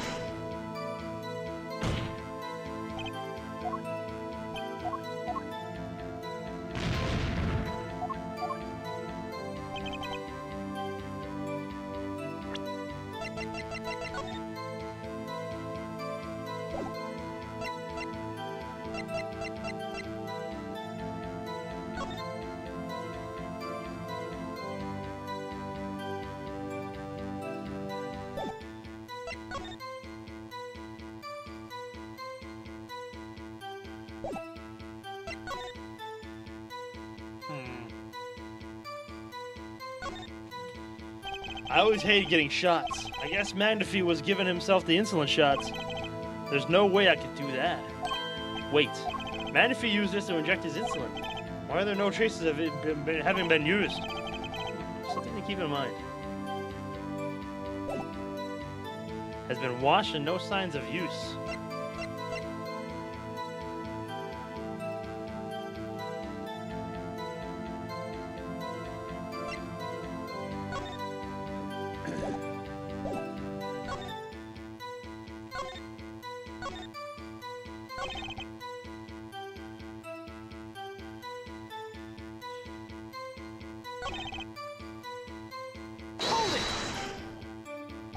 Why are you so certain? What pile of sand has your head been stuck in all this time, pal? You never heard of Zack and Valent's quick draw shoot 'em? What's that? One of the defendant's specialties. Zack and Valent stand on either side of a girl. Then they shoot, but the bullets don't hit her. Instead, they hit everything else on stage. This is one of the pistols they use on their show. Got a great design, huh? The kids love it. Many boys and girls joined the police because of that pistol, I hear. You know, that would explain a lot about the police force. True Gamari's stopped doing that act a while ago. The old man held on to that pistol ever since.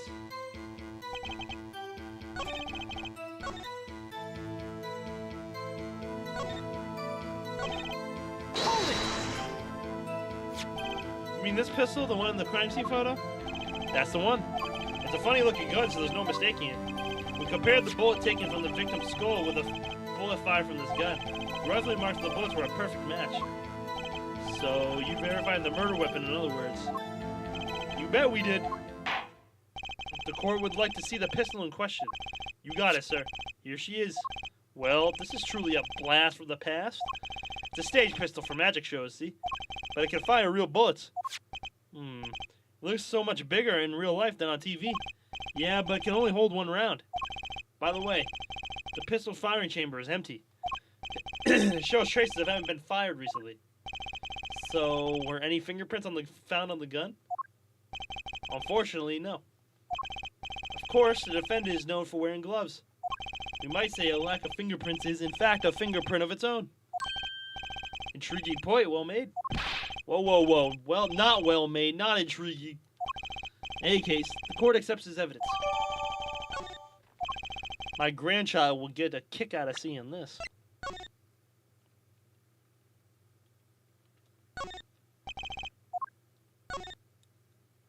If you look closely, you can see how the pistol's made to bend here. It's a one-shot only model, and I guess this bends where you load it. So, this is the famous Grimaire golden gun. They say kids used to love pretending they had one of these. Wonder if they pretend to miss their targets, too.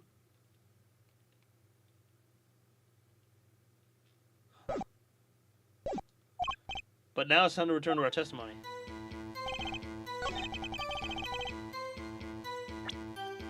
Objection!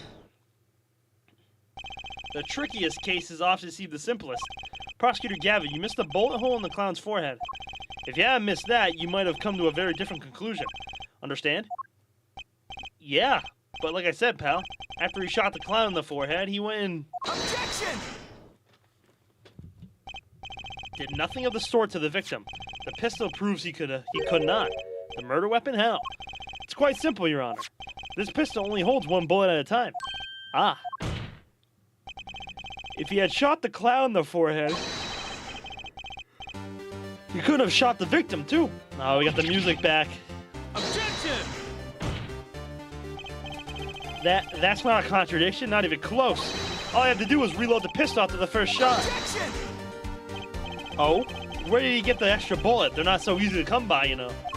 If you claim the defendant had one ready, then prove to us how we got it. Yeah, Gavin. I had a feeling this wasn't over yet. No, this party's just getting started.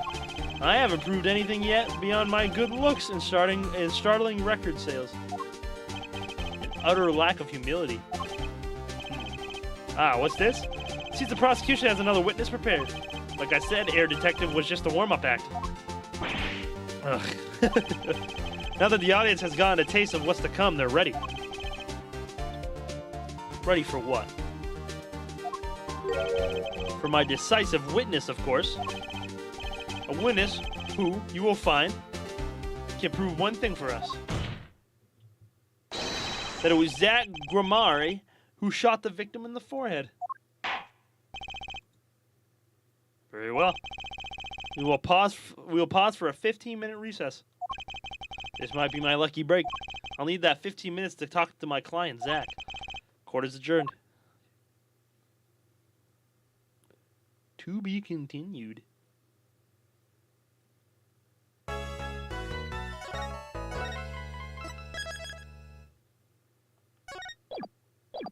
time is it? 8:15? I got a little bit more in me. I don't know how much longer this trial is, but if worst comes to worst, we can finish it tomorrow. Very impressive, Mr. Wright. I have to say, I expected nothing less. We've only just begun. I was hoping you could tell me a bit more about what happened, actually. I did not think you would believe me if I told you. Better that you discover the truth for yourself. I was thinking of you, you know. I think we need less thinking and more talking. That night in the hospital, what really happened? Ah, the way your eyes gleam, Mr. Wright. You'll scale Trucy. Speaking of which, where is she? You have seen the problem yourself, the letter. The one shot in the forehead. One, right? Yes, and the reason he speaks of. I could not deny my mentor's wishes, even if it meant my own death. Why not? This is something I will not say, for now at least. What's this for now business? I've done many things in my life, some well, some poorly. But this is a cross we must bear alone to our graves. We? You want to know about the night of the incident? Finally, this guy sure likes to take his time getting to the important stuff. Of course, I had no intention of shooting my mentor. I snuck into his room that night and at the appointed time. I found there upon his bedside table 2 pistols. 2? Yes, the one I had used on stage and the one that had been used by my partner, Valen. Oh, for the Zach and Valen's quick draw thing?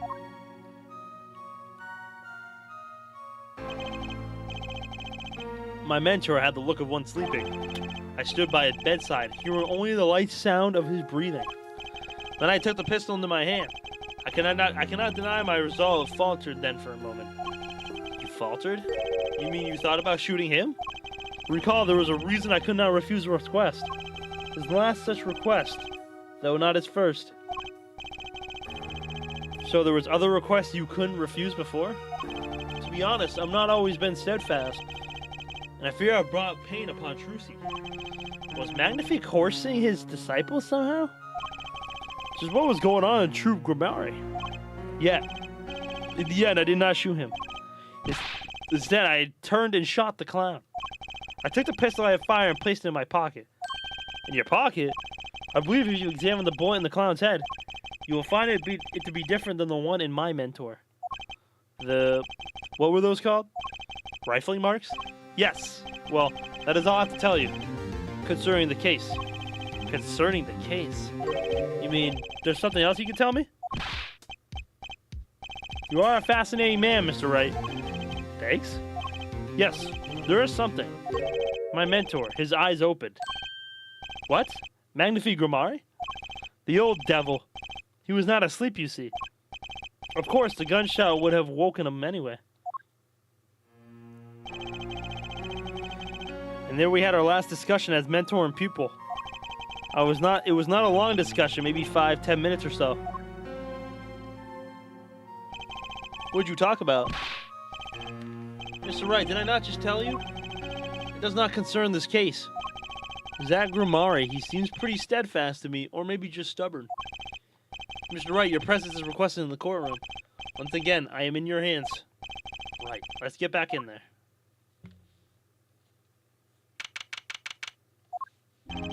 Court is now back in session. During our recess, a bullet was found in and dug out from the clown's head. Well, this is news. And the rifling marks? There wasn't time to do a detailed analysis, though they did find the weapon type matches the murder weapon. Well, that's not very conclusive, is it? Which is why I'm about to call my very decisive witness. Your decisive witness? How many times have I heard those words? Though, they often turn out to be far less decisive than you think. Oh? Don't worry on my account. I'm quite confident this witness will do the job. After all, he is intimately acquainted with the players in our little production. Being the other half of Troupe Grimare's famous duo, Zack and Valen. Valen Grimare. So we get to meet the great Magnifi's other disciple. He has to skip the beat, bruh. Perhaps we'll start by asking your name and occupation. Valen Grimare, magician. Eric, and you're the decisive witness, are you? You can prove your fellow student your partner's guilt? Fate, the grand illusion, filled with traps and tricks. Wait, the shooting took place in the hospital after 11 o'clock at night. If you're a witness, does that mean you were there that late? If one were to deduce this logically, the conclusion is yes. Okay. I always get the characters, don't I?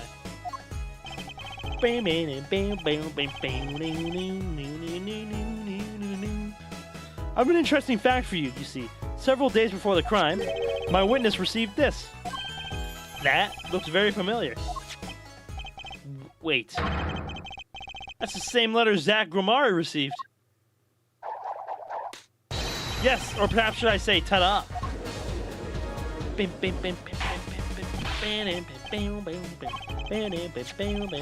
What does it say? Surely not the same thing. Perhaps you see for yourself. 11:20, huh? Why, it's practically the same. Of course, except this isn't evidence. This is most unusual. Exactly what was going on with you folks? What exactly was your Troupe Grimare up to? By which you mean... I'm just having trouble envisioning a man who would ask his students to kill him. Both of them, no less. It's just my opinion, Judge. But from these letters, I'd say he was coercing them, not asking them. We walked the magician's path together, and in so doing, shared so much of our lives. When people are so close, there is a strain, a warping of relations, you might say.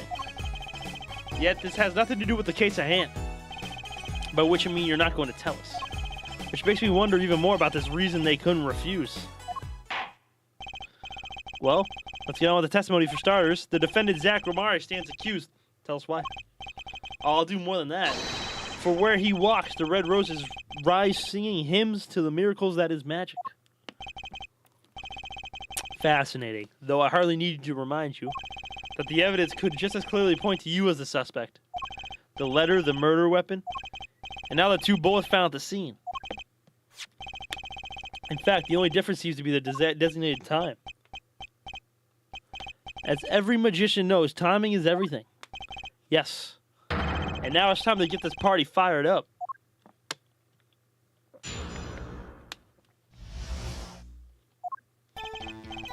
That night, I visited the hospital room at the time Magnifi requested. The smell of gunpowder hung in the room, and my mentor had taken his final bow. I did not imagine my fellow student might have received the same instructions. Yet a deal with the dead is still a deal. Death's sweet kiss I gave to the clown. Then I informed the doctor and the police.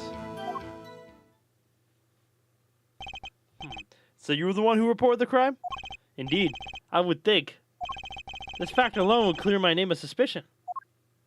Let's not jump to any conclusions. Yes, the cross-examination generally comes before the conclusions in this court. But if your testimony proves to be true, then the defendant, Zack Grimare, is guilty.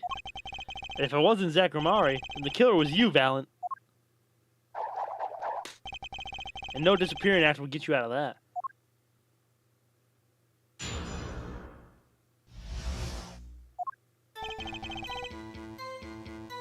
Oh shit. Which, according to the letter, was 11:20 p.m. Indeed. In magic, timing is everything. Right. Consider the illusion of teleportation. If I were to appear on stage before my stunt double has left, how would that look? Why would it reveal the very secrets of my magic? Now that you've revealed the very secrets of your magic for all of us, let's move on. You went at the designated time, and what did you see?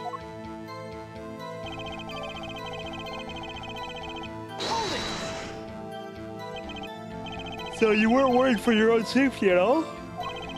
Oh, you smell gunpowder, yes? What if the shooter was still nearby? I did not consider this, to be honest. It is forbidden for a magician to have a good imagination. Really? Isn't magic all about illusions and imagination? How about this? You were the shooter, which is why you weren't afraid. Now you are the one imagining. It is forbidden for a lawyer to have a good imagination. The witness will refrain from pausing so suspiciously before responding. My forbidden imagination is starting to imagine things.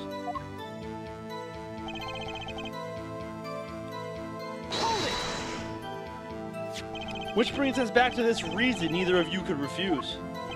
So it does, and my partner, he did not refuse. But Magnifi wrote the same thing to you. Why could you refuse and Zack couldn't? Because I have a will of steel, of course. I also do this trick where I bend steel bars, so perhaps steel isn't all that's also strong. So which is it? Mind if I continue?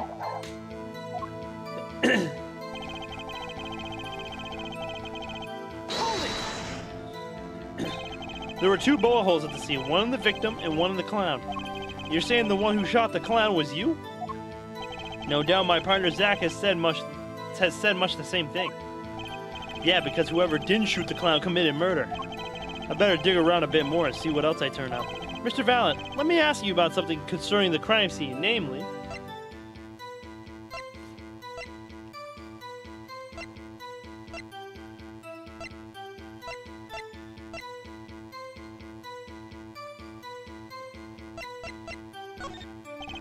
How many pistols were there when you entered the room? By which you mean what, precisely? 2 pistols were used in Zack and Valiant quick draw shoot 'em, correct? Damn, I missed the moment. What moment? Which one? Ow! When she passed out? One for each of you. You are well informed yet. Only one of my old friends sat in the hospital that night. What did Zack tell me back in the lobby? Of course I had no intention of shooting my mentor. Phoenix being brought back into the fold. Yeah, I felt like this all would have went back to him at some point, sooner or later. They kept talking about 7 years ago, and that's when he got his attorney badge removed, so... I feel like this was coming sooner or later. And found thereupon... Okay, we've already read this. I see no problem with that statement. Only one pistol is visible in the photograph of the crime scene, after all. So you picked up that pistol and fired it? Indeed I did. Alakazam, Alakazing, Alakaboom. Is the number of pistols really so important? The number of pistols is quite important, Your Honor. Very well. Please add this detail to your testimony.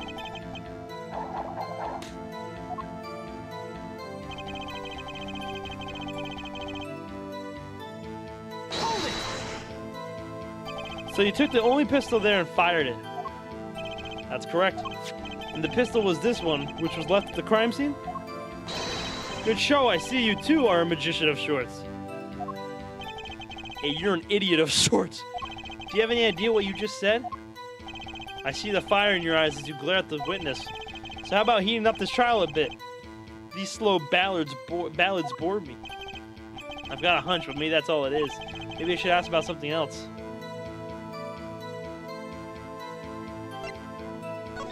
Where exactly was the pistol when you entered the room? Atop a small bedside table it was. As if to say, here I am, take me into your hand, pull my trigger, shoot him. The victim clearly wanted to be shot. But why? Perhaps he wanted to go out with a bang? Yet we will never hear the truth from his lips, so all we can do is guess. Is the location of the pistol all that important? No.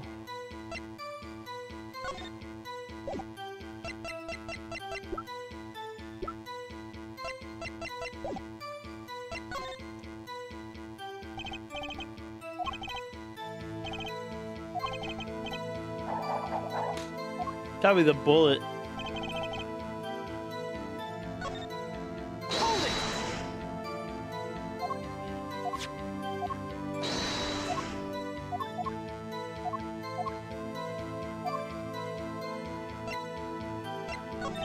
In order to shoot a pistol, you need a bullet.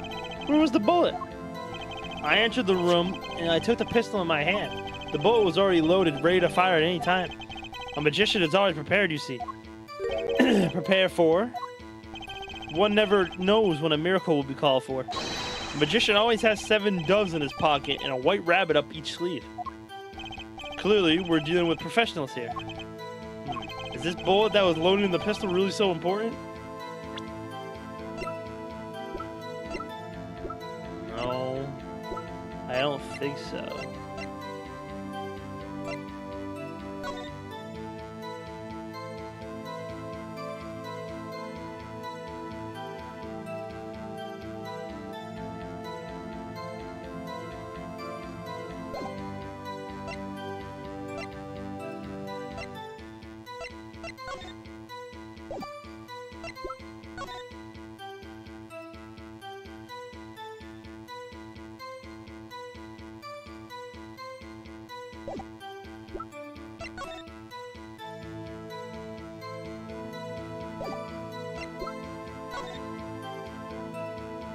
Try to see if there's anything different, but what's up, JT?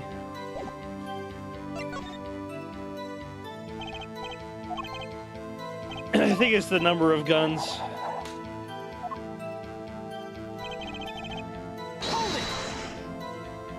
So you informed the police. What did you do then? What do you suppose I did? Use my magic to levitate my mentor's corpse, perhaps? I don't know, that's why I'm asking. Now, please answer the question and skip the sarcasm. After I made my report, I called the doctor and we returned to the room. While we waited for the police to arrive, we discussed stomach medicine. We've concerned this with the doctor. It all checks out. He praised Mr. Valen's knowledge of stomach medicine, in fact. It is an honor I do not deserve. Excuse me, but I accept. Both of Magnifi's students received the same letter. Both admit to having gone to the hospital that night. 2 bullets were fired, and one of them killed Magnifi. Time to find the cracks in his testimony.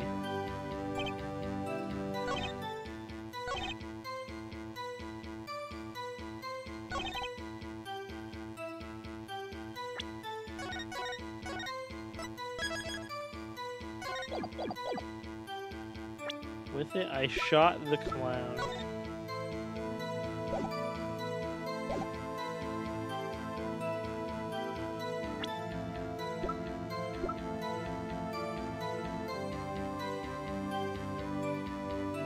Oh, wait. Barrel marks match bullet found in victim. Objection! According to the defendant, Zach Grimari, when he entered the room, there were 2 pistols on that table. 2. One of the pistols he used to shoot the clown in the forehead. Then he left with it in his pocket. Of course, this is what he would say. Unlike the hapless clown, we must assume our defendant has some brain in his head. Well, what about Mr. Valen? What about what Mr. Valen has told us? You see, there's something about his testimony that doesn't make sense. What might that be? I told you, I took the pistol that there was and shot the clown. That's your story, at least. But the rifling marks tell a very different story, Mr. Valen. Recall what Prosecutor Gavin told us.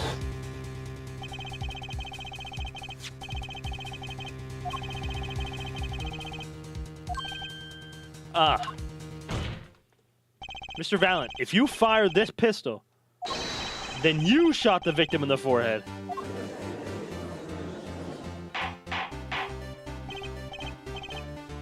Well, this is all rather sudden. Objection! Objection! What have I done? Prosecutor Gavin? I owe the court an apology. Sorry. Sorry for what? You see, I was unaware of these 2 unique pistols were crafted. The analysis of the rifling marks only proved the type of gun that fired them. Objection! But that's not what you told us before. You said you'd verified the murder weapon. Which is why I'm apologizing to you now, quite sincerely, I might add. Would you hold me accountable for a mistake made in my youth? That was just this morning. I am still young. And I might add it wasn't really my fault. And the defendant had only admitted he took 1 pistol from the scene of the crime. We would not be having this pleasant discussion now. Valen Grimari? Yes, Your Honor?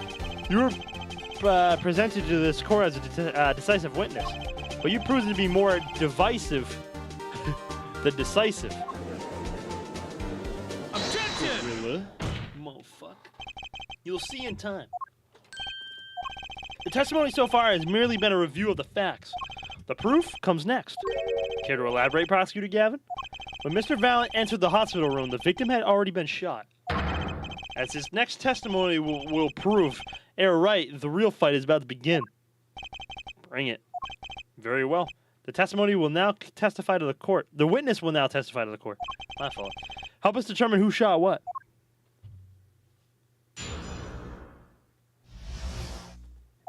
Who shot what?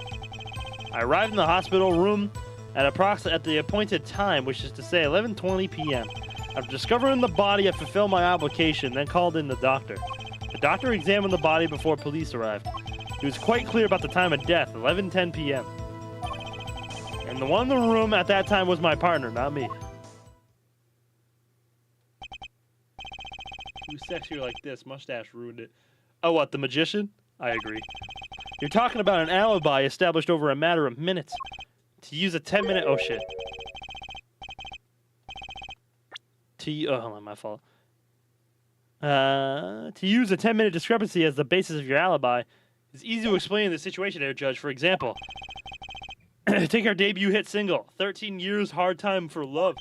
Cue to the song, press the play button, and it will play for 2 minutes and 15 seconds. Do it 100 times, the result is the same. Their debut single was only a 2 minutes and 15 seconds long? What a ripoff! Magic is a word of utmost precision. Hocus pocus requires admirable focus. And the time of death determined by the doctor there is an incontrovertible truth. Very well. The prosecution warns us that we're dealing with rather precise times. And we can expect the cross-examination to require the same level of precision. I would hope the defense refrains from its customary broad, sweeping accusations. Lest we blur the focus this case so clearly demands. Point taken. Baseless remarks will result in a penalty. Carry on, Mr. Wright. Carry on, Wright.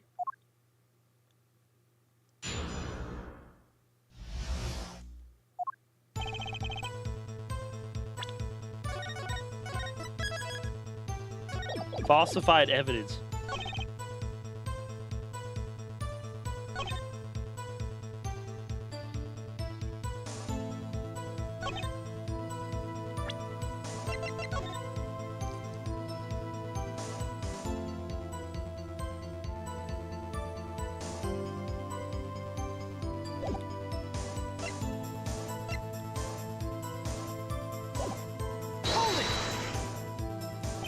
I don't think I'm stepping out on a limb to say I have some doubts about this.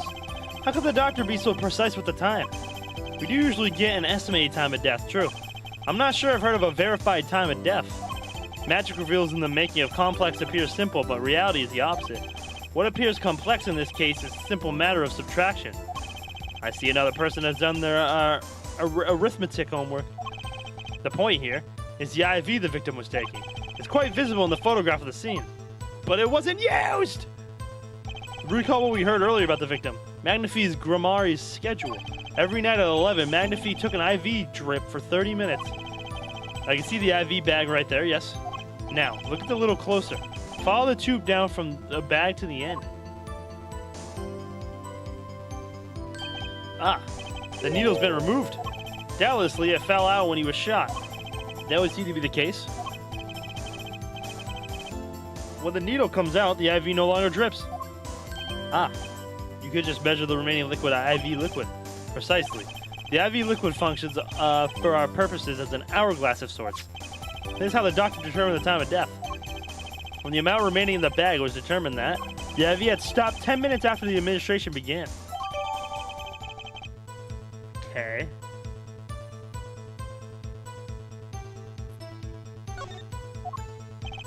And so it was when I, Valent, entered the room.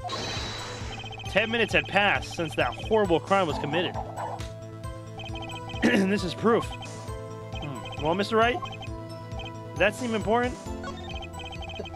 Well, seeing how it is the biggest clue we have to the time of death, I'd say it's very important. Agreed. It would be hard to imagine a more precise way to determine the time.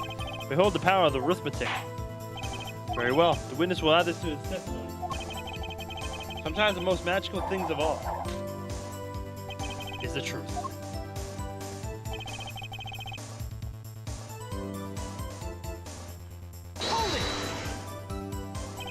Do you notice the IV yourself by any chance? When I first entered that room, the stench of gunpowder assailed me. Next, the mark of death upon my mentor's forehead. And then his left arm did I spy a rose drooping and wilted. Its thorn, the discarded IV needle. Knocked from the vein by the force of the shot, luckily for you.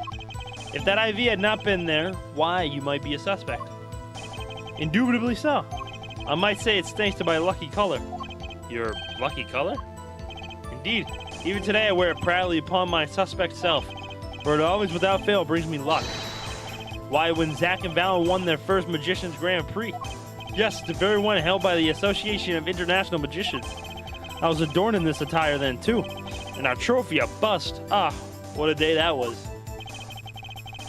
This is one trip down memory lane no one needs. My lucky color, yes, indeed. That IV, too. I think 'twas hued, especially for me, Valen. Okay. Well, Mr. Wright, any thoughts on this testimony? Valen sure looks happy with himself. Okay, how about this lucky color testimony?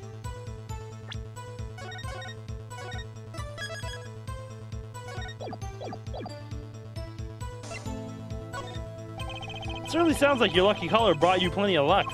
But not this time, Mr. Valen. Your lucky colors betrayed you. I'm afraid you've lost me. Your Honor, the witness's testimony just now clearly contradicts the evidence. What? Please recall my warning at the beginning of this cross-examination, Mr. Wright.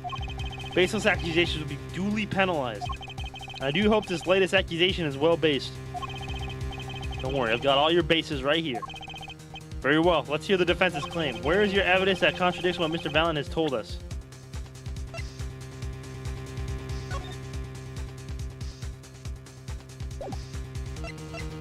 Oh boy.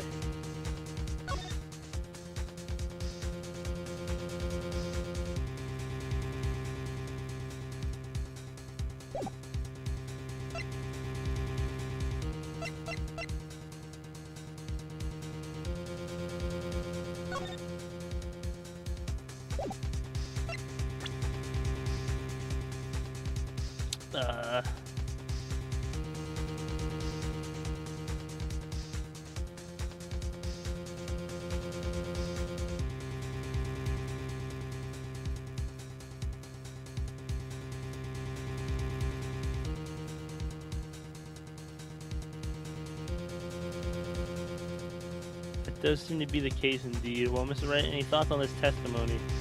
Is it contradictions?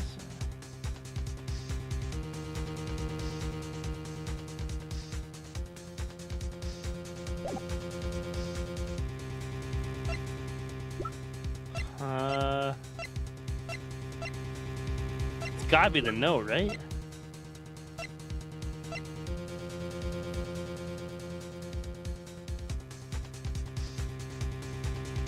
Well, if Zack had to come at 11:05 and he was shot at 11:05, it would have been 11:15.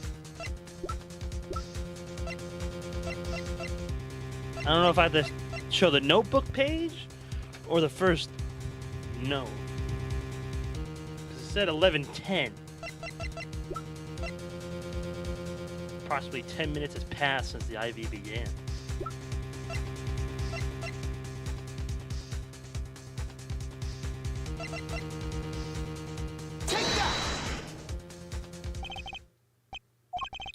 Yep. Objection! Okay.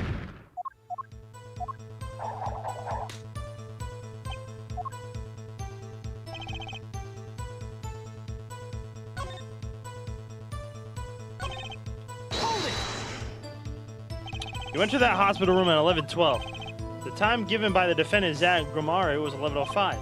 You didn't run into him at the hospital that night. This is why I never perform with amateurs, you see. Picture, if you will, that night of the time hospital. Outside, only the pale light of the moon. If two dressed heads were to meet in such circumstances, I dare say that would ruin the mood completely. The mood isn't in question here. Okay. So, was there a contradiction in there? Oh my god, there's many contradictions. Contradiction in where?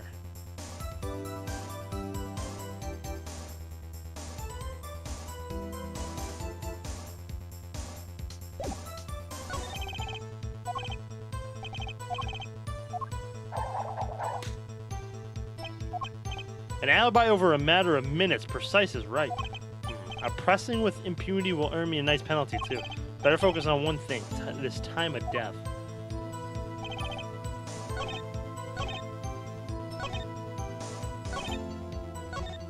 Hold it!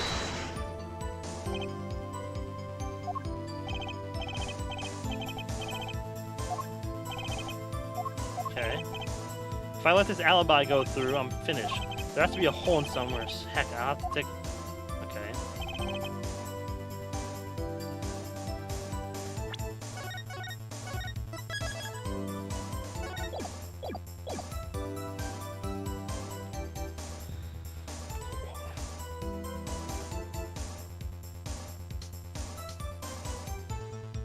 Hold it!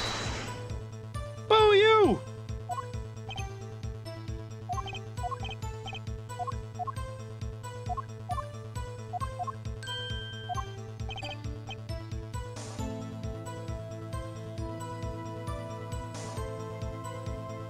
Did he talk about yellow? Like, I don't know what his lucky color is.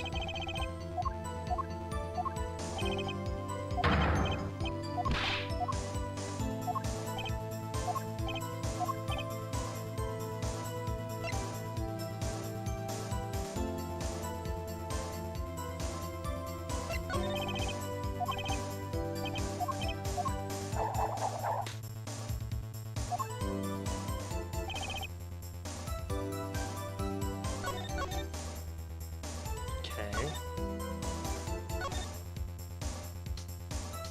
Hold it!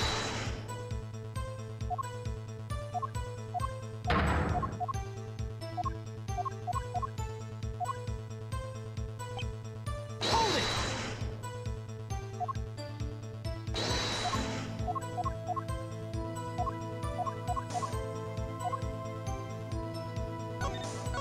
Just making sure I've covered all my bases.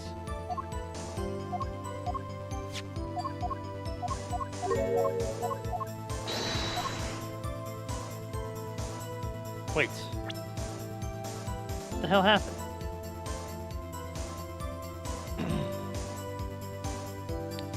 Can you prove that's when you arrived? I have here defendant Agramar swore in a deposition. I snuck into his room that night at the appointed time. It was 10 minutes before I left the room, and the victim was still alive. The time indicated by this letter to Zach was 11:05, which means the witness could have entered that room before 11:15. Because his partner was still in the middle of the crime. I see someone did their arithmetic homework. You can see the defendant himself has corroborated the witness's testimony. That all makes sense.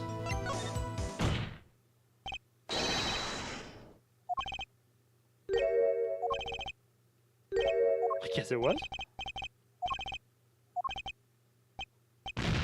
Okay, so all right, cool. So that's a fake one. So there's two real okay. It's this and this.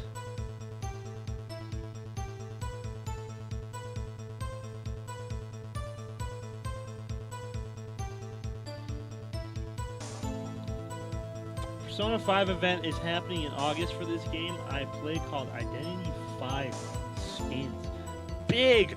Of course they are, bro. Persona 5's and everything now. Hold it!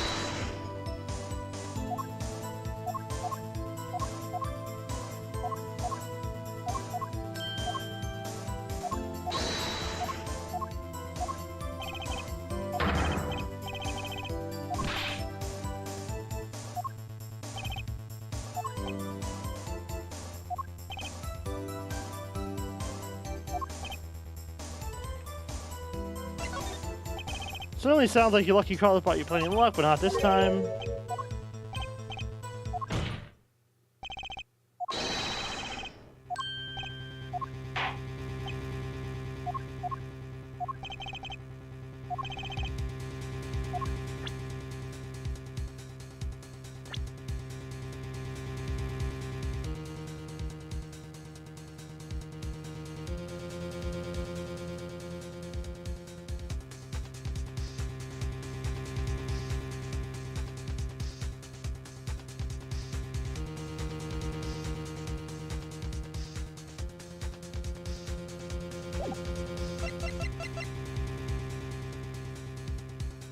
Take that!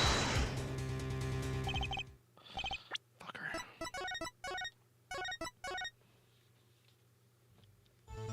I didn't think it was that. I just wanted to try it.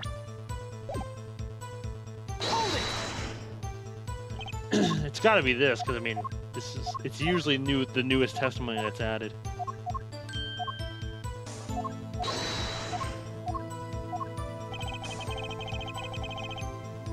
I have not played Liza P, no.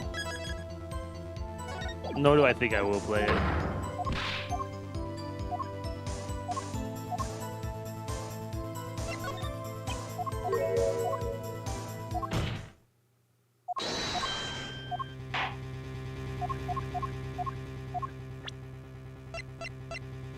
Take that!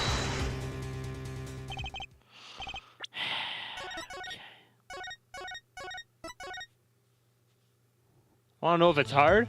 I'm not too sure.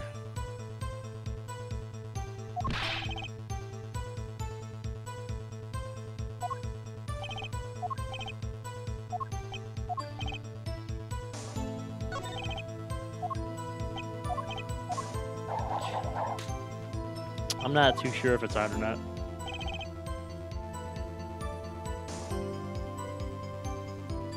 Hold it!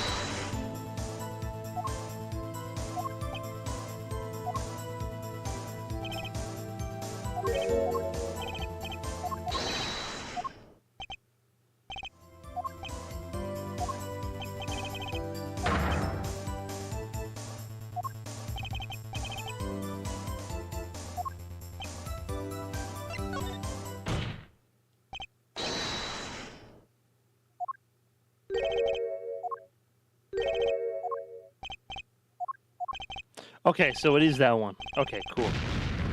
So it is the one.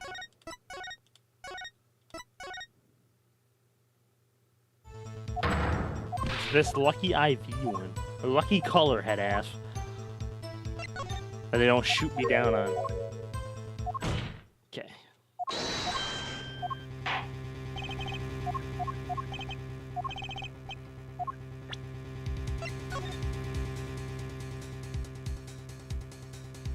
Color is green. It's not even the same color. Take that! The crime scene tells all, Your Honor. The photo of the crime scene? All this talk of color has me yearning for black and white, clear-cut simplicity. Tell us, right, just where's the contradiction in this photo? My pleasure. And I assure you, it's quite simple. But I can't promise anything in black and white.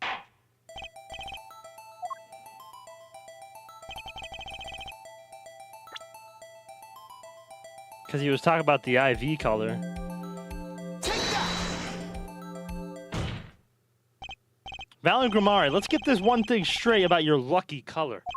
It's yellow, yes? Kinda takes the mystery out of it, but yes.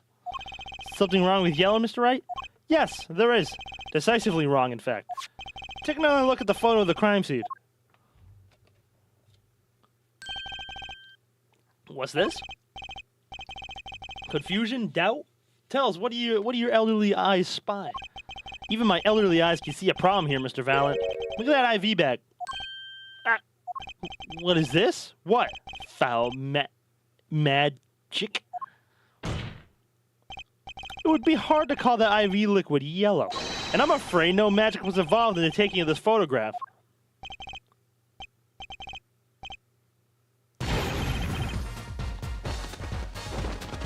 Doom, doom, doom, doom, doom, doom, doom.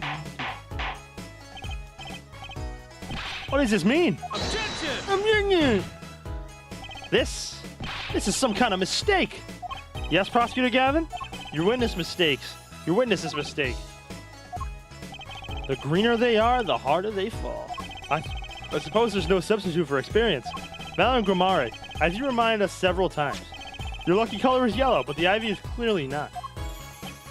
Well, this contradiction can mean only one thing. Objection! Sorry.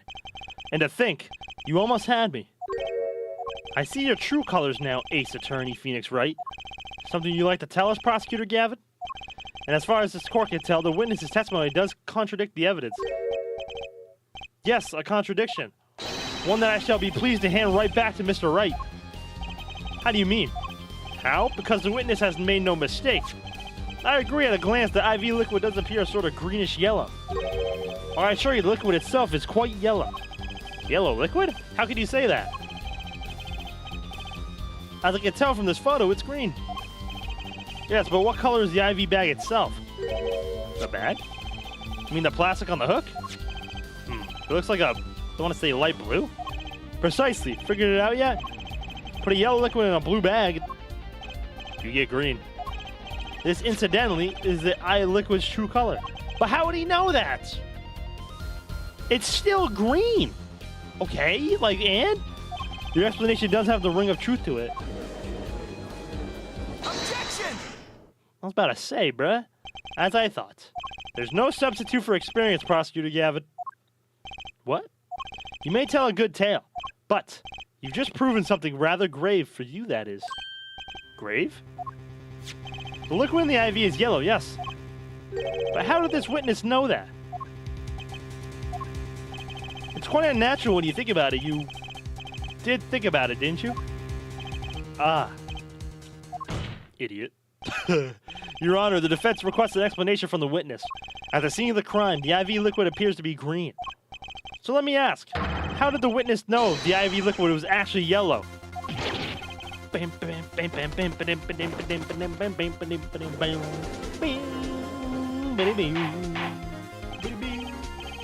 God damn it, transparent.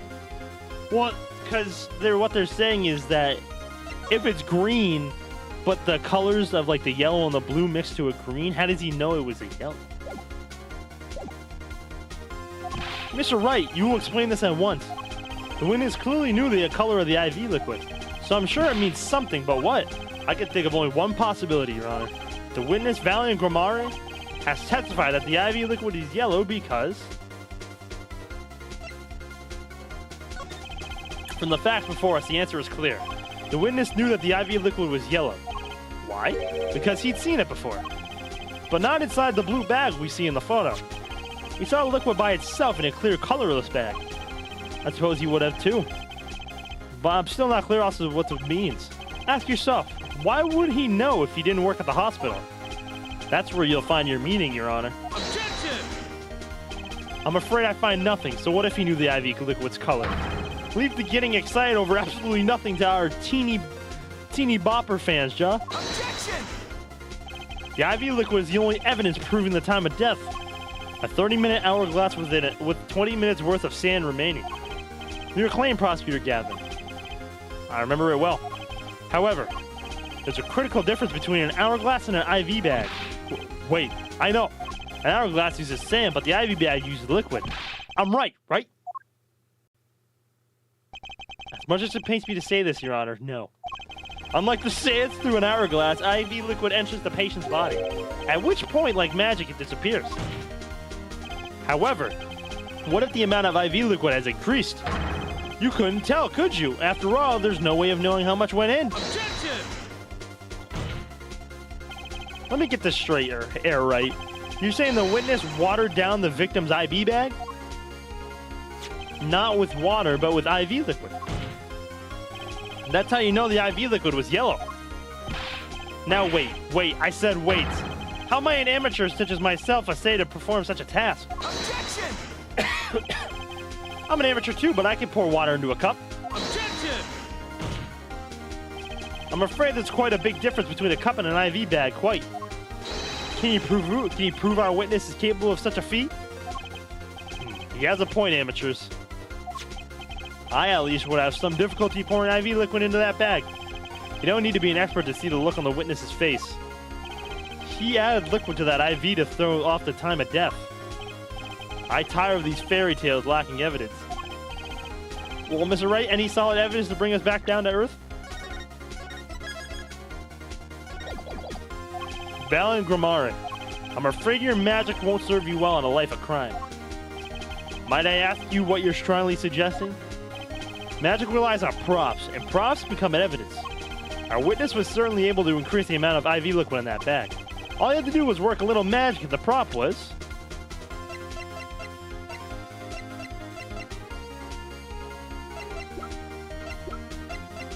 Take that!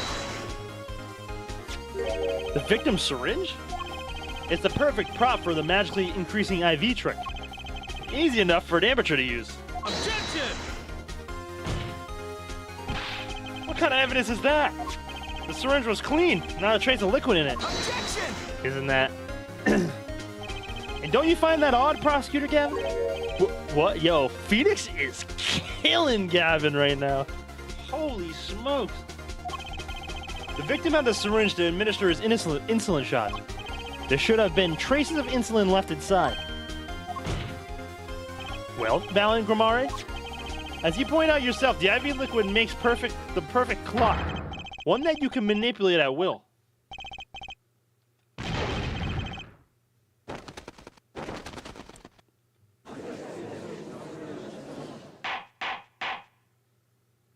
Boom, boom, boom. Boom, boom, boom, boom.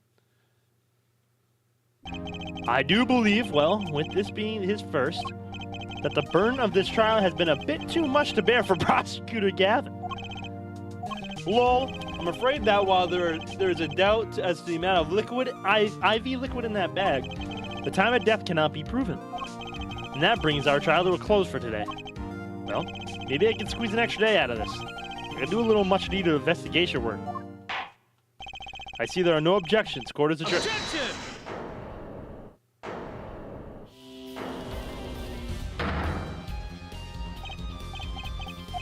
Truly, there's no substitute for experience. Nothing blinds one to the truth so effectively. A word to the wise. Underestimate the young and they'll sweep you out from under your...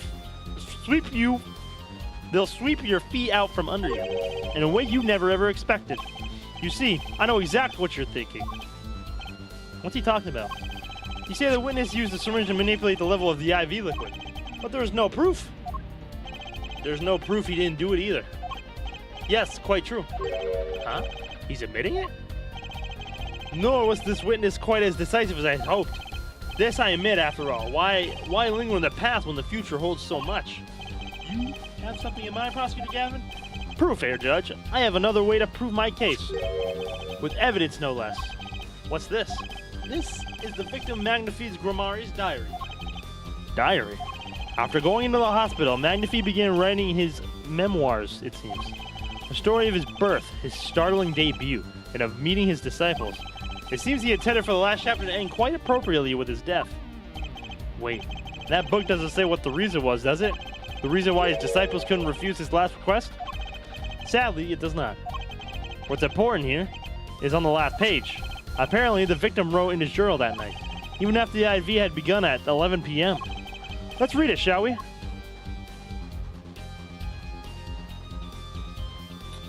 But we have the rip page, so that's where the forgery comes in. This does not appear to have been written just before his death. The court accepts this into evidence. With the very last part with particular care.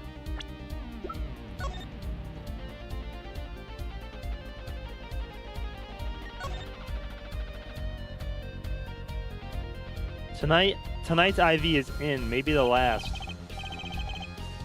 I leave the rest of them. They should come soon. The first should come soon. This journey may end here. It may go on, but not long. That depends on his hand. All that is left of mine is to lay down this pen. What's this? It looks like a page was ripped out. Well, now isn't that interesting?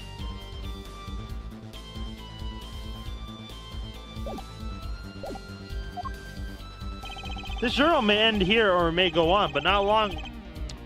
That depends on his hand. Of course, by his, he refers to our defendant, Zach Grimare. That would make sense, yes.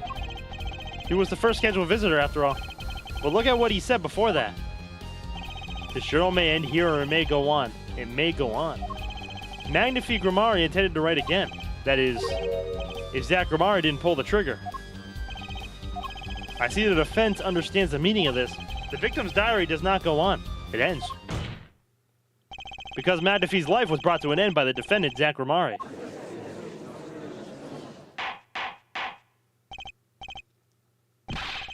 Prosecutor Gavin, are you certain that Magnifique Grimari wrote this?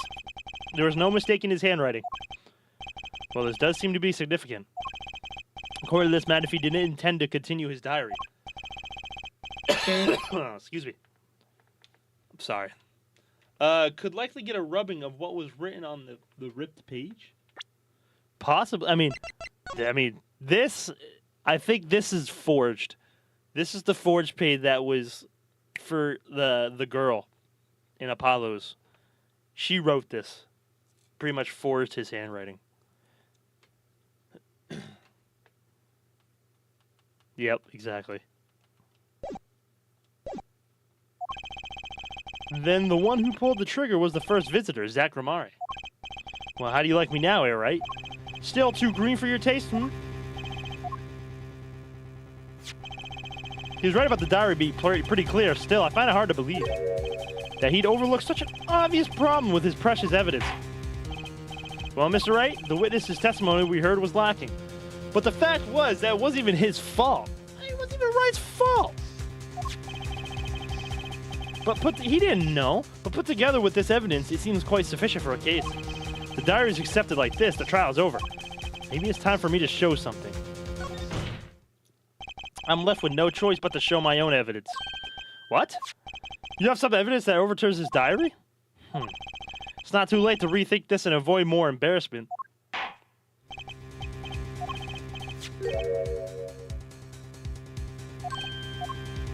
Now that we've come this far, I hope you have something a little more decisive. Show us evidence that proves the victim continued writing his diary. All right, I'd be happy to. The decisive evidence proving that the diary didn't end with this page is this. First, take a close look at this diary. Note that a page has been clearly ripped out. What's this? I hadn't noticed that at all. How?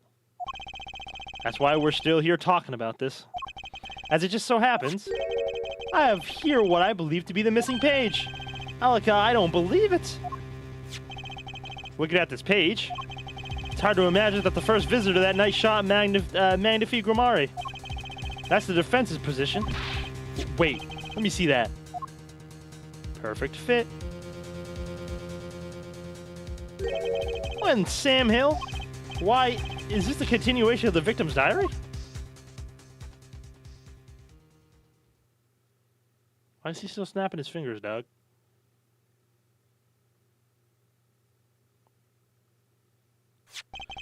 Note the torn edge of the page. It's a perfect match with the torn remains of the last page in Magnifique's diary.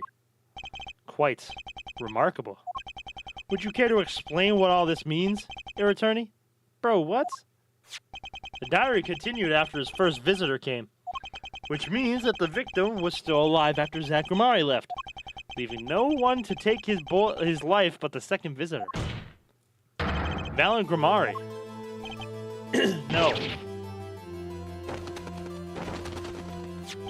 The handwriting, too, matches that on the other pages. This is, without a doubt, the genuine article.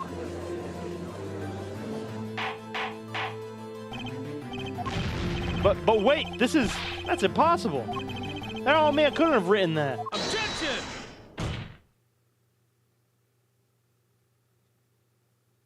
Finally. You just couldn't resist, could you, Airwright? Resist what? Presenting solid evidence? Hey, our judge? Yes, Prosecutor Gavin? Might I request we put the current cross-examination on hold? Prosecution would like to call a new witness. Prosecutor Gavin? This evidence overturns the current witnesses. I ask only to put it on hold. Please, my new witness has a very, very important piece of testimony to give. Jesus, Ottos, that's a lot of grand larceny. No more, I promise, Your Honor. Well, if you put it that way, Mr. Wright, what's your take on this? Well, Your Honor, judging from his enthusiasm, we'll have to hear this new testimony sooner or later anyway. So it might as well be sooner. Then, though this is highly, highly irregular, deputies, explain yourself. All I can say is that you're a friggin' liar. You're forging evidence, Ottles. Now, Prosecutor Gavin, please bring the surprise witness to the courtroom. I had a bad feeling just then. That ripped out page was too obvious. You must have known. And I should have known it was a bad sign all around. Is it? Oh, it's him. Holding trial with no audience is the first even for me, Prosecutor Gavin. I beg the court's understanding. There he is, but I had to make a judiciary deal with the witness to secure his testimony. A judiciary deal? The details of his testimony may have some legal ramifications, shall we say.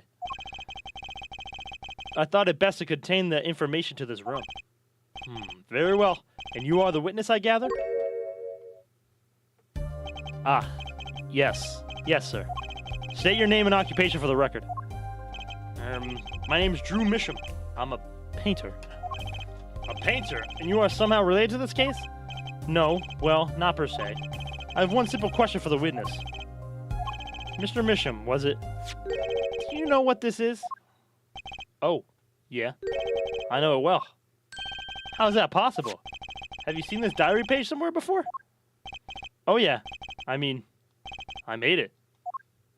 You what? You made it? Yes.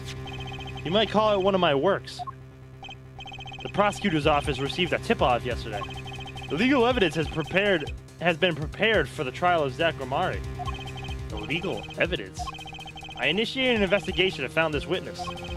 And painter to the world at large, Drew Misham has another side, you might say. He is skilled in making a perfect reproduction of certain things. Forgeries. In other words, forgeries? Well, so we are to understand that this page here is a fake, prepared by a certain defense attorney. Objection! Hold it. I didn't prepare this evidence. Objection! Ah, the attorney speaks. Something about this page, I presume, but what is he saying? It makes no sense. After all, it was you who presented this evidence to us, Phoenix, right? Oh my god. Witness, Mr. Misham, was it? Who requested this forgery? Who was your client? That, I don't know. What? Most of my clients prefer to remain anonymous, even to me. I make the items they want, they receive my payment. That's the extent of my contact with them. Objection! But there's no proof this is a fake. It's a fake. Huh? To avoid just this sort of problem, I always put a special mark on my words. I can say without a doubt, this is mine. So Wright lost his job because of Trucy's father? Man! Yeah, that hurts. Mr. Wright, you have just presented illegal evidence to this court. My court. It was careless of me. That's all I can say. And Trucy gave it to him. Wow. My pants are on fire, so I can't be lying. Well, do you have plants for hire? Here.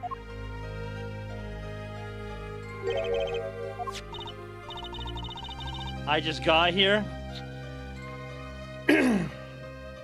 So pretty much what happened here is Trucy is all yours.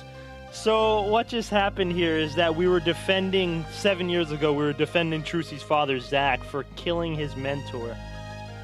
And what we didn't know is that Zach, or Trucy technically, gave us forgery evidence made by Drew Mishamum, or whatever the fuck his last name is. I already forgot it. And now we didn't know. We didn't know it was forgery evidence because Zach didn't tell us. So we just presented illegal evidence to the court, and now we're getting blamed for it. Oh, boy. They told me to give it to the old boy in the blue suit with spiky blue hair. Spiky hair, my fault. They said it was really important. Trucy didn't know either. Oh. It was all a trap. A fatal trap. Mr. Wright. Yes? Do you have an explanation for yourself? If I did, would the court hear it? Probably not. Forging evidence is a serious crime. And presenting it in court is a serious mistake. A fatal mistake for an attorney. Fatal too, perhaps, for your client, I fear. Tell me, what kind of defender relies on forged evidence? The answer is quite clear. A guilty one. Objection! Your Honor, wait. I understand that presenting forged evidence in court is a serious crime, but you cannot hold my client responsible for actions that I undertook as a... Wow, and he took the blame? Nah, at that point, it's fuck him, dog. No. Oh, man. I am sorry, Mr. Wright. Your Honor? Another close call, I dare say. If the prosecutor's office hadn't received that hot tip, everything would have gone the way you wanted it to, Ja. I'm so glad you're going to my basement. I even gave you a chance. Too bad you decided not to think before embarrassing yourself. I see no need for further discussion on this matter. Special witness dismissed. It wasn't even him that forged the evidence. He just took the blame for his daughter. But his daughter knew who the client was, but he didn't. Son of a bitch. Mr. Attorney? Yes? Could I ask your name? Phoenix Wright. Mr. Wright. I have seen and studied many people, but none like you. I'll remember you, Mr. Wright. And that's why he started drawing Wright's stuff. Because maybe he thought Mr. Wright... because he thought Mr. Wright was forging all of his evidence. Jesus. And that's why he started following Apollo, because he was under Wright. Though I deeply regret having to declare a verdict in this way, this trial is over. You have the right to find a new attorney and make an appeal. However, this court must... Your Honor? Yes, Mr. Zack? There is one thing I wish to make clear. Today, in this courtroom, you cannot declare me guilty. It is impossible. I'm afraid the defendant is quite mistaken. I most certainly have the authority to declare a verdict on you, except... Tell me, how do you plan on announcing your verdict? When your defendant does not exist? Doesn't exist? What are you talking about? I am talking about this. Mr. Enigmar? The defense has escaped. Find him, quick. Oh.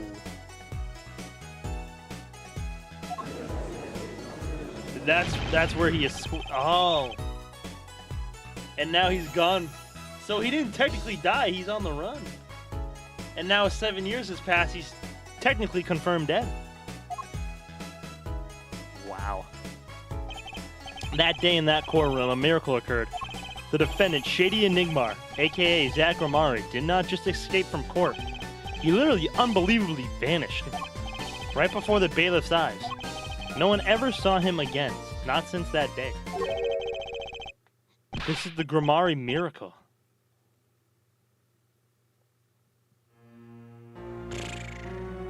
No verdict was declared, but Wright lost his attorney. That's so dumb.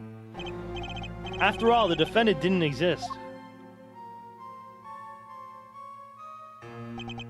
That's how it happened. The trial magician Zach Gramari vanished along with him for all eternity. So Wright was literally just, wow, a tool for Gramari to escape. The mysteries, and he left his daughter too. What a bum. The mysteries that remained behind were all solved, however, but not until 7 years later. Interesting. And now they're all coming out. Ooh, boy. All right. The Mason system. What's the Mason system? This happened because Maya wasn't there. No, yeah, Maya was already gone for training. Y'all got to remember, Maya went into spirit training after Trials of Tribulation. So, Phoenix hasn't seen her for like 10 plus years. Okay, fellas. That is it. It is 9:18. I got to get to bed. I got to start getting prepared for EP time, bruh. We will finish this trial tomorrow, and we will probably start Dual Destinies tomorrow. that so bad. Yeah, we will start Dual Destinies tomorrow as well as finishing this last case. What a good case. What a good case, bro. It all comes back to Phoenix. Waiting on the morrow. I will be here at 3 o'clock tomorrow, I promise. Today I couldn't be here at 3 because, like I said, I was watching something, so I was a little late. So, I will be back tomorrow, fellas. 'Twas a good stream. What a good friggin' case. What a good case. But yeah. Perfect time for me to watch the VOD. There is a part in the... Was there? No, there wasn't. Never mind. Okay. Yeah, catch up, Jiro. It's really good. That Phoenix case right there was really good. There's definitely a couple things you need to hit on. But I'll be back tomorrow. We will finish that case. We will start Dual Destinies. Dual Destinies and Spirit of Justice, they both have 6 episodes. So we're in it for the long haul. So I'm ready, though. But I appreciate y'all for hanging out. If you are new here, though, and you did enjoy, make sure to drop a follow. YouTube watcher, subscribe. The VOD will always be on YouTube. And I think that's about it.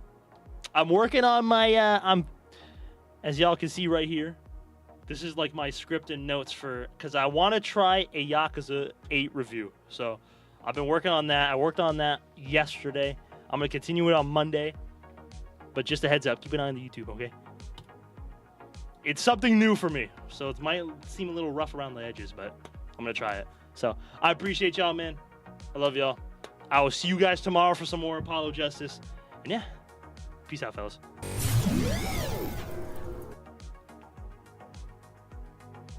And what? This be it? My brain will explode. I'm ready, bro. We'll do it all tomorrow. And if I have to, I can stream for longer because I don't work Monday. So we have all day tomorrow. All right. Appreciate y'all. Love y'all. Peace out, man.